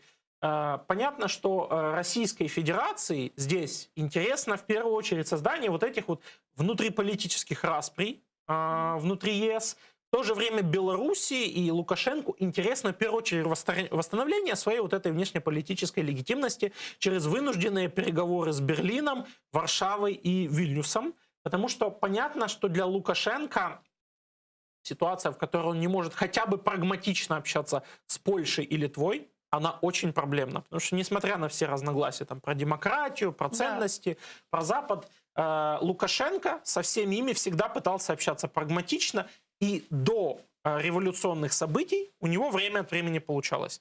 Сейчас, если он получит блокаду всей западной границы Беларуси, то, по сути, это действительно политик, которому осталось только ждать, пока его из России кто-то сменит. А это реально? Вот есть альтернативная фигура у Москвы вместо Александра Лукашенко? Ну, опять же, тут важна не фигура, важен механизм. Да? В Беларуси может быть применено что-то типа коллективного правления, такой себе вот госсовет, как в России. Это тоже такая китайская форма управления. Опять же, как была в Украине 300 лет назад, введена когда-то такая малороссийская коллегия. То есть 7, 8, 9 крупных чиновников, пускай даже выходцы из Беларуси, будут определять ее будущее. Это будет, по сути, такой вот орган коллективного управления с максимально размытой ответственностью, без политической легитимности. И, опять же, уже на Russia Today, в самых там серьезных программах, там самые крупные ведущие там уже начинают продвигать идею о том, что Лукашенко — это просто человек, который приватизировал себе 6 русских областей, которые являются собой Беларусь, и что это только вопрос времени, когда Лукашенко снимут с кресла и поставят кого-то другого. Сегодня было заседание Совета национальной безопасности и обороны, на котором в том числе и поднимался этот вопрос. Видите ли вы некие угрозы и риски для Украины, учитывая вот то заявление, в том числе, которое мы с вами выше уже обсудили, представителя немецкого Бундестага? Ну, конечно же, ситуация в том, что эти колонны этих мигрантов из Брестской области с той границы с Польшей спокойно могут оказаться на границе с Украиной. Там довольно-таки недалеко, и проблема в том, что для Украины это будет внезапный момент. Если Польша выстоит, Лукашенко может их действительно развернуть в сторону Украины? Это может, их могут отправить в Литву, опять же. У Литвы сравнительно мало сил, которые реально могут держать весь периметр границы. Проблема в том, что обычной пограничной службы для этого не хватает. Современная пограничная служба, она существует уже не в формате пограничных войск, а в формате, по сути, пограничной полиции, где небольшие мобильные подразделения, там, по сути, со стрелковым оружием, с собаками и не более. Да? Для того, чтобы полностью контролировать всю границу, а граница во многом это абстрактное понятие. Там же не лежит колючая проволока по всему периметру, как показывают в фильмах. Для того, чтобы контролировать границу, туда нужно подводить крупные части там, Национальной гвардии. Опять же, вертолеты сегодня решили туда завести, дроны. И это положительное решение, без которого мы бы реально могли бы не пройти этот кризис. Проблема еще состоит в том, что прорыв границы гипотетический. Это определенная символическая делегитимация самого государства. Это показатель того, что у государства нет силы. Это определенный фактор демобилизации граждан этого государства. И во время войны для Украины любой такой символический жест, он всегда может выглядеть довольно проблемно. Вот, когда мы говорим об опасностях, которые представляют мигранты, ряд политических аналитиков говорят о том, что вот в них могут быть как раз инфильтрованы спецслужбы, представители спецслужб КГБ Беларуси, либо ФСБ России. Насколько это реально? Ну, опять же, польская сторона сегодня заявляла о том, что один гражданин России был задержан среди людей, прорывавшихся на границе с Польшей. То есть вполне очевидно, что вот такая массовая инфильтрация через границу – это возможность и для агентов, для диверсантов проникнуть в страну. И, скажем так, в России и в Беларуси есть специалисты военной разведки, которые как раз вот таким нелегальным пересечением границы, такими диверсиями, провокациями обучены заниматься и занимаются. Поэтому, конечно, не имеет смысла исключать и такую возможность. Но все равно для меня кажется первичным не какие-то там военные задачи, а именно политические, потому что предпринятие такого шага со стороны России, со стороны Беларуси, это огромный политический риск. Да. И он должен чем-то компенсироваться. Очевидно, это даже не теоретическая возможность заброски шпиона. Это именно вот политические выгоды в изменении статус-кво отношения Запада и этих двух стран. Вопрос энергетической безопасности в этой всей ситуации. Это все связано? И вот этот тот кризис энергетический, который Россия создает на европейском континенте? Ну, конечно же, для России очень важно всегда было разыгрывать свою энергетическую карту таким образом, чтобы она была в первую очередь не столько экономическим фактором, сколько фактором политического и военного присутствия России в Европе и, как сама Россия говорит, в странах ближнего зарубежья, в том числе Украине, Молдове, Белоруссии и странах Кавказа.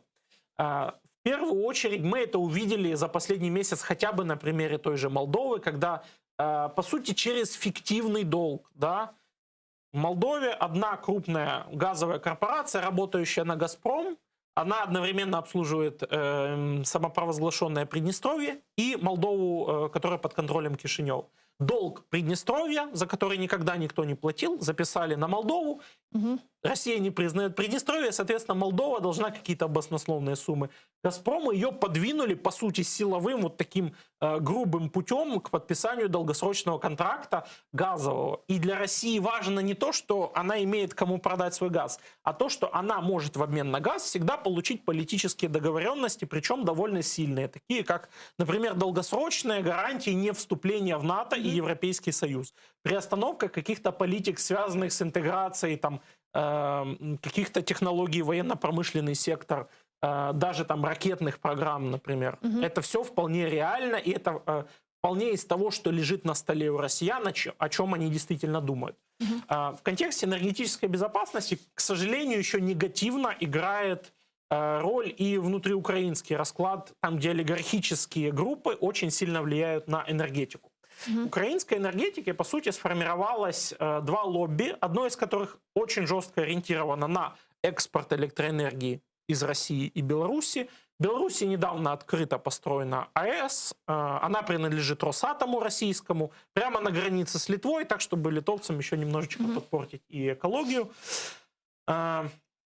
Группы, условно говоря, Игоря Коломойского и Виктора Пинчука ориентированы на поставки из России и Беларуси как можно большего количества электроэнергии, потому что когда в стране много электроэнергии, она дешевая и очень выгодно можно производить ферросплавы, в том числе на их заводах в Никополе. С другой стороны, есть Ренат Леонидович Ахметов, у которого значительная часть тепловой генерации электроэнергии. И вот он, как производитель электроэнергии, ему невыгодно, чтобы Украина поставляла электроэнергию из России и Беларуси. Ему выгодно, чтобы она была чуть подороже.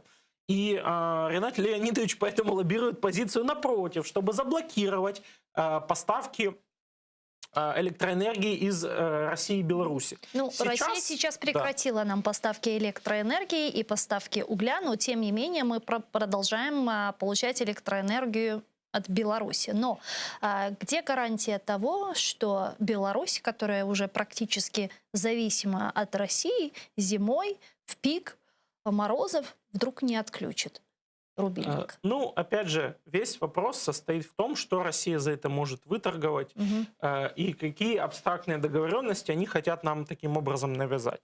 Если действительно Россия взяла такой курс, а скорее всего в долгосрочной перспективе он реально рассматривается, но уже после того, когда наша ГТС будет окончательно выведена из строя, когда через нее уже ничего не будет поставляться. Это когда? Ну, 24-й год, да, вот примерно так.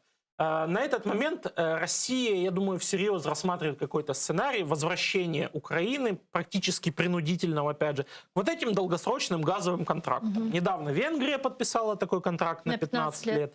Молдову, опять же, заставили подписать. И очевидно, что где-то недалеко от этого будет находиться и Украина. И проблема в том, что, опять же, России интересна не продажа газа, а получение политических дивидендов с этого вопроса. То есть это такая долгосрочная серая зона, финляндизация Украины, нейтральная Украина ни вашим, ни нашим, в которой уже подспудно будут разыгрываться какие-то пророссийские развороты.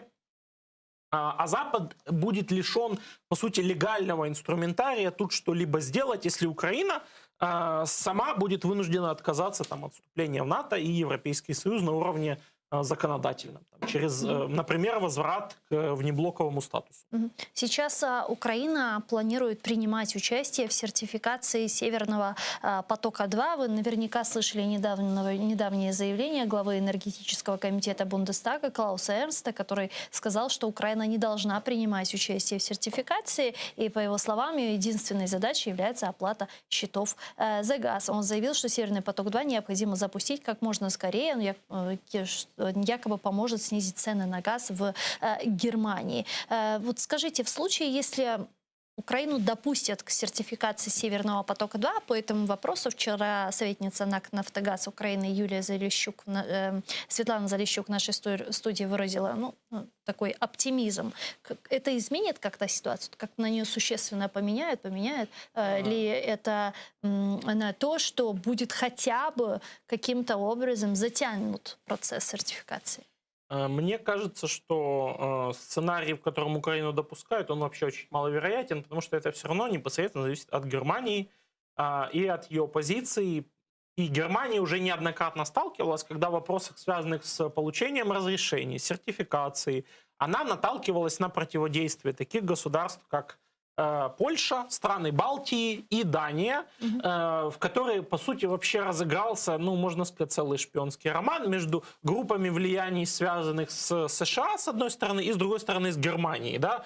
И в конечном итоге было дискредитировано чуть ли не треть руководства страны, там представители разведки, премьер-министр, втянуты в эту огромную игру.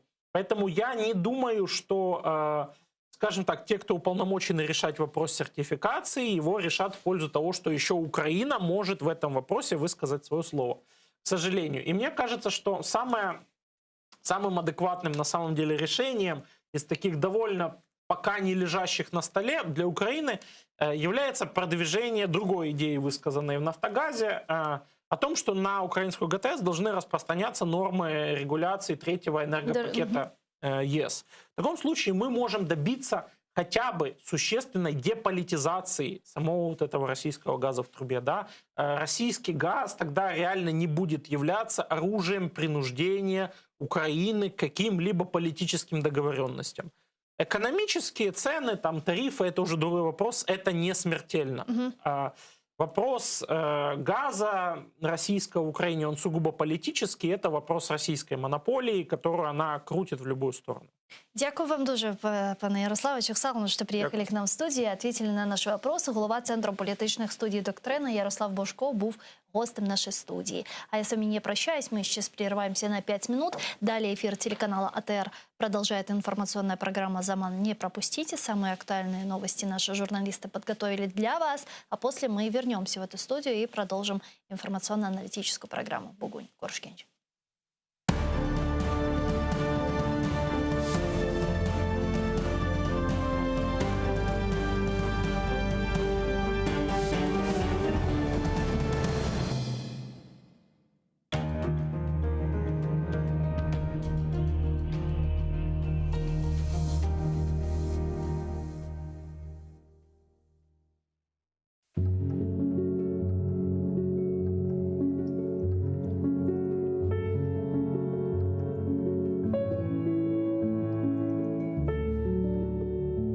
Вы знаете, что люди могут не вернуться.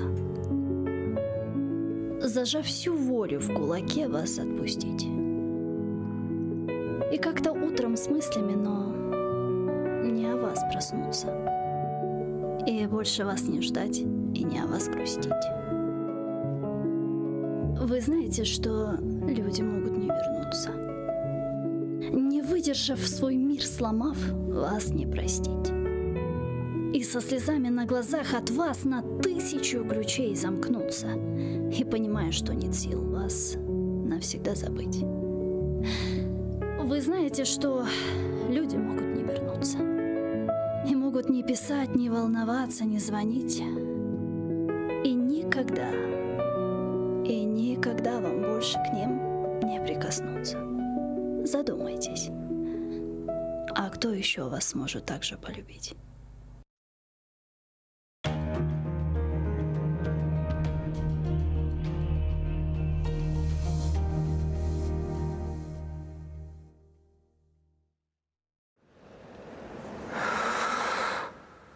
Эшетесанасма. Менахтауну тынызма.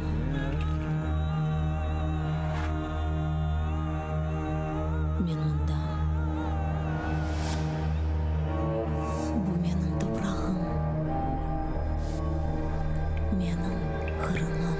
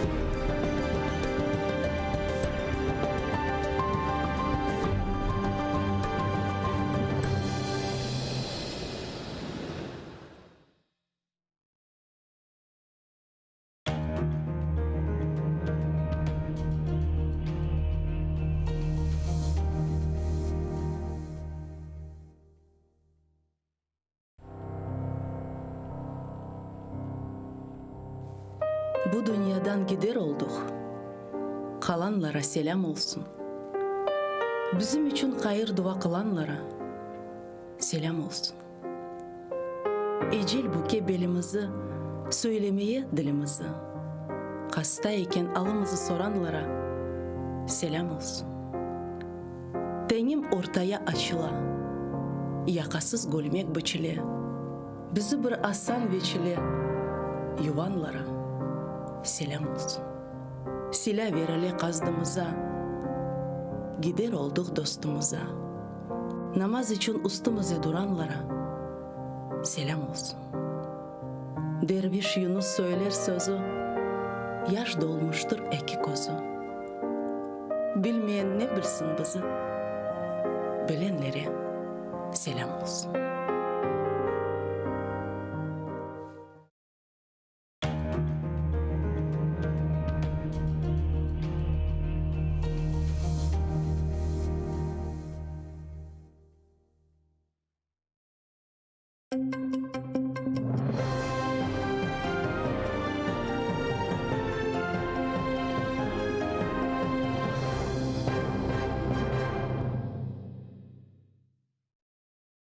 Історична подія для кримських татар та крок у розвитку юридичної мови. Про це заявив голова Кримсько-татарського ресурсного центру Ескендер Барієв, презентуючи Конвенцію захисту прав людини кримсько-татарською. Це перший в історії переклад документу мовою корінного народу України. Ця угода підписана між учасниками Ради Європи та закріплює основні права та свободи. Нині вона офіційно перекладена 40 мовами. До усіх інституцій Ради Європи уже спрямовано кримсько-татарський переклад. Ескендер Барієв сподівається, що текст розмістять на усіх офіційних ресурсах Ради Європи. Это даст, во-первых, субъектность крымско-татарскому языку, субъектность крымско-татарскому народу.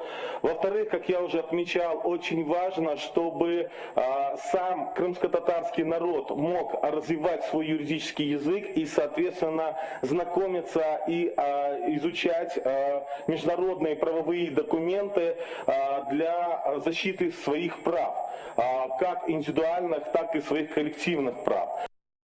Нова хартія стратегічного партнерства закріпить підтримку з боку США на десятиріччя. Про це заявив міністр закордонних справ України Дмитро Кулеба у Вашингтоні. Разом з американським колегою, державним секретарем Ентоні Блінкеном, засідає Міжнародна комісія стратегічного партнерства. На порядку денному протидія російській агресії. Документ закріплює партнерство Сполучених Штатів та України щонайменше на наступне десятиріччя, зауважив Дмитро Кулеба. Принципово важливо було зафіксувати в частині якраз протидії російській агресії.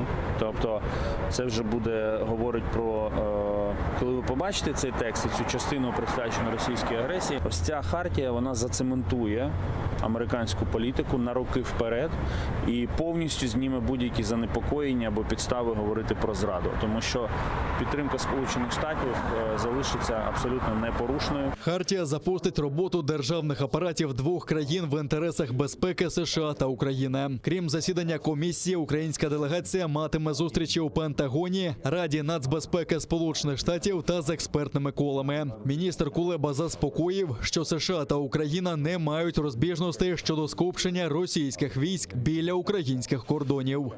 У нас зі Сполученими Штатами повне взаєморозуміння в питанні безпекових оцінок.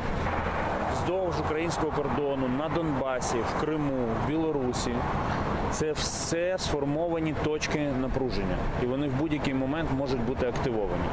Наша задача – робити все для того, щоб вони не були активовані. А якщо це, не дай Бог, ставитися, то задача дипломатів буде максимально мобілізувати підтримку світу. Міждержавна комісія стратегічного партнерства України та США була створена ще у 2008 році. Це означає постійний діалог, спільні зустрічі та спільне бачення. Утім, за часів Дональда Трампа ініціатива була забута. Реанімувати партнерство домовилися під час візиту президента України Володимира Зеленського до Вашингтона у вересні. Зрадив Україні, а затриманий самими ж окупантами. В Ялті схопили колишнього мера Сімаїза Юрія Ломенка, який після окупації Криму став депутатом окупаційної Ялтинської міськради. Самі ж окупанти звинуватили його у державній зраді. У ФСБ заявили, що Ломенко у 2017-18 роках збирав російські державні таємниці за вказівкою українських спецслужб. У той момент він нібито заснував та очолив кримську громадську організацію «Українці Криму», а ліквідував її цьогоріч у жовтні. Утім, окупаційний Ялтинський міський суд вже заарештував Ломенка на 2 місяці. Відомо, що до російської окупації Юрій Ломенко був секретарем Сімеїцької селищної ради. Після убивства мера Сімеїза Олександра Костенка у лютому 2013 року Ломенко переміг на виборах нового селищного голови від партії регіонів. У 2019 році Юрій Ломенко став депутатом окупаційної Ялтинської міської ради від партії «Єдина Росія». Якби окупанти захотіли, вони б зупинили будівництво на території сараю Калга-Султан, але вони лише замилюють очі. Про це заявив делегат Курултаю Едем Дудаков в ефірі телеканалу АТР. За його словами, територію, де була резиденція другої особи у Кримському ханстві, окупанти передали під приватну забудову. Але минулого року змінили призначення землі на будівництво комерційних приміщень. Ще у 2013 році до окупації сімферопольська влада збиралася звести на цьому місці ковзанку. Утім, після обурення кримсько-татарської громадськості та членів Меджлісу таке рішення скасували. Теперішній власник землі Орес Чаярлієв каже, що заволодів землею ще у 2013 році. За словами Едема Дудакова, це брехня, бо землю виділили заднім числом. А каплицю, каже, на цій території побудували для прикриття комерційного будівництва. І православна церква не давала дозволу на зведення каплиці. Тут произошел тот же дерибан земли, который происходил в 2014 году. До конца 2014 года власти находились на своих местах, и они задним числом вот таким образом очень много участков продали. Почему не решается этот вопрос, когда власти, если захотели очистить, например, тот же центральный рынок, за один день все снесли, даже трехэтажное здание, по которому было решение суда приостановить его снос, однако они его взяли и снесли. С другой стороны, церковь, мы понимаем, что это прикрытие вообще вот этого бизнес-проекта на самом деле. За этим человеком, насколько мне известно, не могу точно утверждать, но мне говорят, что стоит Ольга Кавитиди. Это сенатор, так сказать, адепт русского мира. И вот она стоит вот за этим человеком. Возможно, я ошибаюсь, я не могу сейчас точно утверждать, но такие слухи идут. Во всяком случае, она активно защищает этого человека. У 2017 році, коли почалося будівництво, кримсько-татарська громадськість занепокоїлася. У листопаді того ж року провели поверхневі археологічні розкопки. У результаті знайшли керамічний посуд, люльки для куріння, монети часів Кримського ханства і, найголовніше, фундамент та стіни сараї або ж мечеті Менглі-Герая, яка була поруч. Всі знали, що це місце, де розташувався палац Калга Султана, тому тут немає жодних будівель. Усі знали його значущість. Тут ми бачимо спеціально оброблені плити, підлогу та фундамент, залишки стіни. Так, добре видно. Ця фотографія була зроблена на цій ділянці, а зараз нам кажуть, що там немає нічого історичного та культурного. Тоді що це? Це може бути мечеть Менглі-Герая або фундамент і стіни самого палацу. 48 ханів, 32 свого часу, як стали ханами, виконували роль Калга Султана. До складу палацу входила мечеть, побудована Менглі-Гераєм. Це був цілий комплекс. І що до нього входило, ми до кінця не знаємо досі. Якщо тут проведуть розкопки, тоді ми знатимемо. Нинішній власник землі каже, що археологи, які працювали на його замовлення, жодних цінностей не знайшли. В 2019 году заключил договор с РАНом Вадим Владиславович Майков. Заказали лист, открытый лист в Москве. И в 2019 году мы раскопки ввели здесь. Ничего не найдено. Что это? Да это засунутое в одно место. Все, что съедали, 2 монеты туда кинул, это не означает, что да, подкинули. Я постараюсь вас посадить на электрический стол. За словами Едема Дудакова, ці будівлі необхідно знести та провести незалежне археологічне дослідження. На його думку, на основі гравюр, які малювали мандрівники, на цьому місці треба відтворити будівлю Калга Султана та відкрити музей. Надо исходить из того, что пока мы не снесем это здание, там вот то, что мы хотим, мы никогда больше не построим. Поэтому это место, конечно, очень сильно напрашивается под музей. Музей под открытым небом, где можно было бы сделать определенные навесы из оргстекла и показать вот эту жизнь древнего города, который фактически был, я думаю, намеренно уничтожен в начале 19 века уже после аннексии Крыма. З 48 кримських ханів 32 починали з посади Калга Султана. Резиденція була побудована наприкінці 15-го сторіччя. А наприкінці 18-го, у часи першої анексії Криму Росією, будівлю зруйнували. У 19-му сторіччі на руїнах резиденції побудували броварню. За століття зруйнували і її. І відтоді там був пустир. Утім, місцеві жителі знали, що тут була резиденція Калга Султана. Окупанти Криму заявили про нібито небувалий попит в Україні на продукти з окупованого півострова. Щоправда, у якості експорту до України порахували лише окуповані Росією українські території Донеччини та Луганщини. За підрахунками окупаційного міністра сільського господарства Криму Андрія Рашкіна, на ОРДЛО припадає більше половини кримського експорту на суму близько 7,5 мільйонів доларів. Другим споживачем, за даними Рашкіна, є Китай. З ним на торгували на 4 мільйони доларів. Меншим попитом продукція з окупованого Криму користується у Киргизстані, Казахстані, Білорусі, Вірменії, окупованій Абхазії, Туреччині, Таджикистані, Ізраїлі та Сербії. Знову ж таки, за даними окупаційного міністра. За його підрахунками, з початку цього року обсяг експорту сільгосппродукції становив трохи більше 14 мільйонів доларів з запланованих 12. Здебільшого це м'ясо птиці, вино та міцний алкоголь. Керівник окупаційного аграрного відомства стверджує, що загалом кримська сільгоспродукція постачається до 11 країн світу. Прем'єр Польщі звинуватив Росію у ситуації, яка склалася з мігрантами з Близького Сходу на кордоні з Білоруссю. Там у наметах зібрались близько 4 тисяч людей. Вони вже намагалися прорвати кордон з Польщею, аби потрапити до ЄС. Бажано до Німеччини. Ми йдемо не до Польщі, ми йдемо до Німеччини. Ми хочемо до Німеччини, не до Польщі. Поляки стягнули на кордон тисячі армійців, поліцейських та прикордонників. Україні навіть скликають війська територіальної оборони на допомогу. Їх закликали ближчим часом бути готовими вирушити на допомогу через очікувану провокацію білоруського режиму. За словами прем'єра Польщі Матеуша Моравецького, у Білорусі перебувають ще 12 тисяч мігрантів, і вони можуть ближчим часом дістатися кордону. За його словами, це провокація, яку організувала Росія. Неоімперська політика Росії прогресує. Ми це дуже чітко бачимо. Вона йде за певним сценарієм і розподілена в часі. І це той крок, що зробив Лукашенко. Він виконавець. Його керівник перебуває в Москві. У Євросоюзі звинувачують самопроголошеного президента Білорусі Олександра Лукашенка. Там назвали ситуацію гібридною війною і пообіцяли, що не залишать Польщу сам на сам із цією кризою. Ми відкрили дискусію щодо фінансування фізичної прикордонної інфраструктури. Це питання має бути вирішено швидко, бо кордони Польщі та Балтії є кордонами ЄС. Один за всіх та всі за одного.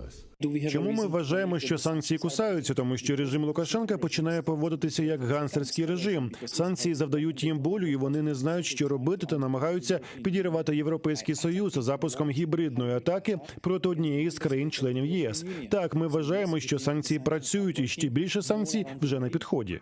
А тим часом Литва вперше у своїй історії запровадила на своєму кордоні з Білоруссю режим надзвичайного стану. Він триватиме місяць. У цей період буде обмежено рух транспортних засобів та заборонено в'їзд усім, крім громадян Литви. У Польщі заявили, що не виключають сценарію повного закриття кордону з Білоруссю через ситуацію з мігрантами. Про це заявив речник польського уряду Пьотр Мюллер. В подальших сценаріях такий варіант береться до уваги. Ми надіслали владі Білорусі інформацію про те, що така загроза існує, якщо влада Білорусі не припинить свою поведінку. Речник уряду оголосив, що польська влада вимагатиме санкції проти авіакомпаній, які перевозять мігрантів до Білорусі. У тому числі вимагатиме заборони польотів у межах ЄС. Тим часом канцлерка Німеччини Ангела Меркель подзвонила Путіну та попросила російського президента використати свій вплив на Мінськ. Канцлерка Меркель подзвонила сьогодні президенту Путіну щодо ситуації на білорусько-польському кордоні. Вона підкреслила, що інструменталізація мігрантів білоруським режимом є нелюдською та неприйнятною, і попросила президента Путіна вплинути на це. У Німеччині є ті, хто хоче залучити і Україну до вирішення проблеми біженців на кордоні з Білоруссю. Експерти з зовнішньополітичних питань фракції Соціал-демократичної партії у німецькому Бундестазі Нільс Шмідт запропонував відкрити контрольований шлях для мігрантів до Польщі, а потім їх необхідно доставити у третю країну за межами ЄС, де вони мають пройти через процедури отримання притулку. На ініціативу німецьких соціал-демократів тимчасово розмістити біженців з Білорусі в Україні відповів секретар РНБО Олексій Данілов. Він запропонував німецьким політикам забрати собі додому по 2 біженці або розмістити їх у Бундестазі. У нас є пропозиція соціал-демократів Німеччини взяти собі додому, скажімо так, по 2, по 3, по 5, скажімо так, до себе. От, якщо мало місця в Бундестагі, у них там є кабінети, хай вони беруть їх до себе, і хай вони там знаходяться. Чого це, з якого переляку ми маємо їх брати до себе, якщо німці про них мають піклуватися? Якщо таке було питання. Дуже дивно, коли німці починають, скажімо так, нам розповідати, що нам з цього приводу робити. Така пропозиція, до речі, прозвучала, і я не жартую, що саме соціал-демократам. Нових хворих менше, ніж тиждень тому, померлих більше. В Україні за минулу добу зафіксували понад 23 тисячі випадків коронавірусу. 816 людей померли від цієї хвороби. Понад 5,5 тисяч людей госпіталізували з COVID-19 чи підозрою на нього. 16 тисяч 277 людей одужали. Найбільше хворих виявили на Дніпропетровщині, Харківщині, Полтавщині, Одещині та у Києві. У столиці рекорд за кількістю померлих від цієї хвороби. Мені щодня телефонують десятки людей. Одні просять допомогти госпіталізувати своїх близьких, інші – поховати. У нас черги в ритуальну службу за довідками про смерть і черги в крематорії. У нас черги в швидких приймальних відділеннях лікарень. Хтось не вірить у це і говорить усілякі дурниці, то підіть, будь ласка, подивіться, поговоріть, будь ласка, з лікарями та родичами хворих. Аби зберегти своє життя, міністр охорони здоров'я закликав не відкладати вакцинацію, бо вона в 11 разів зменшує ризик смертності від дельта-штаму COVID-19. Це результати дослідження Американського центру з контролю та профілактики хвороб. Ряд європейських країн вже підтверджують це дослідження на практиці. Наприклад, Велика Британія, Німеччина, Бельгія. Із більш ніж 65 повністю вакцинованого населення зараз демонструють у 8-14 разів меншу летальність, ніж під час весняної хвилі, яка була в цих країнах. Сьогодні в Україні також 91-92% пацієнтів в лікарнях невакциновані особи. Якби в Україні був рівень вакцинації хоча б на середньоєвропейському, ми б мали на третину менше смертей щодня. Та навіть попри це, в Україні вакцинація врятувала вже 6 тисяч життів. Міністр закликав тих, хто отримав першу дозу щеплення проти COVID-19, не відтерміновувати другу. Ті, хто пропустив дату введення другої дози, отримайте її якнайшвидше. Дозвольте вакцині працювати на ваше здоров'я. Рекомендований інтервал, який бажано зробити друге щеплення, становить для вакцини CoronaVac 14-28 днів, Pfizer 21-28 днів, Moderna 28 днів, AstraZeneca 4-12 тижнів.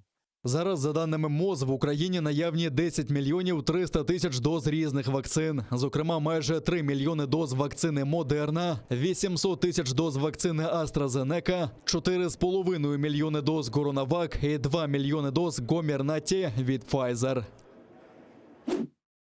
В окупованому Криму та Севастополі окупанти знову зафіксували нові рекорди захворювань на COVID-19. Минулої доби вже 1162 нових випадки. 33 людини на окупованому півострові не змогли подолати хворобу та пішли з життя. На тлі рекордного росту захворюваності окупаційна влада скасувала ПЛР-тести та QR-коди для туристів. Заселятися до готелів окупованого півострова можна без пред'явлення цих документів. Тим часом в окупованому Севастополі залишилося 12% вільних місць у лікарнях, а це лише 163 ліжка. У Криму місця у лікарнях заповнені на 90%.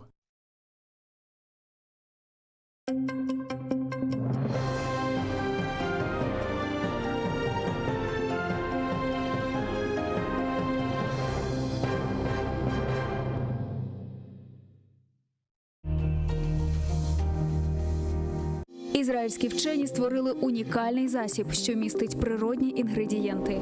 Краплі імуноков покращують імунітет при коронавірусних та респіраторних захворюваннях, а також сприяють полегшенню постковідного синдрому. Імуноков – надійна допомога.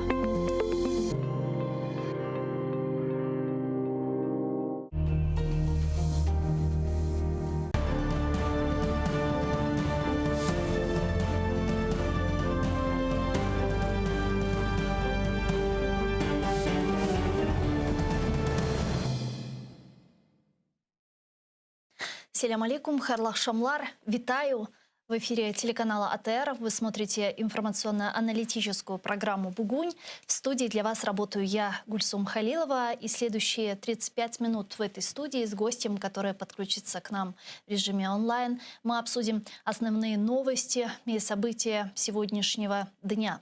Я напомню, что мы работаем в прямом эфире. На экраны ваших телевизоров режиссеры периодически выводят номер телефона, так что вы можете звонить к нам в студию абсолютно бесплатно. По Вайберу +3 80 67 63 46 130. Можете присоединяться по скайпу atr.tv. Это наш адрес. Звоните, задавайте ваши вопросы. Нам важен ваш голос. Не забывайте подписываться на наш YouTube-канал. Там мы вещаем как в онлайн-режиме, так выкладываем самые интересные фрагменты из наших эфиров. Выкладываем практически все наши программы в записи. И, наконец, поддержать Первый крымско-татарский вы можете, подписавшись на наш Patreon. Ссылку вы сейчас видите на ваших экранах. Можете пройти по этой ссылке, выбрать уровень поддержки и стать частью большой крымско-татарской семьи АТР. Это поможет нам продолжать работу на информационном фронте.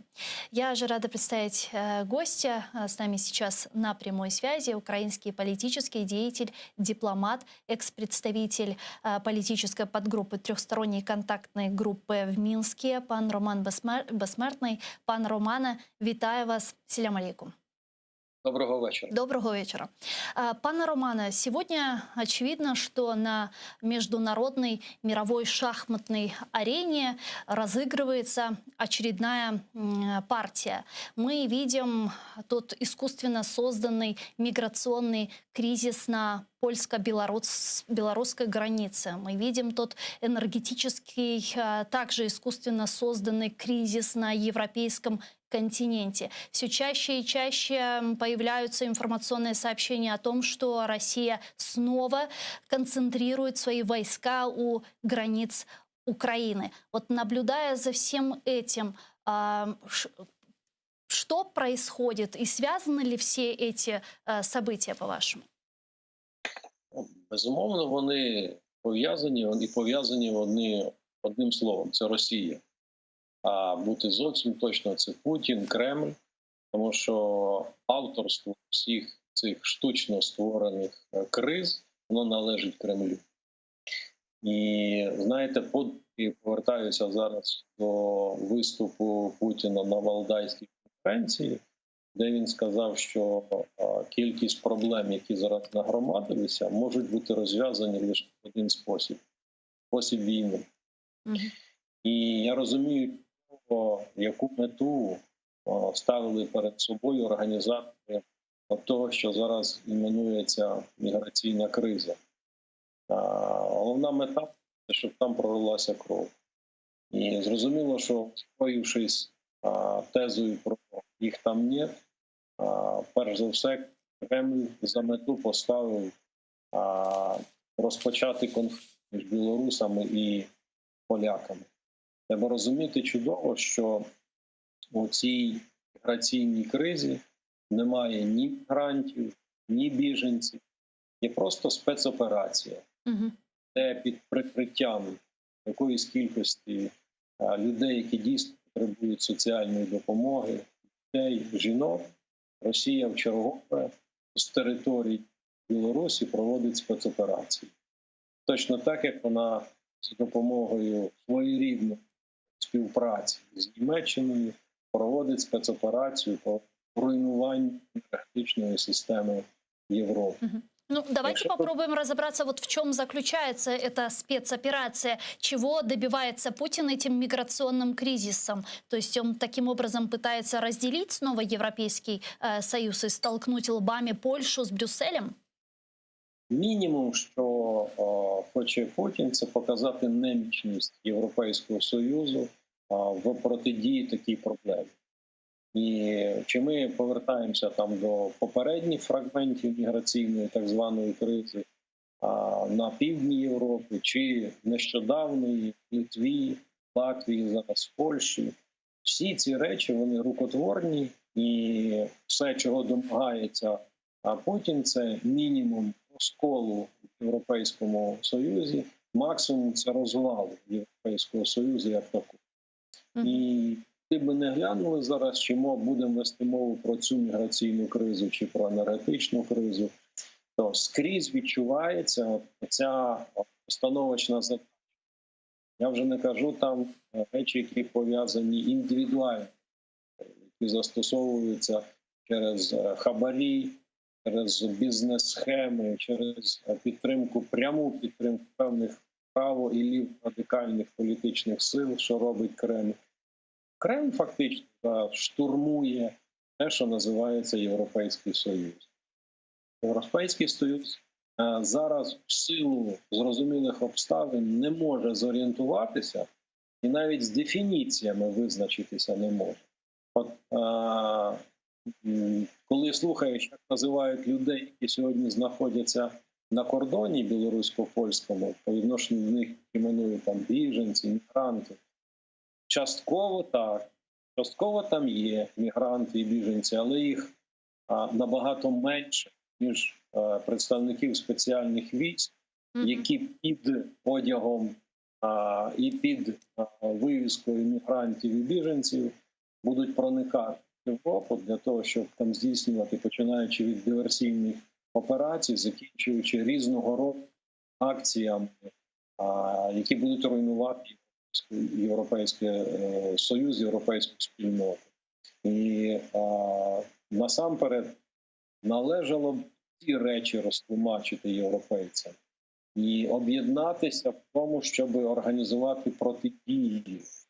І вже на сьогоднішній день просто санкцій і політичної волі, політичних заяв замало. Очевидно, що якщо Кремль далі буде в такий спосіб атакувати Європу, вона просто не вистоїть, бо Європа не готова сьогодні усвідомити ті речі, про які ми зараз говоримо. Вона не відчуває їх, не бачить і не розуміє, як з ними треба боротися. І зайвим підкріпленням цього є сьогоднішня телефонна розмова канцлера Меркель і Путіна. Так, абсолютно правильно визначено адресат. Але зміст, тональність цієї розмови, вона, на жаль, така, що вона виглядала просто з того, що сьогодні відомо в засобах масової інформації, як знущання над Меркель, Путіним. Він просто відадресував її до напівдиктатора, напівпрезидента Лукашенка. А вообще, насколько здесь серьезная роль Александра Лукашенко, самопровозглашенного президента Беларуси? Потому что ряд аналитиков говорят о том, что он принимает активное участие непосредственно в создании этого миграционного кризиса и тем самым все же пытается вот маневрировать, как-то лавировать между ЕС и Россией, и более того, даже выбить какие-то возможные дивиденды от ЕС. Лукашенко в цій історії навіть не на підряді. Він на супідряді. Я думаю, що багатьом глядачам довелося подивитися розмову і діалог Лукашенко-Путін під час підписання так званих заходів щодо поглиблення інтеграції спільної держави Республіки Білорусь і Російської Федерації. І всі помітили награну образу Путіна, Лукашенка на те, що Путін не взяв його в Севастополь. Такі ж самі награні речі Путіна по відношенню до Лукашенка. Це кіно, це гра. Насправді ці два суб'єкти ненавидять один одного, на чому світ стоїть, але вони заручники один одного. Бо Путіну потрібні такі, як Лукашенко, як Башар Асад, подібні. Це м'ясники. А вони в топку кидають чужих людей, своїх людей. Їх абсолютно все рівно. Вони заради влади, вони можуть знущатися над власним народом. Але є і інша зацікавленість. Ще більше зацікавлений Лукашенко в Путіні, тому що не буде Путіна, Лукашенко не буде сідати імператорське крісло в Білорусі. Трагізм цих останніх 1,5 року в тому, що білоруси починають поволі розуміти, що президентом в них не Лукашенко, а Путін. І оце нерозуміння ним хворіє не тільки Білорусь, ним хворіє і Європа. Нема такого президента, як Лукашенко. Він генерал-губернатор, його можна назвати. Він там зіц, голова якийсь, чи зіц-президент. Але він не президент. Не прямо, не формально, не фактично. Він особа, яка утримується руками Путіна. Так як Башар Асад утримується в Сирії. І ще раз це підкреслюю. Такі люди, їх важко людьми назвати, вони потрібні Путіну, тому що дуже легко, використовуючи таких людей, породжувати конфлікти місцеві, регіональні. А те, що зараз відбувається на білорусько-польському кордоні, воно взагалі загрожує дуже серйозному розростанню глобального конфлікту в Європі. Тому що подивіться, як оцінюють ситуацію сьогодні з різних точок Європи. Єдиної позиції до Європейського Союзу немає. Що ми маємо на сьогодні? Заяву прес-секретаря? Це замало, коли третій день польська сторона в особі прем'єр-міністра, керівництва держави чітко декларує: ми захищаємо не тільки Польщу, ми захищаємо Європейський Союз від Кремля. І це сьогодні третій день про це говорять поляки, чітко акцентуючи увагу на тому, хто є організатором, замовником того, що відбувається сьогодні на белорусско-польскому кордону. Да, но пока европейские страны, в том числе и Германия, Франция, Брюссель, упорно отказываются видеть руку Кремля в этой всей ситуации. Как вы думаете, Вот насколько далеко может зайти Путин с этим миграционным кризисом? Ну, я можу цитувати самого Путіна. Тобто Путін йде дорогою до війни. І якщо Європа буде залишатися в реакції такій, як вона є, Путін в будь-який спосіб він розпалить війну на європейському континенті. І це вже очевидно, і це зрозуміло, тому що фактично зараз місяця не буває, щоб десь не проявив себе російський кремлівський режим у своїх спеціальних операціях. Тобто, насправді, ця задача руйнування Європейського Союзу, вона дуже як пиріг, вона дуже така з багатьох млинців складається. І ці млинці, які зараз викидає весь час Путін, вони дуже легко доводять ситуацію до конфлікту. І яку б ми країну не взяли на сьогоднішній день, давайте візьмемо там Угорщину, так? Яка от-от і вона може зірватися в протистоянні з Європейським Союзом. Величезна кількість політичних сил Франції, я вже не кажу про Чехію. Фактично в усіх країнах, та в тій же самій Німеччині, альтернатива для Німеччини, є політичні сили, які підігрують і які набирають сил. Причина в чому? В тому, що європейський істеблішмент, він не артикулює, чітко не артикулює позицію свою, а він грає у популізм. А популізм європейський нинішній, він дуже небезпечний. Тому що він фактично є воду на млин Путіна. І насправді, якщо зараз, найближчі роки, Європа в особі політичних сил, лідерів політичних істеблішментів не зміниться, перше, що зникне, це Європейський Союз як явище. А далі не так складно при нинішніх наявних протиріччях і перманентних кризах. Дивіться, ми тільки зараз, я маю на увазі, ми світ, як долають кризу пандемічну, як вже всі говорять про те, що підходить продовольча криза. Я вже не кажу там питання кібербезпеки і так далі. Тобто, очевидно, що Кремль буде грати на цих суперечницях, на цих дефіцитах і проблемах. І розуміло, що буде підштовхувати подібні акції зараз спецопераціями, яка проводиться з території Білорусі, підштовхувати європейські країни до відвертого протистояння. Сегодня вот в Бундестаге прозвучало два очень интересных заявлений. Вот там первое вот по поводу нелегальных мигрантов, там представитель социал-демократической партии Нильс Шмидт сказал, что предложил, точнее, привлечь Украину к решению проблем с нелегальными мигрантами, которых режим Александра Лукашенко отправляет на границу с Польшей, и чтобы мигранты поехали, собственно, в Украину, чтобы Украина приняла мигрантов, пока Европейский Союз решает вопрос о размещении. И второе заявление касалось энергетической безопасности. Там глава энергетического комитета Бундестага Клаус Эрнст сказал, что Украину не надо допускать к участию сертификации Северного потока-2, и что ее единственной задачей является оплата счетов за газ. Вот как оценивать два этих заявления? Это некая информационная такая атака сейчас идет на Україну со сторони Германії, или як? Я би спокійніше відносився, бо в цьому світі всякого є, і, як каже класик, всякого і треба. І якщо кожного депутата зараз будь-якого парламенту, будь-якої держави слухати, то даруйте за сленг, з головою не будеш товаришувати, бо там всякі люди. Але дивлячись на це, можу одразу сказати, що тут проглядається інша справа. Тут недоопрацювання української сторони. Я зараз поясню, в чому. Так. Україна – воююча сторона, воююча держава.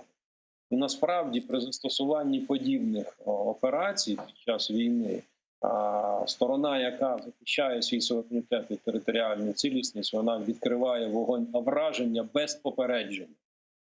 І українським лідерам політичним треба було абсолютно чітко роз'яснити, звідки б це не йшло, а тим більше з боку ворога Росії чи сателіта учасника союзної держави Республіки Білорусь і Російської Федерації, якщо подібні акції будуть проводитися, то тут української сторони вибору немає. Це треба довести не тільки до європейських столиць і до Мінська і Москви. Це треба пояснити і тим державам, керівництво яких дає можливість людям брати участь в подібних акціях. Бо по відношенню до цих людей, я вже сказав, там тільки до частини людей можна застосувати поняття мігрант і біженець. Це перший момент, який стосується теми і кризи званої міграційної. Що стосується Північного потоку. Північний потік, так само як і організована міграційна криза, це не вирішення енергетичної проблеми Європи, це механізм руйнування. І коли от подібні речі чуєш із Берліна, треба точнісінько так спокійно і відповідати. Але не тільки так спокійно відповідати, а діяти таким чином, щоб убезпечити себе від подібного руйнування. Я би зараз не вдавався до емоцій, ще раз кажу, рефлексуючи на заяву якогось депутата. Але я б це сприймав би як те, що там, в Німеччині, в тому числі, як і в багатьох європейських державах, є подібні сили. І це не політики німецькі, це не політики французькі, це просто п'ята колона Кремля. Ось так до них треба відноситися.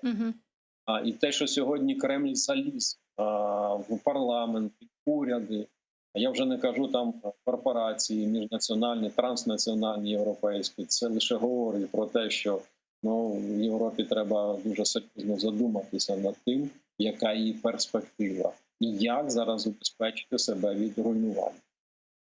Ну, а видите ли вы сегодня какую-то стратегию «Нафтогаз Украины», даже по тому же «Северному потоку-2»? Его уже достроили. Очевидно, что через полгода, ну максимум через 10 месяцев процесс сертификации «Северного потока» закончится, и его уже начнут эксплуатировать. Что будет делать Украина в случае, если Россия откажется транзитировать газ через нашу страну, и будет, в принципе, работать система «качай или плати», но физического газа через нашу ГТС не будет идти. Вот есть ли у нас какая-то стратегия, вы ее видите?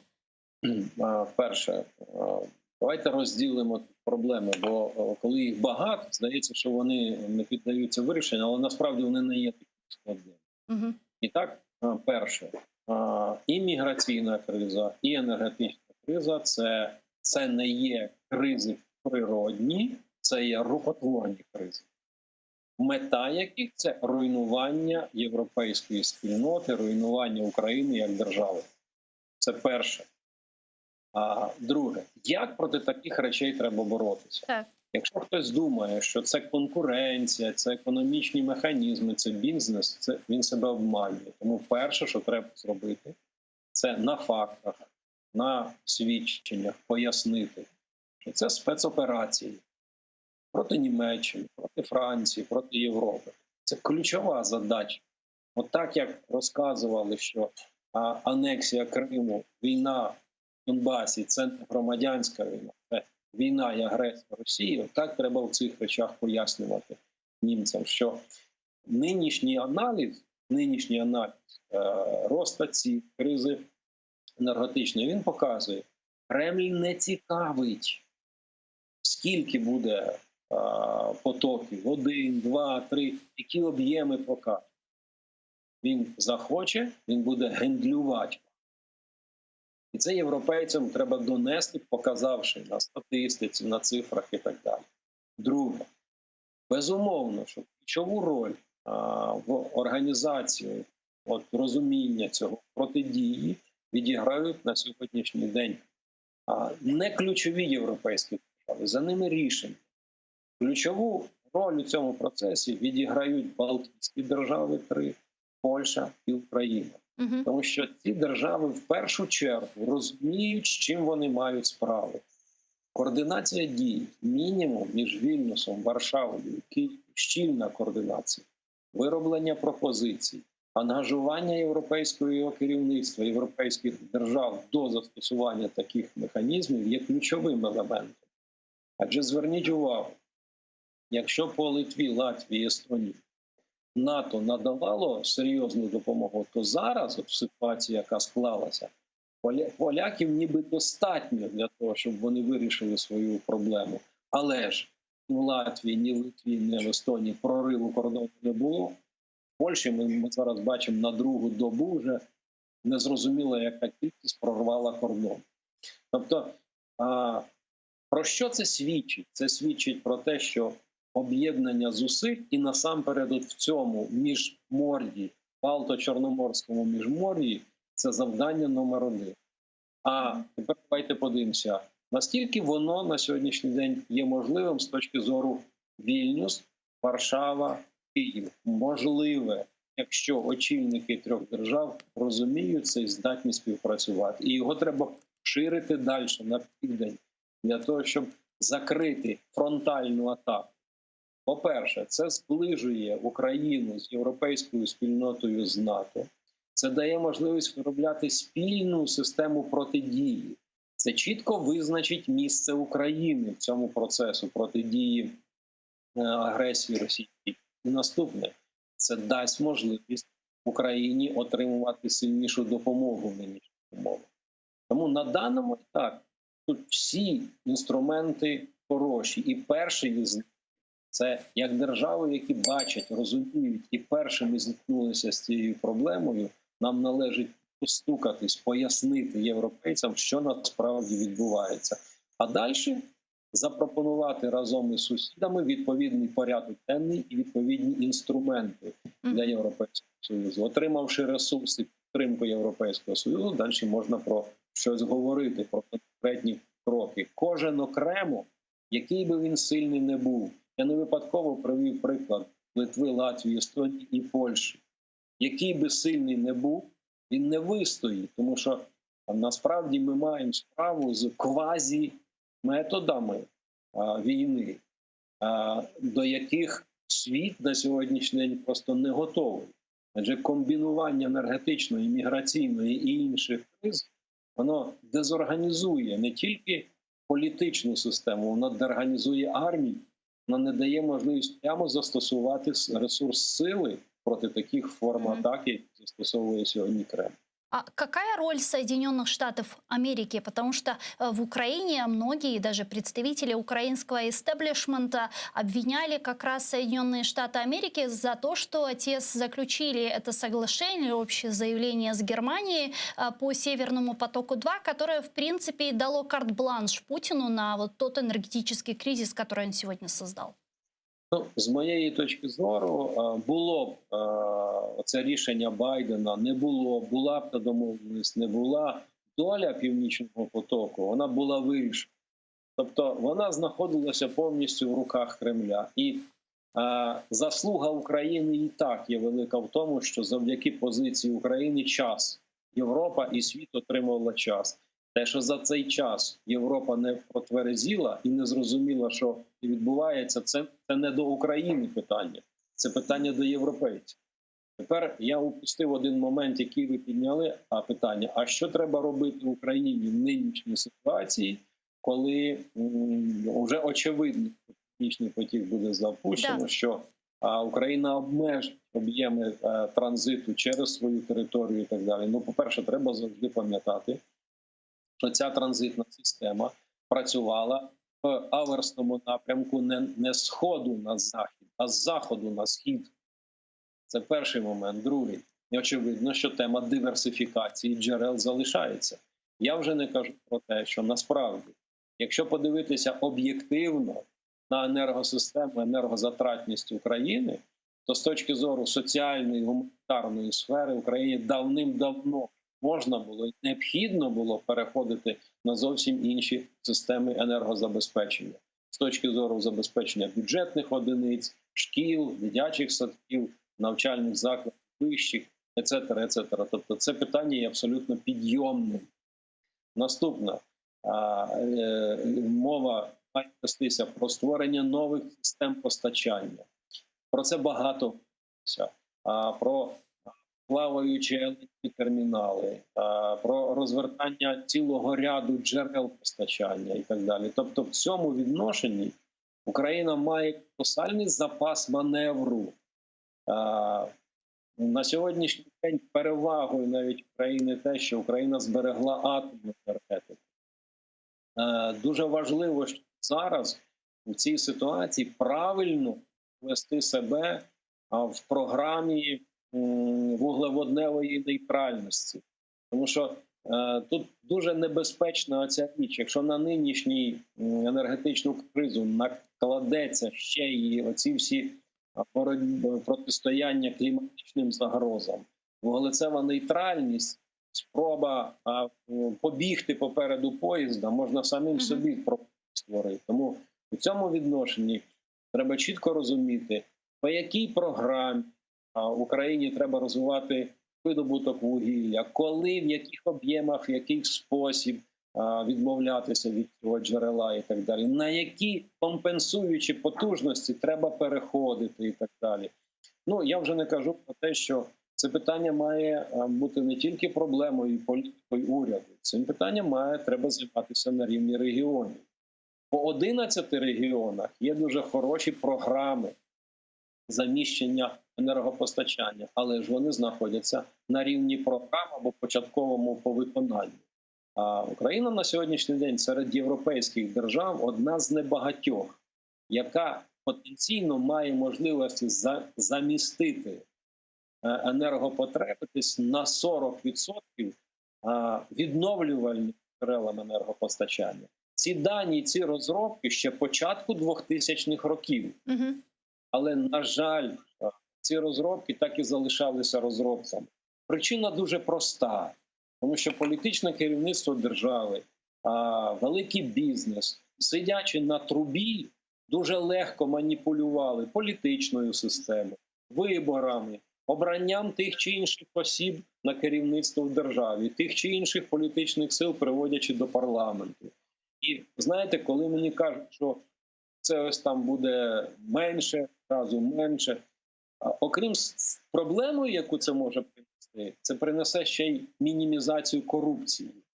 Тому що у нас так, як або російський газ, який як наркотик заводить корупцію в систему організації влади української, або білоруські світлі паливно-мастильні матеріали.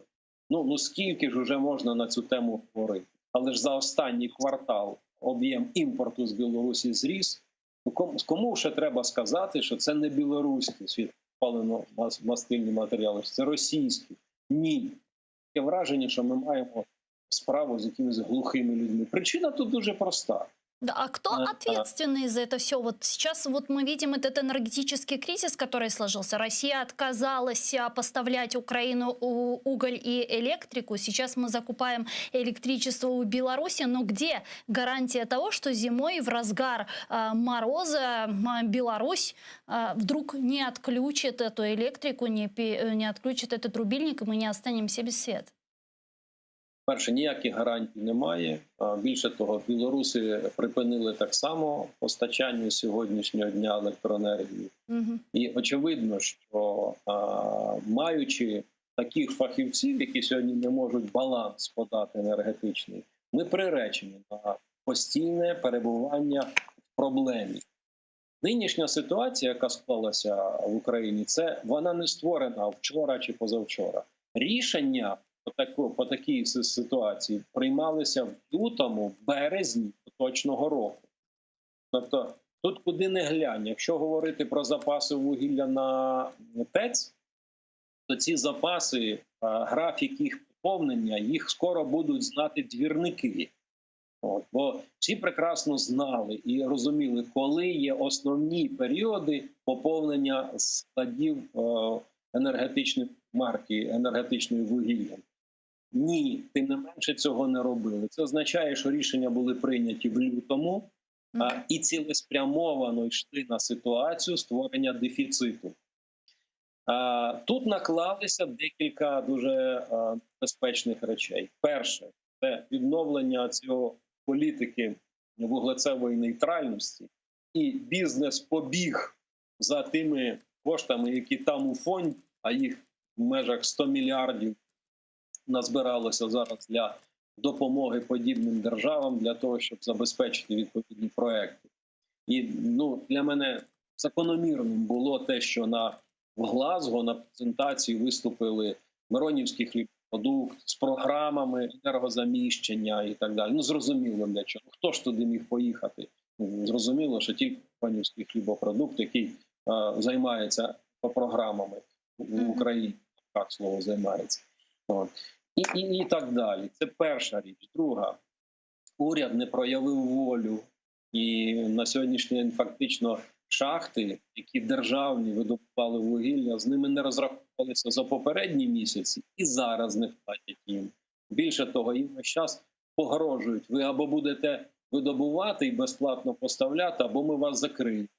Більше того, називаються терміни, коли будуть затоплені. Я вже не кажу про те, що директорам, керівникам шахт об'єднані, безпосередньо шахт, вказали написати заяви без звільнення, без встановлення дат і так далі. Тобто, тут відчувається, що проводиться відповідна політика. А якщо брати по рішеннях Міністерства енергетики, на сьогоднішній день Енергоатом фактично відсторонений від розв'язання цієї проблеми. Тобто, одна із основних генеруючих компаній України, яка на собі тягне величезне навантаження, її фактично усунули від участі в цьому процесі і всіляко дискримінують на енергоринку України. Я вже не кажу про те, що ринку як такого існує, що є секретом Полішинеля і задачею елементарною, яку ним давно треба було вирішити. Оце меню, його можна до безкінечності говорити про нього, і його необхідно реалізовувати. В іншому випадку убезпечити себе від подібних ситуацій неможливо. Бо створюючи однофрагментарну залежність від Росії чи від Білорусі по чомусь, ми просто впадаємо в постійні кризи.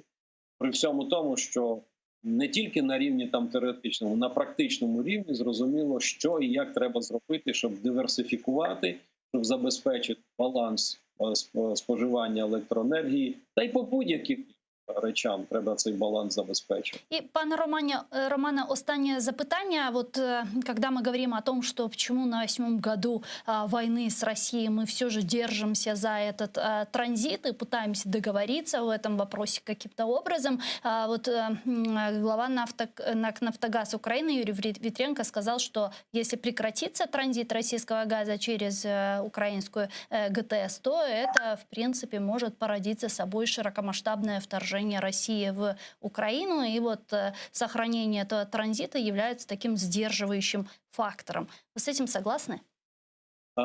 Перше, Росія поставила мету знищити Україну як державу. І в даному випадку це треба розуміти, що цю задачу Росія буде всяким способом реалізовувати. Наша задача – захистити себе. З транзитом, без транзиту і так далі. Можна багато говорити на цю тему. Повністю транзит не може бути припинений, тому що 600 мільярдів кубів, які потребляє Європа, буде зростати необхідність збільшити поставки до Європи, ніяк не можливість припинити постачання. Тому постачання буде. Яким це інша справа? І як ми будемо працювати з європейцями, це теж інша справа. Я зараз в бік відсовую це питання іншої дискусії. Тепер, виходячи з того, що ця екзистенційна загроза існує, вона повинна враховуватися в усіх складових, в тому числі в питаннях енергобезпеки, в тому числі в питаннях забезпечення України вуглеводнями і аж до забезпечення України продовольством. Тому що загроза залишається. І які фрагменти дають можливість розв'язати цю пряму війну Путіну, таких фрагментів, таких причин повинно бути як можна більше. І ключова із них – це армія. Перше, що розраховує будь-який противник, коли йде війною, це ймовірні втрати. Це перший пункт номер 1. Не треба розуміти, що ці ймовірні втрати повинна забезпечувати ворогу українська армія. Тому перше, треба дбати про армію, про оборонно-промисловий комплекс. і під нього підлаштовувати економіку, під нього відбудовувати соціально-гуманітарну сферу, під нього вибудовувати свою зовнішню економічну діяльність і зовнішню політику. Ну і найважливіше, це під це треба вибудовувати систему стосунків з різними соціальними групами, в тому числі і з тим, що іменується олігархами. Ви чітко розумієте, що маючи таку проблему, закрити всі ці питання, про які ми говоримо, неможливо.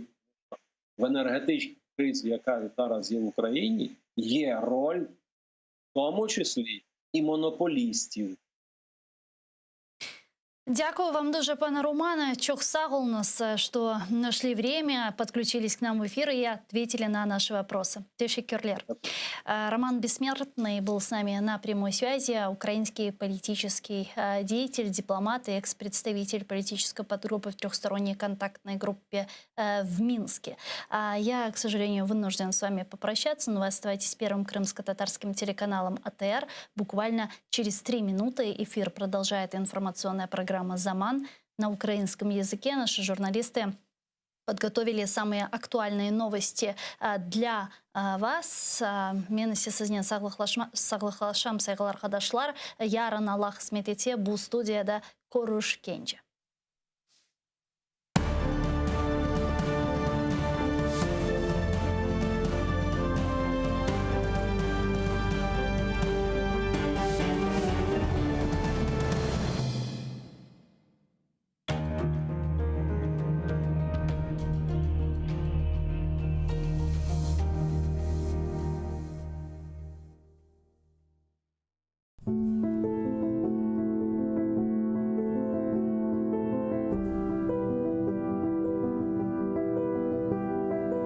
Людей теряют только раз, и след теряя не находят.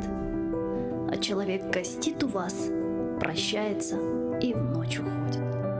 А если он уходит днем, он все равно от вас уходит. Давай сейчас его вернем, пока он площадь переходит. Немедленно его вернем, поговорим и стол накроем. Весь дом вверх дном перевернем, праздник для него устроим.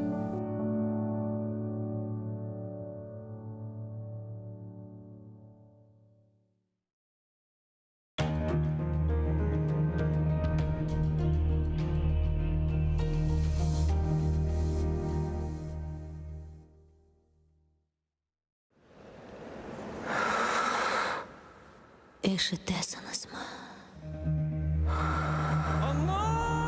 Мен ақтауны тынызма.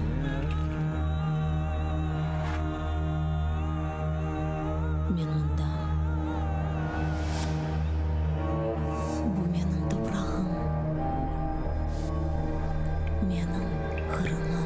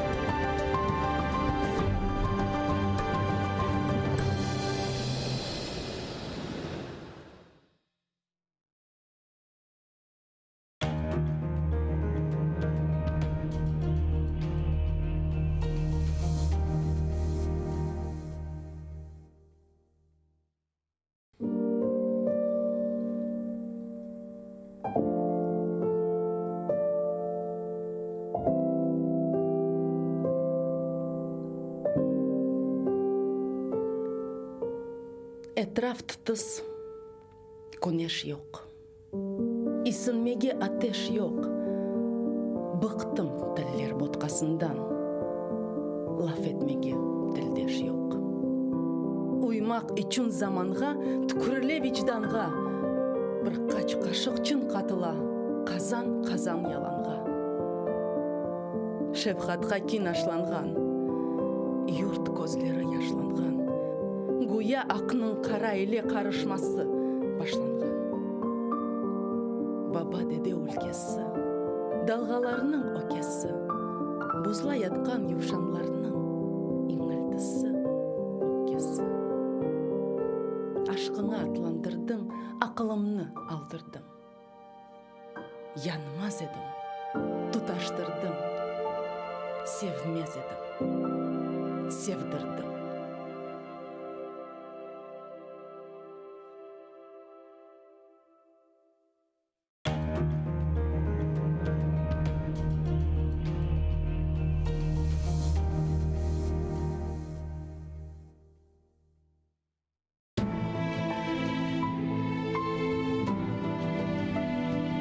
Меня зовут Нияра. Моя семья вынуждена была покинуть Крым. Это было утро после дня рождения моего двоюродного брата. После этого мы с ним больше не виделись. Я хочу знать, когда я еще смогу поиграть со своими братьями и сестрами.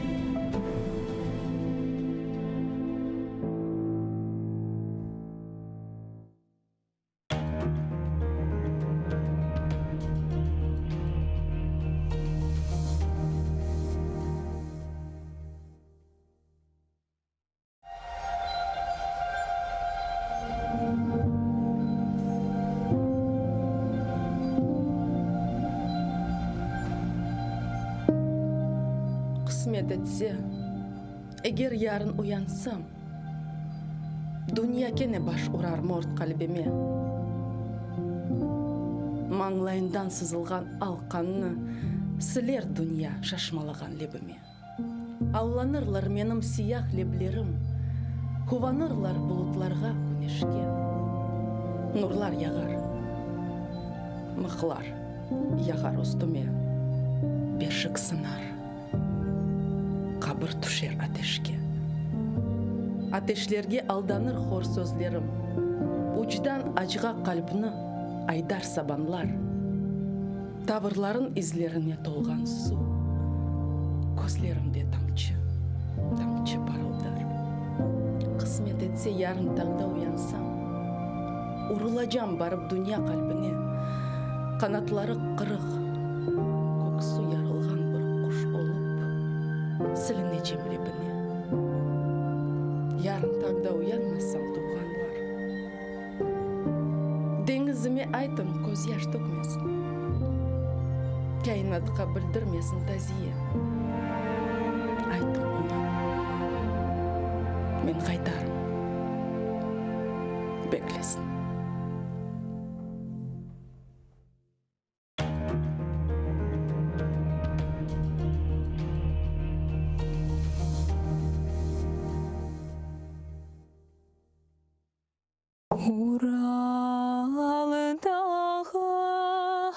Уралдағы yoxdur da ep yağı. Uralдағы yoxdur da ep yağı. Şuxarımdan taş toprağı, yüreğim yağı.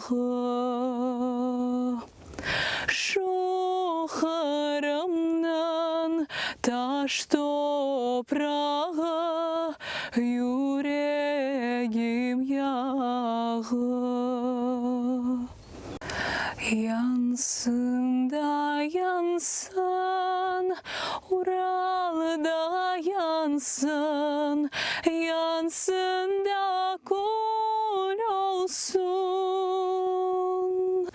Yansın da yansın, Ural'da yansın, yansın da kul olsun. Bıznaharımdan çıkargana, gözlerim kör olsun. olsun. Baznaharımdan çıkargana gözlerim kör olsun. Huvanım anas sas yavrular Tatar'nın malına.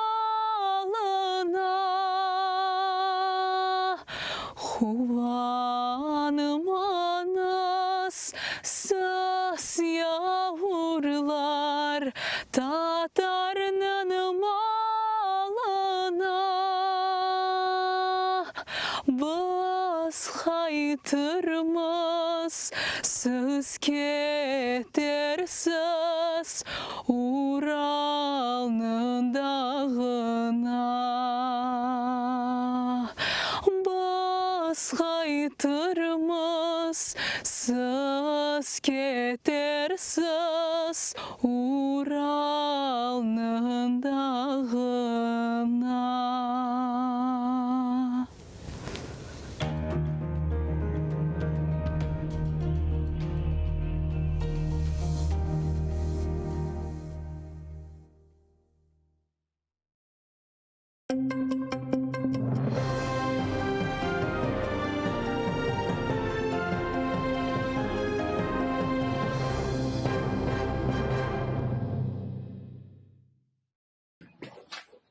Украинаға қайынлы кетті, ама ешғалжылер тарафынан яқаланған. Ялтада Семейск қасабасынан сабық елбашысы Юрий Ломенко тұтылды. Оқырам ишғал етілген сон Ялта шер шурасының депутаты oldu. Ишғалжылер есе оны девлет қайынлігінде қабатлады. ФСБ версиясына көре Ломенко 2017-18 сенелері Украина мақсус қызметлері үшін Русияның девлет сырларını топлаған. О вақыт Ломенко Санкидерсін Қырым Украинлері адлы жемаат тешкілятыны тесіс етіп, оның елбашысы oldu. Октябрь айында бұл бірлешменің фаалиетіні тоқтатып қапатқан. Ялта шер махкемесі Ломенканы 2 айға апске алды. Қырым ишғалінден evvel Юрий Ломенко Семейск қасаба шурасынан кәтібі еді. Семейск мэрі Александр Костенко өлдірілген сон 2013 сенесі февраль айында Ломенко партия регионы фырқасының депутаты оларақ қасабаның яңа елбашысы оларақ сайланған еді. 2019 сенесі Юрий Ломенко Единая Россия фырқасындан Ялта шер шурасының депутаты oldu.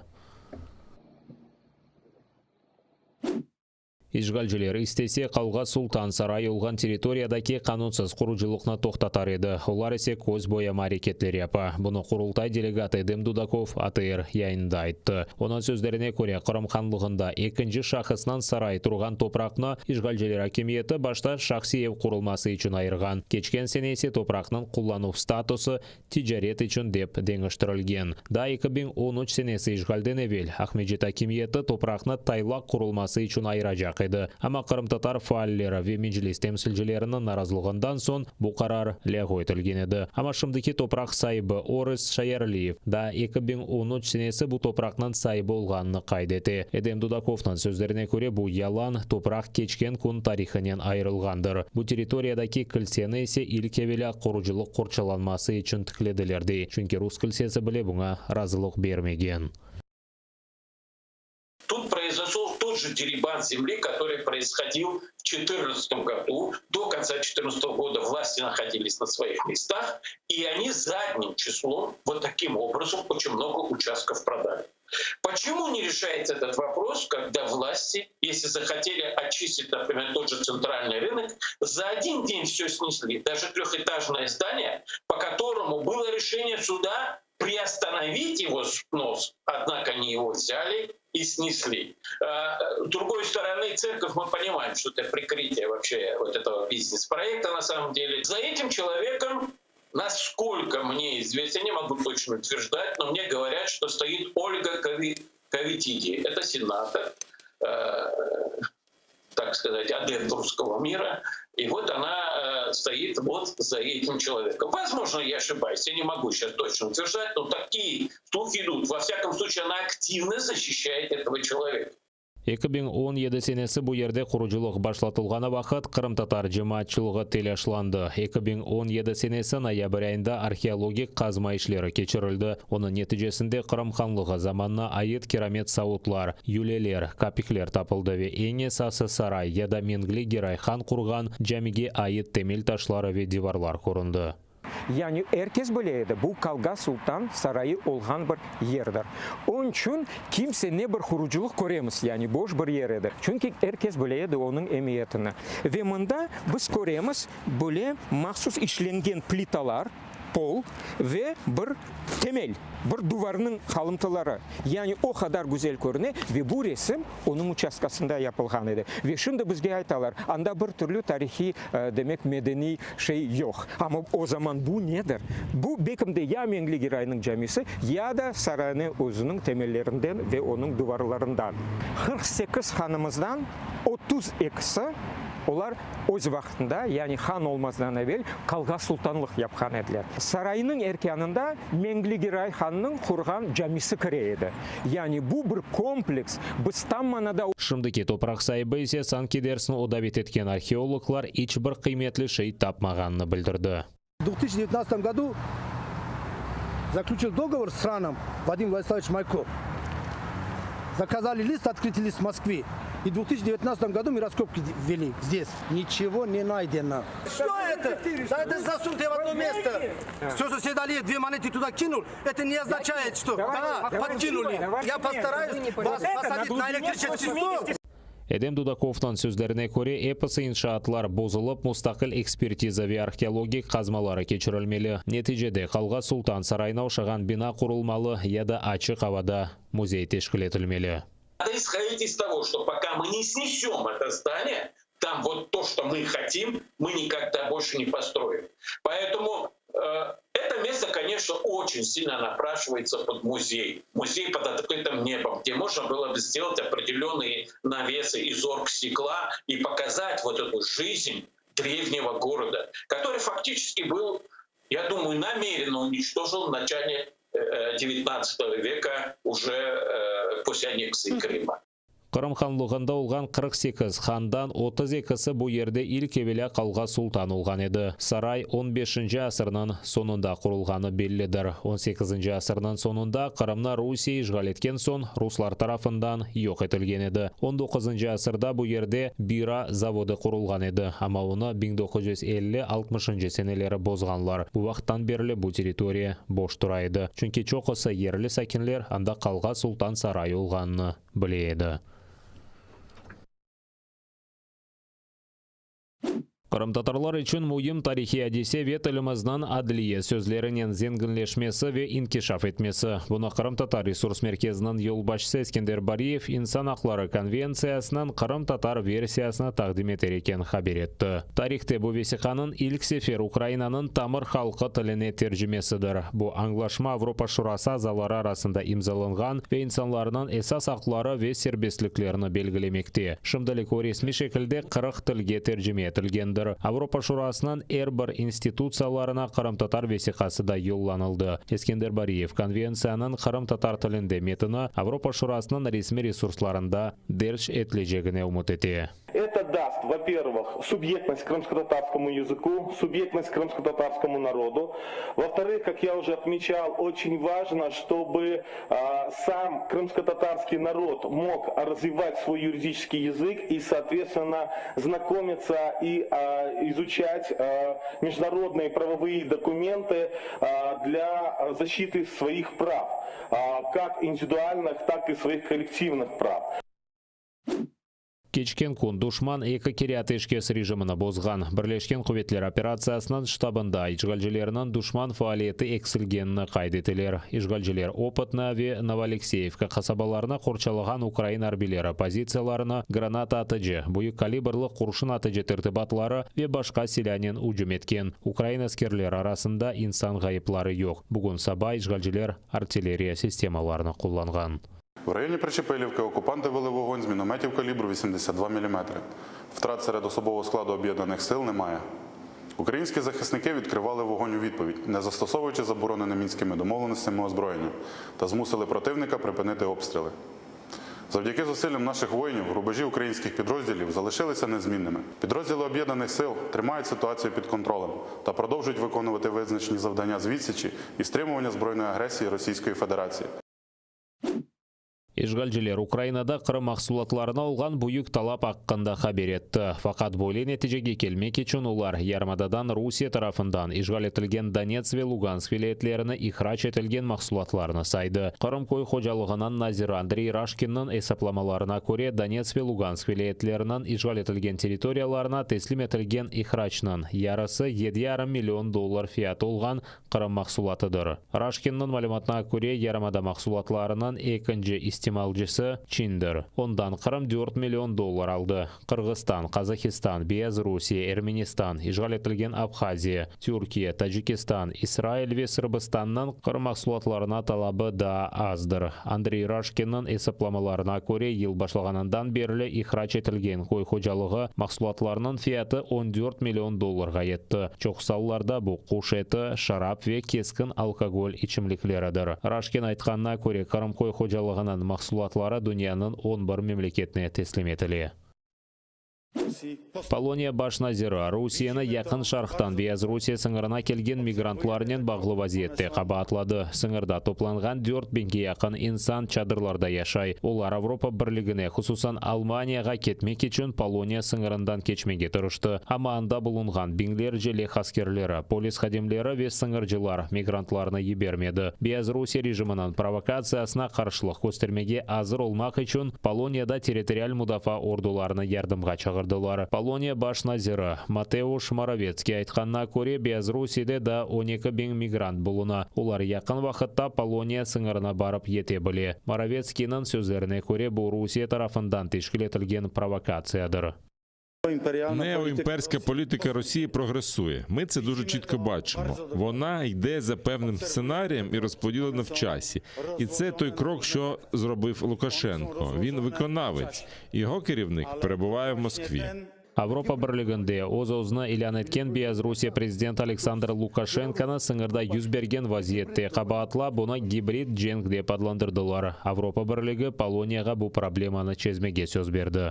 Ми відкрили дискусію щодо фінансування фізичної прикордонної інфраструктури. Це питання має бути вирішено швидко, бо кордони Польщі та Балтії є кордонами ЄС. Один за всіх та всі за одного. Чому ми вважаємо, що санкції кусаються? Тому що режим Лукашенка починає поводитися як гангстерський режим. Санкції завдають їм болю, і вони не знають, що робити, та намагаються підірвати Європейський Союз запуском гібридної атаки проти однієї з країн-членів ЄС. Так, ми вважаємо, що санкції працюють, і ще більше санкцій вже на підході. Айны вақытта Литвания өз тарихында ilk сефер Беларусия сыңырында бір айға февкуледе вазиет режимini илян етті. Бұл режим сүргені вақыт нақриятынан әрекеті сыңырланacak. Литвания гражданларынан ғайры ичкімсе мемлекет сыңырындан кечмейджек. Полонияда мигрантларнен бағлы вазиет себебінден Беларусия сыңырына бұтынлей қапата білелер. Бұны Полония үкіметінің спикері Петр Мюллер білдірді. В подальших сценаріях такий варіант береться до уваги. Ми надіслали владі Білорусі інформацію про те, що така загроза існує, якщо влада Білорусі не припинить свою поведінку. Петр Мюллер Полония акимиеті мигрантларны Беларусияге ташыған учақ шirketlеріне қаршы санкцияларны кірсетмеге ве Европа бірлігінің мемлекетлері арасында учышларны ясақламаға талап етежегіні илян етті. Шу сырада Алмания канцлер Ангела Меркель Путинге телефон етіп, Русия президентіні Беларусияның қанунсыз әрекетлеріні тоқтатмаға рича етті.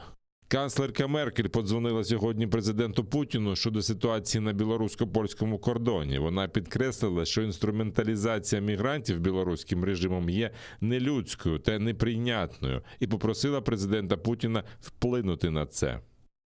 Алманияда Беларусия сыңырындаки мигрантларнен бағлы проблемаларынан чезулівінде Украина ярдым жолмасын істейлер. Социал-демократик фырқа темсілжесі олған тыш ішлері меселелері бойынша эксперт Нильс Шмидт мигрантлар үшін Полонияға кірішні ачып, оларны Авропа бірлігінден тыш мемлекетке чықарып, олар сығанақ алмақ процедурасындан кечмелі деп білдірді.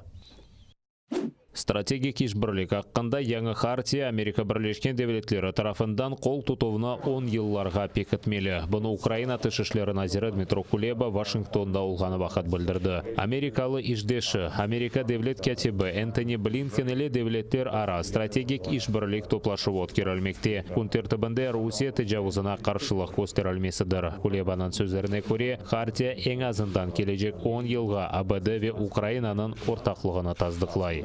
Принципово важливо було зафіксувати в частині якраз протидії російській агресії. Тобто це вже буде говорить про, коли ви побачите цей текст і цю частину присвячену російській агресії, ось ця хартія, вона зацементує американську політику на роки вперед і повністю зніме будь-які занепокоєння або підстави говорити про зраду. Тому що підтримка Сполучених Штатів залишиться абсолютно непорушною. Хартия екі девлетнің девлет аппаратларыны АБД ве Украинанын менфаатлары қорчаланмасында чалыштырмалы. Комиссия отырышындан ғайры Украина эйеті Пентагон, АБДның Милли Қапсызлық Шурасы ве экспертлерінен көрішмелі. Назир Кулебаның сөздеріне көре, Украина сыңырлары янында Русия арбилерінің сайысы арттырылмасы меселеде бір фікірделер. У нас зі Сполученими Штатами повне взаєморозуміння в питанні безпекових оцінок. Вздовж українського кордону, на Донбасі, в Криму, в Білорусі. Це все сформовані точки напруження. І вони в будь-який момент можуть бути активовані. Наша задача – робити все для того, щоб вони не були активовані. А якщо це, не дай Бог, ставитися, то задача дипломатів буде максимально мобілізувати підтримку світу. Украина ве АБД арасында девлетлер ара стратегик комиссиясы да 2008 сенесі тешкіл етілген еді. Бұда эми диалог, умуми көрушевлер ве бір бақышлар олмасына ел бере. Президент Дональд Трамп олған сон бұл тешебус ұнытылған еді. Президент Владимир Зеленский сентябрь айында Вашингтонға барғаны вақыт бұл комиссия ішіні ғайрыдан башлатмасы аққанда аңлашты.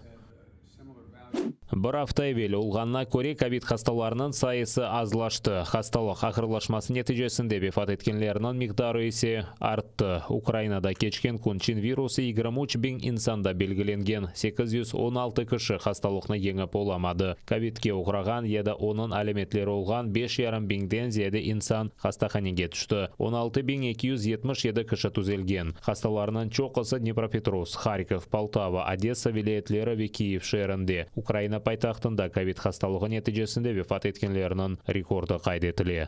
Мені щодня телефонують десятки людей.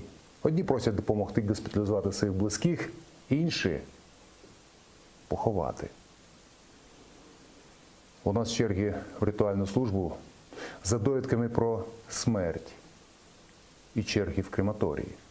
У нас черги в швидких приймальних відділеннях лікарень. Хтось не вірить у це і говорить усілякі дурниці, то підіть, будь ласка, подивіться, поговоріть, будь ласка, з лікарями та родичами хворих. Украина сағлық назиры инсанларына сақ қалмақ үшін дерал ашыланмаға чағырды. Чүнки ковидке қаршы ашы дельта штам себебінден вефат ету телюкесіні 11 кереге ексілте. Це результати дослідження Американського центру з контролю та профілактики хвороб. Ряд європейських країн вже підтверджують це дослідження на практиці. Наприклад, Велика Британія, Німеччина, Бельгія із більш ніж 65 повністю вакцинованого населення зараз демонструють у 8-14 разів меншу летальність, ніж під час весняної хвилі, яка була в цих країнах. Сьогодні в Україні також 91-92% пацієнтів в лікарнях невакциновані особи. Якби в Україні був рівень вакцинації хоча б на середньоєвропейському, ми б мали на третину менше смертей щодня. Да навіть попри це, в Україні вакцинація врятувала вже 6 тисяч життів. Назир, ковидке қаршы вакцинаның бірінші дозасыны яптырғанларына екінші дозасыны вақтында алмаға чағырды. Ті, хто пропустив дату введення другої дози, отримайте її якнайшвидше. Дозвольте вакцині працювати на ваше здоров'я. Рекомендований інтервал, який бажано зробити друге щеплення, становить для вакцини CoronaVac 14-28 днів, Pfizer 21-28 днів, Moderna 28 днів, AstraZeneca 4-12 тижнів. Шымдылык саглык назирлигинин маалыматына көрө Украинада чешит вакциналарынын 10 миллион 300 000 дозасы бар. Бу жумледен Модерна вакцинасынын 3 миллион дозасы, AstraZeneca вакцинасынын 800 000 дозасы, Коронавак вакцинасынын 4,5 миллион дозасы ve Pfizer вакцинасынын 2 миллион дозасы бардыр.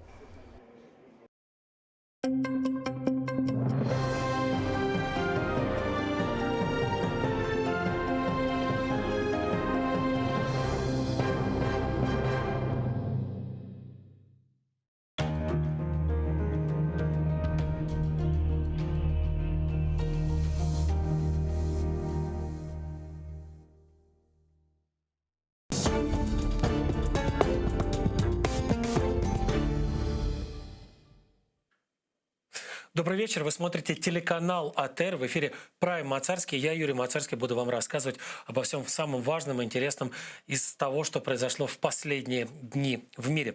Начну я сегодня с Сирии, потому что, собственно говоря, там много всего происходит, и мы давненько в эту часть света не заглядывали.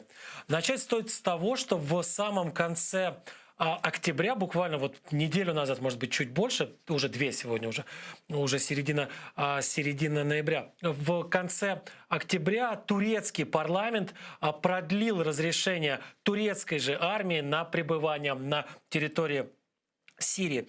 Еще с 2013 года сирийские военные там присутствуют. Изначально они туда отправлялись для того, чтобы воевать против ИГИЛ, ну и после того, как официально уже победа над ИГИЛ была объявлена, эти силы там остались.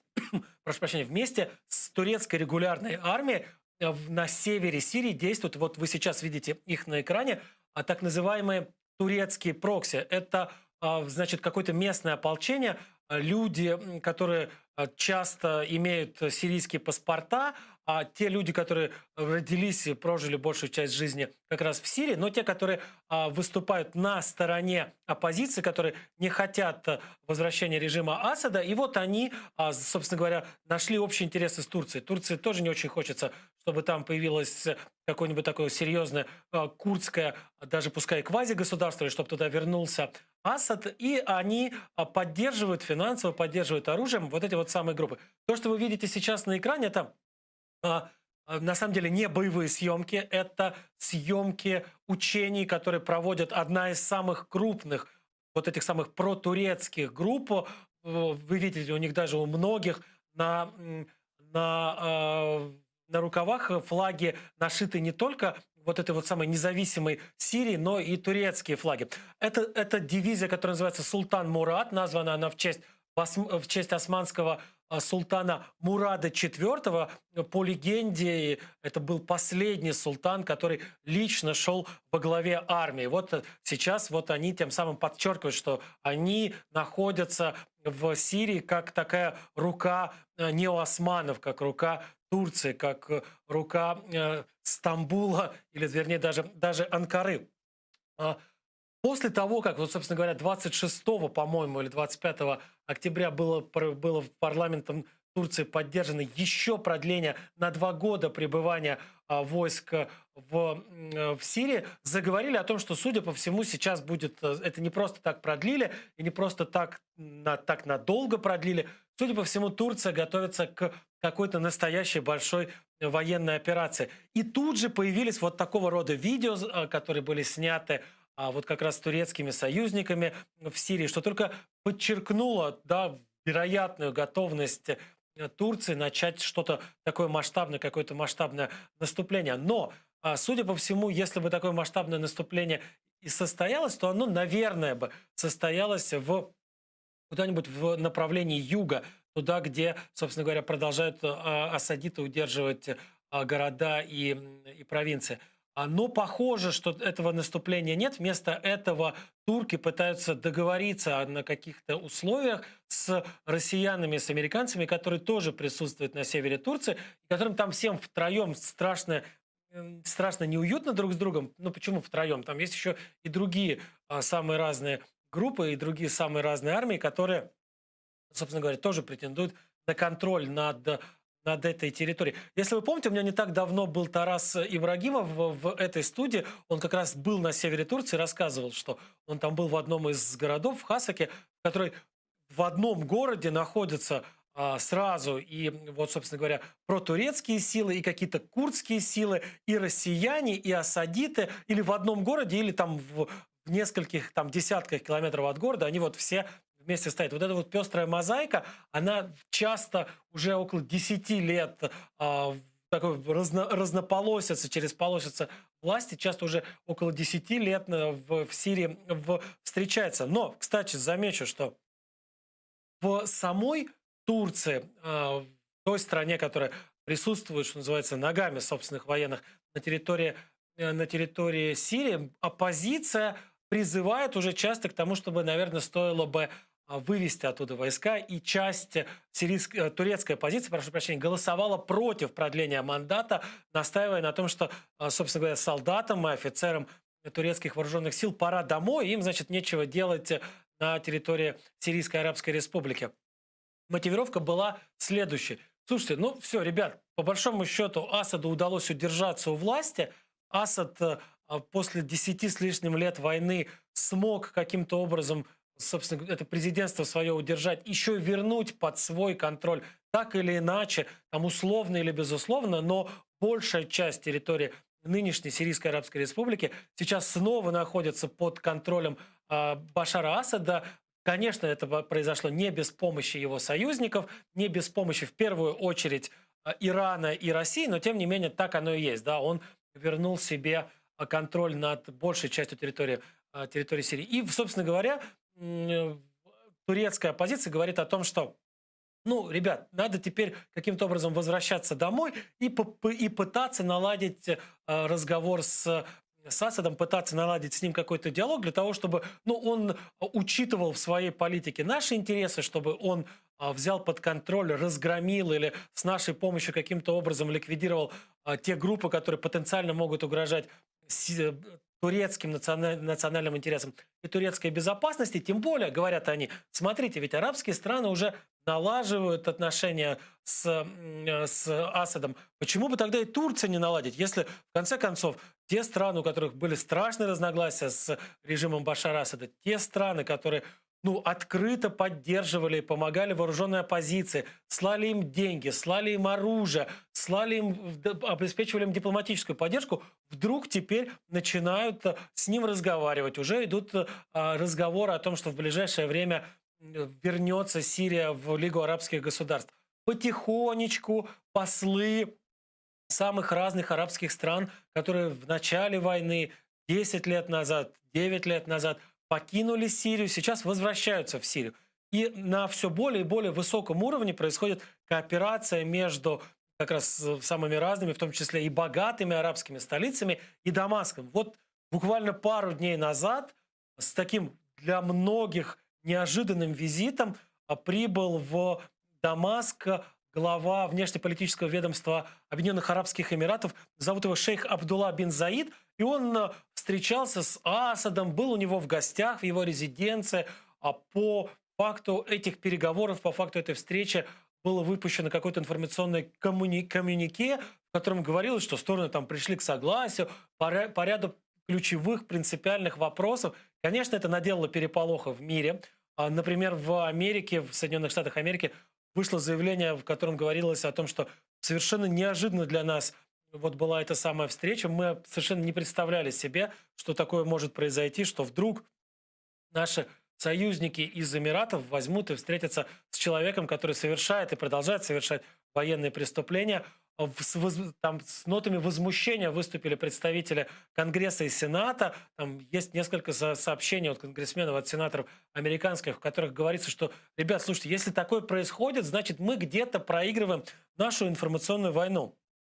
Если наши союзники теперь приезжают к Асаду и позволяют себе общаться с ним, делать какие-то совместные заявления, фотографироваться с ним, значит, наверное, мы не смогли донести до этих людей информацию о том, что военные преступления продолжают совершаться, что до демократии, настоящей демократии еще очень далеко, что люди подвергаются преследованиям, что никуда не пропали концлагеря, что никуда не пропали пытки несогласных, преследования людей по этническому признаку или по политическим самым разным признакам. Давайте откроем глаза нашим нашим союзникам, пусть они перестанут общаться, собственно говоря, с этим самым Башаром Асадом. Кстати, Реджеп Таyyip Эрдоган, президент Турецкой Республики, он как раз скорее здесь на стороне американских вот этих вот условных ястребов. Он пока, по крайней мере, не демонстрирует никакой готовности идти на налаживание отношений с Дамаском, и вот скорее будет поддерживать свою армию в Сирии и своих сирийских союзников, самых разных. Вот те ребята, которых я вам показывал из дивизии Султан Мурат, это вот туркоманы или туркмены сирийские, они как раз, это тюркский народ, их достаточно много изначально было в Сирии жило. У них, кстати, их язык, я просто сам помню, что столкнулся с этим на севере Турции. Ты вдруг натыкаешься, идешь по городу и натыкаешься на то, что в городе ты не видишь вообще ни одной надписи по-арабски. Казалось бы, да, Сирийская Арабская Республика, но все надписи в каком-нибудь небольшом городке недалеко от турецкой границы сделаны по-турецки. И, конечно, очень часто и какая-то лояльность этих людей, их представление куда ближе было к Турции, чем к Асаду, который всячески подчеркивал, что, значит, какие-нибудь нацменьшинства — это не настоящие нацменьшинства, они не имеют отношения к Сирии, что они какие-нибудь там беженцы или они оккупанты, пришедшие из других государств. Ну и понятно, что в такой ситуации добиться лояльности тех же туркоманов или вот туркменов, как их еще называют, было очень сложно, и, собственно, такой задачи не стояло. Стояла задача у Асада до начала войны, наоборот, максимально выдавить их, максимально каким-то образом ограничить в правах. И вот какое-то такое послабление, какое-то потепление в отношениях к национальным меньшинствам наметилось только тогда, когда Асаду понадобились вот буквально боевые руки, пушечное мясо. Тогда и представители национальных меньшинств начали и паспорта раздавать, и вообще за людей их считать. Но вот судя по этой картинке, судя по тем видео, где огромное количество бойцов, хорошо вооруженных, экипированных, ходят вовсе не с флагами асадовской Сирии на плечах, а с флагами турецкими, с флагами сирийской оппозиции, не так уж, собственно говоря, Асаду и удалось. Не так, что у него и получилось, собственно говоря, вернуть лояльность или получить лояльность этих самых людей. Замечу, кстати, что когда мы говорим о том, что война в Сирии, что вот она 11 лет или там больше 10 лет длится, нужно понимать, что она правда еще длится, она не закончена. Несмотря на то, что вот эта вот сирийская какая-то тема в основном ушла из фокуса внимания крупных международных медиа, это не потому, что война закончилась, это потому, что очень сложно медиа действительно долгое время держать в фокусе внимания одну историю. Как бы это цинично ни звучало, но зритель, слушатель, читатель пресыщается одной темой, ищет что-то другое. Война продолжается вместе с продолжающимися боями, продолжается гибель людей, продолжают появляться все новые и новые раненые. И продолжают появляться все новые и новые беженцы. И вот сейчас переходим к беженцам, которые вот буквально прямо сейчас находятся на границе между Белоруссией и соседними с Белоруссией Польшей и Литвой. В Польше из-за наплыва этих самых беженцев, из-за наплыва людей, которые пытаются через территорию Польши прорваться в Германию и в другие более развитые страны Евросоюза, собираются повторно вводить режим чрезвычайного положения. Он уже когда-то действовал в самом начале этого миграционного кризиса. Сейчас собираются вновь его вводить. Сейчас на границе с Белоруссией находится 15 тысяч или около того военных польских, которые строят там заграждения. Тем временем все новые и новые беженцы продолжают прибывать в Беларуси, отправляться поближе к границе со странами Евросоюза. Как они попадают в Беларусь? Откуда они берутся в Беларуси? Есть целые схемы, в которых задействованы какие-то туристические агентства, которые действуют прежде всего на севере Ирака, в Сирии и в некоторых других государствах, где есть большое количество беженцев из арабских стран. В первую очередь это Турция и те же самые, о которых я сейчас говорил, Объединенные Арабские Эмираты. Там этим людям предлагают, вот этих людей к беженцам приходят какие-нибудь агенты или размещают рекламу эти агенты, в которой обещается в этой рекламе быстрая и удобная переправка в Евросоюз. Это стоит достаточно больших денег. от $3000 до 10, даже больше берут с каждого человека, который отправляется в Турцию, прошу прощения, из Турции, из Эмиратов, из Сирии или Ирака, берут от 3 до 10 тысяч долларов для того, чтобы в обмен на обещание отправить в Евросоюз. Их переправляют рейсами регулярными. Какое-то бесчисленное количество рейсов сейчас регулярных связывает Минск, например, с иракским Эрбилем или с Дамаском в Сирии. Чуть ли не каждый день летают эти самолеты. Плюс ко всему есть самолеты вот из других стран, на которых тоже прилетают эти беженцы. В итоге скапливаются тысячи человек, которые потом, естественно, никакой легальной переправки в Евросоюз нет, никаких способов, значит, их отправить туда легально нет. Их просто отправляют, этих людей, автобусами везут, иногда до каких-нибудь там автобусных станций довозят, а дальше они пешком идут в сторону границы со странами Евросоюза. Судя по всему, в этих же автобусах им дают какие-то вот кусачки, щипцы, резаки для того, чтобы преодолевать заграждения, которые выстроены на границе с Евросоюзом. Кроме того, белорусские пограничники не выпускают этих людей назад. Вот буквально не выпускают этих людей назад. То есть европейцы их не пускают к себе, а белорусские пограничники не дают им вернуться назад, не дают им добраться до каких-нибудь городов или там сел Беларуси. И эти люди буквально оказались вот на ничейной земле, да, вот между территорией Беларуси и территорией Польши или территорией Литвы. И ни туда, ни сюда им нельзя, они никуда уже попасть не могут. С какой целью Лукашенко, и, судя по всему, стоящий за Лукашенко Путин, устраивает это издевательство над тысячами живых людей, среди которых есть женщины, среди которых есть несовершеннолетние, среди которых есть младенцы совсем, среди которых есть старики и часто тяжело больные люди, которые вот сейчас в ноябре, тогда, когда ночью, прошу прощения, температура опускается уже ниже нуля, вынуждены где-то там в чистом поле, что называется, или в лесополосе находиться. Ну, для Лукашенко и для Путина это вообще отличный способ продемонстрировать, какой на самом деле плохой и коварный Евросоюз. И они этим занимаются. И Лукашенко, и всякие путинские прихлебатели из путинского телевизора очень любят рассказывать о том, что вот смотрите, есть тут якобы такой прекрасный на словах и на бумаге восхитительный Евросоюз, у которого там главная ценность – это человеческая свобода и человеческая жизнь. Принцип этого Евросоюза как раз строится на защите, вокруг защиты человеческой свободы, человеческой жизни, человеческого здоровья. И вот посмотрите, как наплевательски относится этот самый Евросоюз к задекларированным им же ценностям и принципам. Они дают спокойно этим людям умирать, они дают этим людям замерзать, дают этим людям неделями жить где-то там в лесополосе, непонятно как, выживая, непонятно за счет чего, перебиваясь все это время. То есть, по большому счету, это действительно вот такой рукотворный кризис. Почему он рукотворный? Потому что если бы не было вот этих вот агентов, которые ищут людей, ищут тех людей, которым нужна помощь, нужно спасение. А эти люди действительно, им нужна помощь. Эти беженцы, это не, то есть они, любой беженец, это в первую очередь человек. Причем это тот человек, который там вынужденно был покинуть свой дом. Мало кто просто так поедет из своего дома, если у него дома более-менее сыто, более-менее все в порядке. Понятно, что если люди бросают дом, бросают устоявшийся быт, часто бросают семьи, это потому что там действительно невозможно находиться.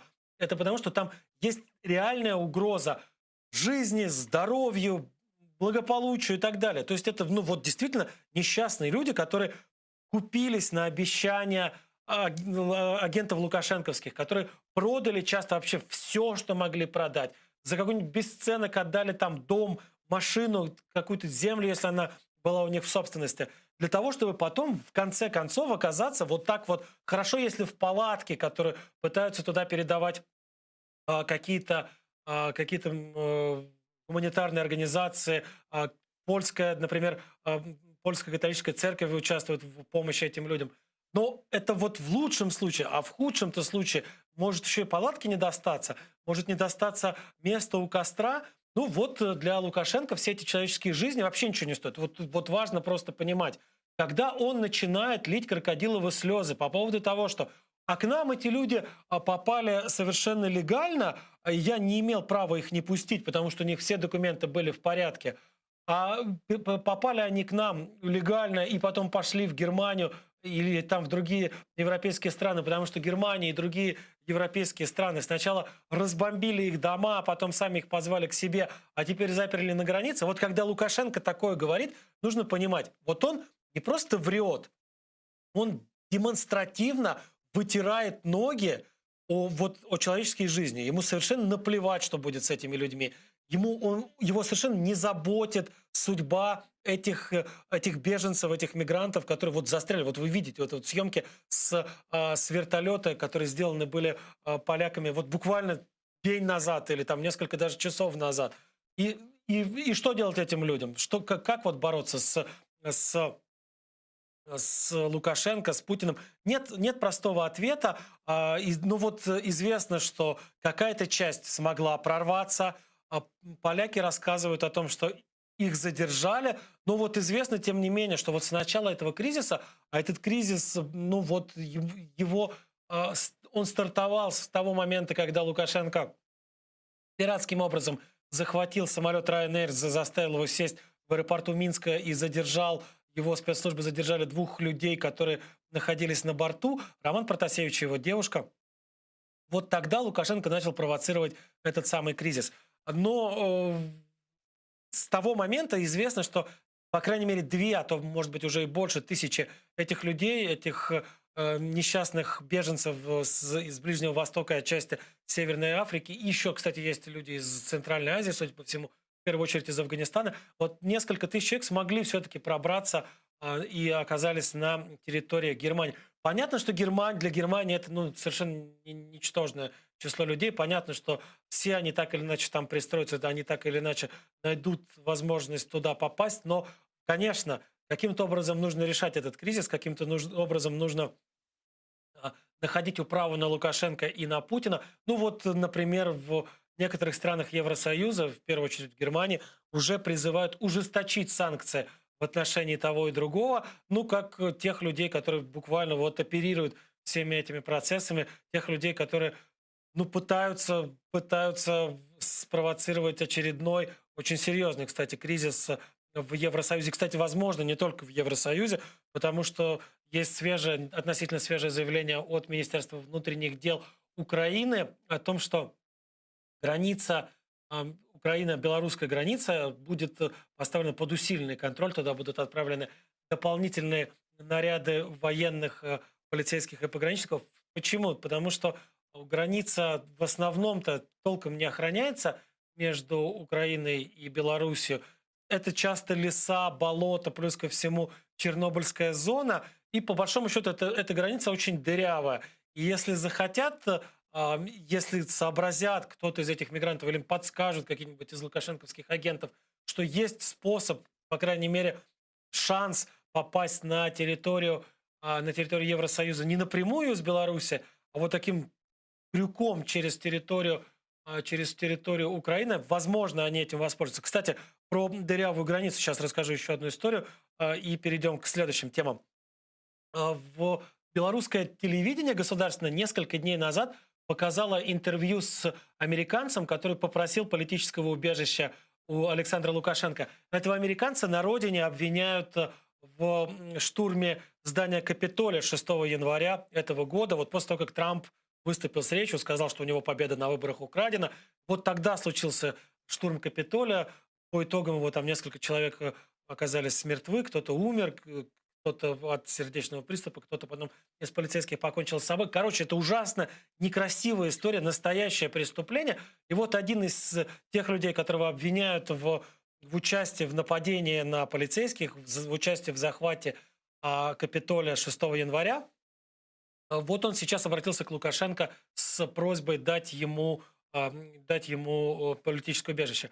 Вы спросите меня, как же, собственно, при чем здесь вот дырявая граница? А потому что у него было очень непростое путешествие, как он сам рассказал в интервью белорусским пропагандистам. Он по совету адвокатов улетел из Штатов в Европу, какое-то время находился в Германии, потом из Германии перебрался в Польшу, из Польши приехал в Украину и несколько месяцев жил в Житомире. Этот человек, как он утверждает, несколько месяцев жил в Житомире, но испугался. Ему показалось, что за ним следят агенты СБУ, и зная, что у Украины есть договор об экстрадиции с Соединенными Штатами Америки, то есть договор об экстрадиции – это договор, который обязывает Украину отдавать американских граждан, осужденных в Америке, и, соответственно, наоборот. И так вот, зная, что есть такой договор об экстрадиции, этот самый американец решил тайно пробраться в Беларусь. Вот он, как он рассказывал этим пропагандистам белорусским, он шел через эту вот Полесье, сначала украинское, потом белорусское, отбивался от каких-то змей, от диких кабанов, трясина, болото, но вот смог выйти, в конце концов, на белорусской территории. Сейчас пребывает в городе Бресте, и оттуда просят о предоставлении ему политического убежища. История, конечно, абсолютно фантастическая, история почти неправдоподобная, но чего только в жизни не бывает. И вот следующий сюжет – это как раз о том, чего только в жизни не бывает. В огромный скандал влип представитель Вьетнама на недавнем саммите, экологическом, климатическом саммите в Глазго. Этого человека зовут То Лам. Он является министром внутренней безопасности Вьетнама. Вот он представлял свою родину на этом самом климатическом саммите. Представлял он свою родину в качестве, с одной стороны, министра внутренней безопасности, а с другой стороны, он такой неофициальный, вероятно, и долгое время рассматривался в качестве такого неофициального преемника нынешнего генсека коммунистической партии, соответственно, на посту руководителя этой самой коммунистической партии, а это высший пост в стране. Там есть президент, есть глава правительства, но это номинальные должности.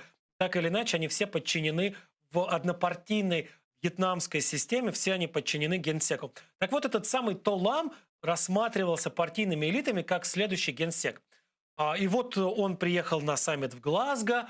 После этого саммита в Глазго он отправился в Лондон. В Лондоне он, как настоящий такой коммунист, пошел и возложил цветы на могилу Карла Маркса, который похоронен на одном из лондонских кладбищ. А вот после этого, прошу прощения, То Лам уже совсем как не настоящий коммунист, а скорее всего даже как настоящий капиталист, отправился в дорогущий ресторан, которым управляет и который принадлежит знаменитейшему турецкому шеф-повару, которого зовут Нусрет Гөкче. Это вот тот знаменитый парень, который в темных очках готовит страшно дорогую еду. И вот этот шеф-повар, смотрите, это то видео, как он кормит То Лама. Если вам показалось, что это золото на стейке, вам не показалось. Это действительно настоящее золото. Стейк завернут в золотую вот фольгу. Шеф-повар лично его нарезает, лично его вот так вот фирменным жестом посыпает солью, потом лично накалывает, сейчас вы это увидите, на вилку, и вот буквально с рук кормит вероятного будущего генерального секретаря Компартии Вьетнама. Правда, судя по всему, теперь планы назначить его генеральным секретарем будут пересмотрены. Тот доволен. Будут пересмотрены, и вот почему. Официальная зарплата министра правительства во Вьетнаме чуть больше $700. Вот чуть больше $700 официально получает министр, фактически любой министр в вьетнамском кабинете. Стоимость вот такого стейка, который вы видите на экране, вот этого самого золотого стейка, обернутого в лист настоящего золота, стоимость подбирается к $2000. То есть там без малого, без каких-нибудь там 40 или $50, это $2000 стоит кусок жареного мяса. То есть для того, чтобы позволить себе вот так вот, что называется, поужинать, заказав один лишь стейк, То Лам должен был откладывать, не тратя ни копейки, зарплату почти 3 месяца. Вот почти 3 месяца только для того, чтобы съесть один вот этот вот самый кусочек стейка. Но, что самое интересное, конечный счет вот за посиделки, потому что кроме То Лама там были еще представители вьетнамской делегации, конечный счет превысил $50 000. То есть там почти $51 000. Вот ребята посидели в ресторане знаменитого турецкого шеф-повара. Там, кстати, случилось большое количество скандалов, потому что изначально это видео появилось в соцсетях вот этого самого шеф-повара Гёкче.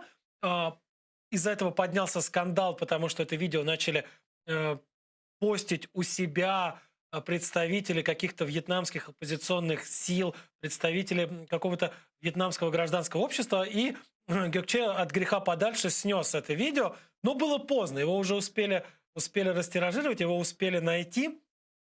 И, естественно, успели вот буквально какие-то невероятные тонны нефти, тонны ненависти, прошу прощения, вылить на головы Толама и тех людей, которые его окружали. В связи с чем эти самые тонны ненависти обрушились на него? В связи с тем, что средняя зарплата во Вьетнаме сейчас около $600. Но эта средняя зарплата на самом деле часто очень условная, потому что Вьетнам, как и многие другие азиатские страны, которые сталкиваются с такими проблемами, как загрязнение воздуха и перенаселенность, а там города, действительно, вьетнамские города, действительно, в них очень высокая плотность населения. Так вот, грязный воздух и высокая плотность населения лучше всего способствуют распространению коронавируса. В итоге во Вьетнаме действительно настоящий вот этот вот самый коронакризис в самых разных его проявлениях. И больницы переполненные, и смертность огромная, ну и плюс ко всему локдауны, плюс ко всему заметное снижение туристической активности, сильное проседание других отраслей экономики привели действительно к обеднению очень и очень многих людей. Люди буквально оказались нищими. И вот вдруг этим нищим людям показывают, что человек, про которого годами рассказывали, как о будущем, возможном, самом главном коммунисте страны, как о будущем генеральном секретаре Коммунистической партии Вьетнама, ведет себя максимально не по-коммунистически. Он берет и вот это вот, ну вот я сейчас использую такое слово, буржуйскую еду, сидит и ест еще, и, значит, и показывает большой палец, демонстрируя, как вкусно, как хорошо. Кстати, там какие-то такие провластные блогеры пытались оправдаться, значит, перед возмущенным, пытались, по крайней мере, оправдать, вернее, Толама перед возмущенной вьетнамской общественностью, рассказывали о том, что, ну подождите, мы же не понимаем, кто на самом деле оплатил эти самые 51 тысячу за посиделки в ресторане. Может быть, это был вовсе не Толам, но сам факт того, что человек, который сидит на министерском кресле, занимает министерский пост, еще и метит на высшую позицию в стране, позволяет себе в то время, когда действительно в стране чудовищный кризис, жить в Лондоне на широкую ногу, неважно, широкую руку, неважно за чей счет, за свой или за счет ли каких-нибудь богатых своих друзей или товарищей, это совершенно неважно. Это действительно выглядит, мягко говоря, не очень красиво. Что ж, вот такая вот история у нас, видите, произошла. Сразу несколько стран в ней оказались замешаны. Вот еще раз посмотрите. Он действительно с вилки или с ножа угощает, и тот делает вид, что все в порядке. Отправляемся в Африку. В Африке одна из компаний получила из Соединенных Штатов Америки $9 миллионов инвестиций. Это компания, которая занята сейчас в одной из самых перспективных отраслей. Это компания, которая занимается производством и обслуживанием электрического транспорта. Компания эта называется Ampersand, и она занимается переоборудованием мотоциклов в электроциклы и созданием целой сети станций, я бы мог сказать заправочных, но на самом деле это не заправочная станция, это целая сеть станций, на которых можно поменять аккумулятор этого самого электрического мотоцикла, разряженный на свежезаряженный, и ехать дальше. Невероятной популярностью пользуется в целом ряде государств Западной Африки эта услуга по той простой причине, что те мотоциклы, которые в основном используются там, а больше половины всего транспортного парка в этих странах это мотоциклы, автомобиль это роскошь зачастую там. Мотоцикл, особенно сделанный в Индии или в Китае, стоит там гораздо дешевле и скорее по карману местным жителям. Но мотоциклы часто невысокого качества, а запчасти к ним стоят очень дорого. А так как электромотор в принципе-то куда менее подвержен износу и куда более ремонтопригоден, чем мотор бензиновый, с удовольствием заменяют жители африканских стран вот эти вот бензиновые моторы в своих мотоциклах на моторы электрические. На месте двигателя, кстати, устанавливается аккумуляторная батарея, а сам мотор, вот он на заднее колесо вешается, и вот не очень большого размера, но все прекрасно. Так вот, уже посчитали, маркетологи выяснили, что с помощью переоборудования, если человек покупает новый китайский или индийский мотоцикл в Руанде или в Кении, то он за первый год езды на этом новом относительно дешевом мотоцикле, но они действительно не очень дорого стоят, так вот на обслуживание и на бензин он тратит больше, чем стоил ему этот сам мотоцикл. И если убрать эти траты на обслуживание и на бензин, заменить требующий постоянных запчастей, требующих постоянного сервиса бензиновый двигатель на куда более надежный электрический, еще и не заправлять безумно дорогим топливом, а заряжать куда более дешевым электричеством батарею, можно очень неплохо сэкономить. Ну и плюс ко всему действительно очень здорово сокращаются выбросы вредных веществ в воздух, а это действительно очень важно. Почему? Потому что мотоциклы выбрасывают, в силу своих конструктивных особенностей, куда больше выбрасывают загрязнения в воздух, чем автомобили.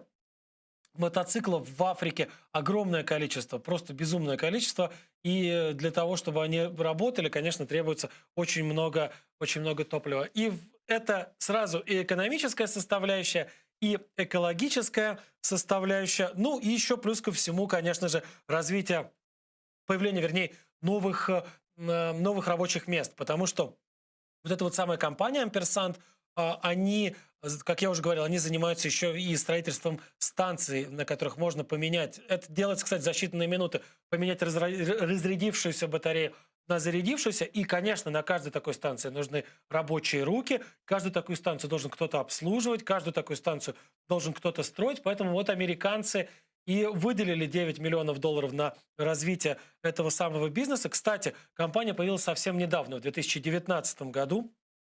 Но уже он заявила о себе как о таком серьезном игроке на экономическом рынке в странах Африки. Ну, стоит еще заметить, кстати, что они рассчитывают, вот производители этих мотоциклов, и так оно в итоге и вышло. Они так рассчитывали, так оно в итоге и вышло, что одними из главных их клиентов, покупателями их переделанных мотоциклов и клиентами вот этих вот станций, на которых можно поменять батарею, станут таксисты.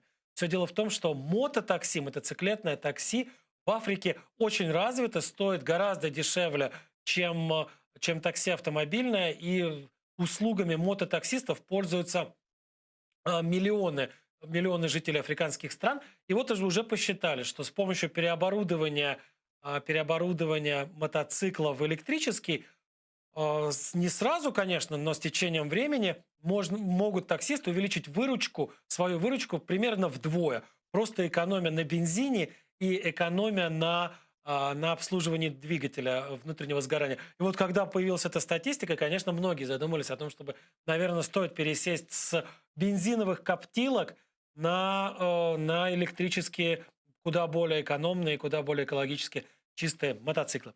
Что ж, вот такие истории происходят в Африке. Теперь в Боснию отправляемся, в Боснию и Герцеговину.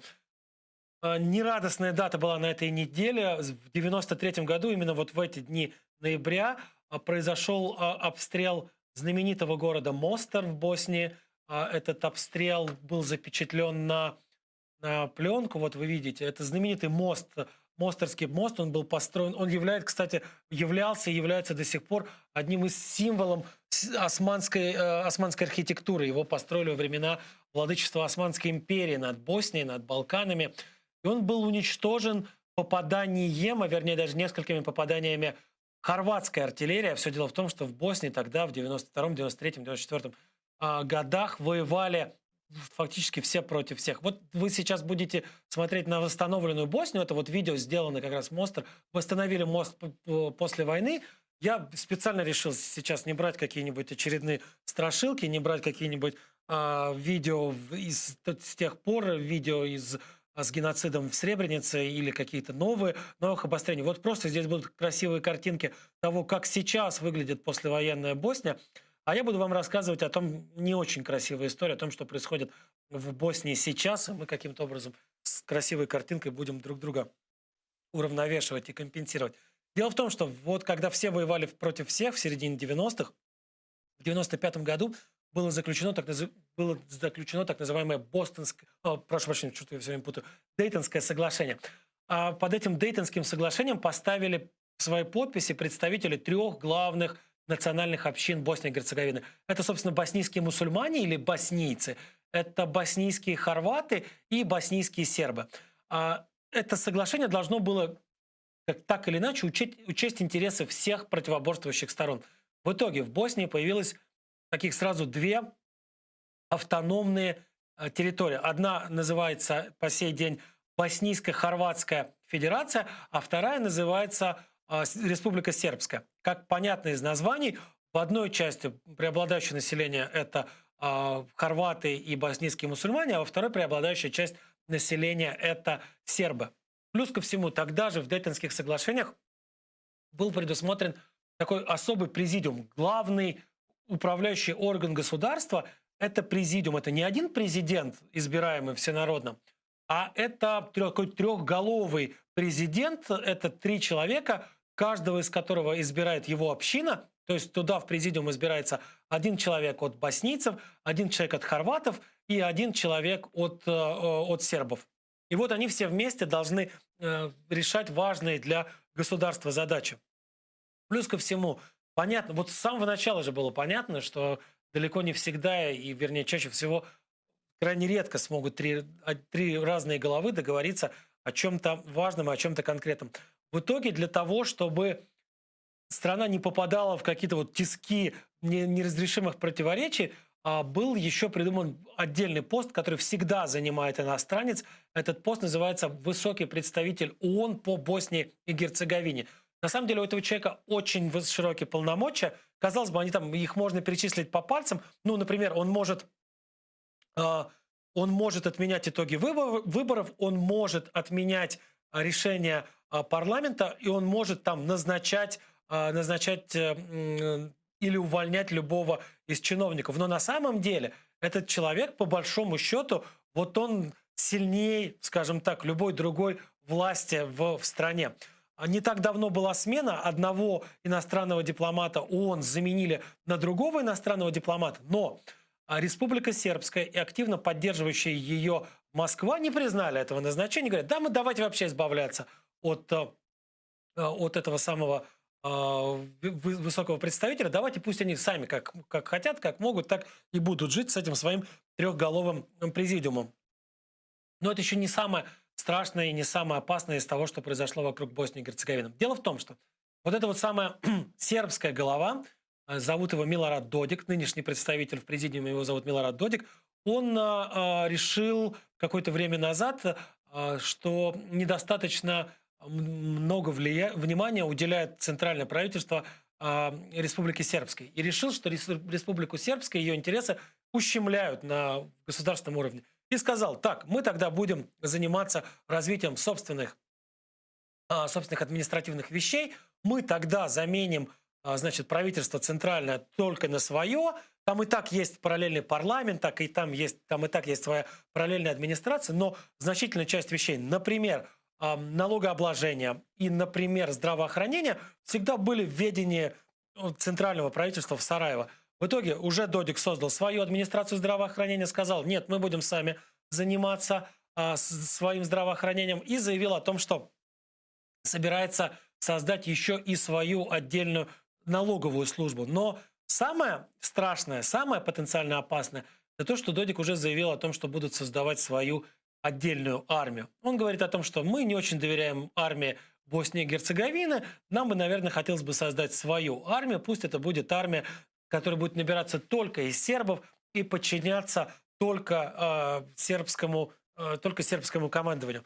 И совершенно правильно говорят международные наблюдатели, а вскоре после этих заявлений огромное количество туда поехало и представители Евросоюза, и американской администрации, начали вопрос боснийский рассматривать на заседаниях национальных парламентов в ведущих странах мира. И вот люди совершенно справедливо указывают на то, что если сейчас у в Республике Сербской в составе Боснии появится свое отдельное во всем правительство, своя отдельная налоговая система, свой абсолютно отдельный, никак не связанный с общим бюджет, и еще и сверху своя армия, то это будет сецессия без объявления сецессии. То есть формально они вроде бы как не вышли из состава Боснии и Герцеговины, но на самом деле они уже никак и ничем толком с ней не связаны, все связи остались только на бумаге.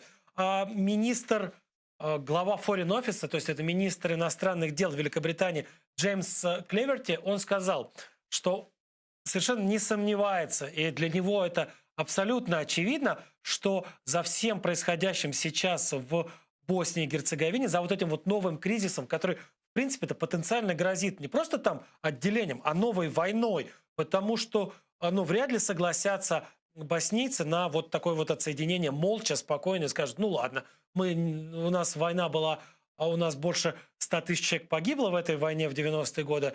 Самая кровавая вообще была бойня после Второй мировой. Мы пережили геноцид, у нас тысячи человек погибли просто потому, что их не успели уйти, там, их не успели защитить, вопреки обещаниям ООНовцы. А мы теперь все это простим. Ну, такого точно не будет. И, конечно, просто так не дадут Додику с его наспех создаваемой армией уйти. Так вот, в британском Foreign Office, в британском министерстве иностранных дел говорят, что за всем этим совершенно отчетливо есть рука Москвы, есть интересы Москвы. Какие интересы Москвы? В чем здесь интерес Москвы? Дело в том, что Босния в последние годы очень-очень успешно и быстро двигалась в направлении членства в НАТО. У Боснии самые теплые отношения с Альянсом из всех стран, которые еще не вошли, собственно говоря, в этот альянс. И, конечно, для России вдруг еще потерять на Балканах еще один плацдарм, а мы помним, да, что для того, чтобы предотвратить вступление Черногории в НАТО и в Евросоюз, несколько лет назад Россия вообще пыталась устроить там военный переворот. Россия подпитывает самых разных нацистов, радикалов, националистов, где угодно, везде на Балканах. Если только кто-то начинает зиговать и кричать, а мы вот хотим там великую то-то, великое сё-то построить, вот в 99% случаев из 100 это совершенно точно ребята, которые либо уже получают финансирование из Москвы, либо вот-вот начнут получать, или, по крайней мере, очень сильно рассчитывают на то, чтобы начать получать это самое финансирование. Для России потеря Боснии, то есть уход Боснии в НАТО, а вслед за этим еще и, скорее всего, в Евросоюз, будет означать крах вот ее вот этой вот гаденькой гибридной войны, которую она продолжает вести на самых разных направлениях. Не только вот в направлении здесь у нас, в Восточной Европе, Россия ведет эту свою гибридную войну. Балканы являются еще одним из тех фронтов, на которые Россия очень сильно рассчитывает. Никакой, на самом деле, позитивной повестки у России там нет. Никакого там яркого, интересного будущего они предложить не могут. Нет у России, нет какой-то идеологии, устремленной в будущее. У них вся идеология — это деды на палках и Гагарин, который в 1961 году в космос улетел. Картины будущего нет, есть только картина какого-то героического прошлого. И вот эту вот картину героического прошлого она пытается продавать, в том числе, например, сербам. Сербам в Боснии — это действительно народ, у которого не зажившие, очень серьезные такие национальные раны. После распада Югославии, после краха такого, во многом неофашистского проекта, вдохновленного Милошевичем, Великая Сербия или Большая Сербия, когда пытались военным путем, военно-политическим путем, разными махинациями объединить земли с сербским населением, вновь создать какую-то такую Югославию, но этнически чистую Югославию, страшные слова произношу, действительно, этнически чистую, но тогда действительно были этнические чистки. Югославию только для сербов. Вот когда этот проект потерпел крах, и когда сербы оказались, по большому счету, унижены, еще иностранные военные бомбардировки начались, фактически интервенция натовская, конечно, это все до сих пор переживается очень тяжело. И тут приходят россияне, которые говорят: ребят, а мы сейчас отомстим им всем за ваше тогдашнее унижение. У нас никакой, собственно говоря, повестки, понятной повестки будущего нет, но отомстить за старые обиды и попытаться воссоздать большую Сербию, новую, великую Сербию, правда, с непонятными перспективами экономическими, политическими и уж тем более историческими, они об этом умалчивают. Они говорят: давайте займемся, давайте сделаем. И вот на эту удочку, к сожалению, к огромному сожалению, попадаются самые разные люди, и поэтому, опять же, повторюсь, к сожалению, есть большая опасность того, что действительно может вновь возникнуть война, причем уже совершенно понятно будет, что вот тем самым игроком, который подталкивает людей к этой войне, вновь сталкивает народ лбами, является всем известный Владимир Путин, который сидит где-то у себя в кремлевском бункере. Так, что ж, давайте расскажу вам еще немного о Помпеях. Помпеи – итальянский город, вернее, древнеримский город, тогда не было еще Италии, когда появились Помпеи, даже когда они погибли, Помпеи. Погибли они в 79 году. В 79 году случилось извержение Везувия, вулкана Везувий, который похоронил под пеплом несколько городов, в том числе Помпеи, знаменитый Помпеи. Их раскопки начались еще в 18 веке, но до сих пор не раскопана примерно треть, собственно говоря, территории этого самого мертвого города. В нем жило на момент извержения около 20 тысяч человек.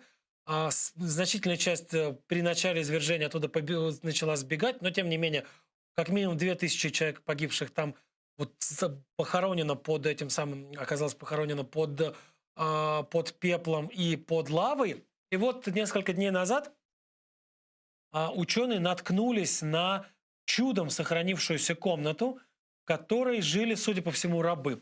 В этой комнате есть несколько амфор, судя по всему, в них хранилось масло или еще какие-то пищевые продукты. В этой комнате обнаружен ночной горшок ребенка, детская кровать и 2 кровати для взрослых.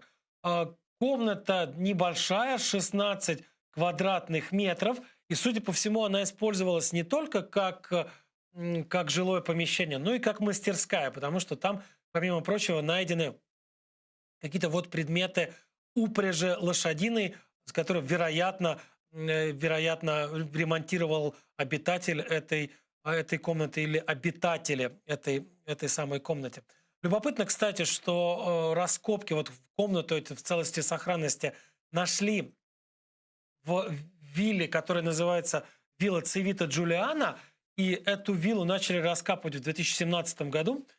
И как раз в этой вилле было сделано огромное количество самых разных находок, которые проливают свет на то, как жили богатые люди, вообще как существовало общество в Древнем Риме. Если помните, несколько лет назад рассказывали о найденной колеснице, восхитительной, прекрасной колеснице. Так вот, она была найдена именно там, на территории этой самой виллы, в конюшнях, вернее, в помещении, примыкающем к конюшням этой виллы. Действительно, продолжаются раскопки, никто никуда не торопится. Сами археологи говорят, что будут заниматься раскопками максимально тщательно для того, чтобы ничего не упустить, для того, чтобы все аккуратненько, потихонечку поднять на землю, все для того, чтобы все рассортировать, все в максимально близком к историческому виде восстановить, тем более.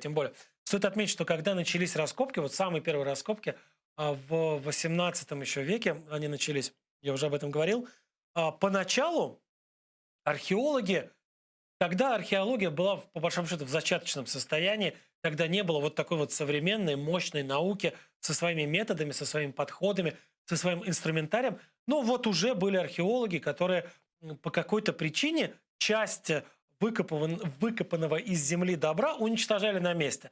Им казалось, что это, наверное, не представляет какого-то особого интереса, наверное, не стоит тратить время, силы и деньги на то, чтобы отправить эту красоту куда-то в музей. Давайте мы уничтожим это на месте и будем копать дальше. Но даже их современники тогда, в 18 веке, уже возмущались такими подходами, уже были недовольны тем, что кто-то там сортирует находки археологические на более ценные, менее ценные, более исторически значимые или менее исторически значимые, не проведя при этом тщательного их анализа. Поэтому уже начиная с середины или с конца 18 века начали сохранять все, вот все то, что находится в Помпеи, вот все то, что оттуда из земли вынимается, любую мелочь, любой черепок, любой обломок какой-нибудь мозаики все равно сохраняется, все равно ищется потом то предмет, которому он мог принадлежать, и максимально достоверно, максимально точно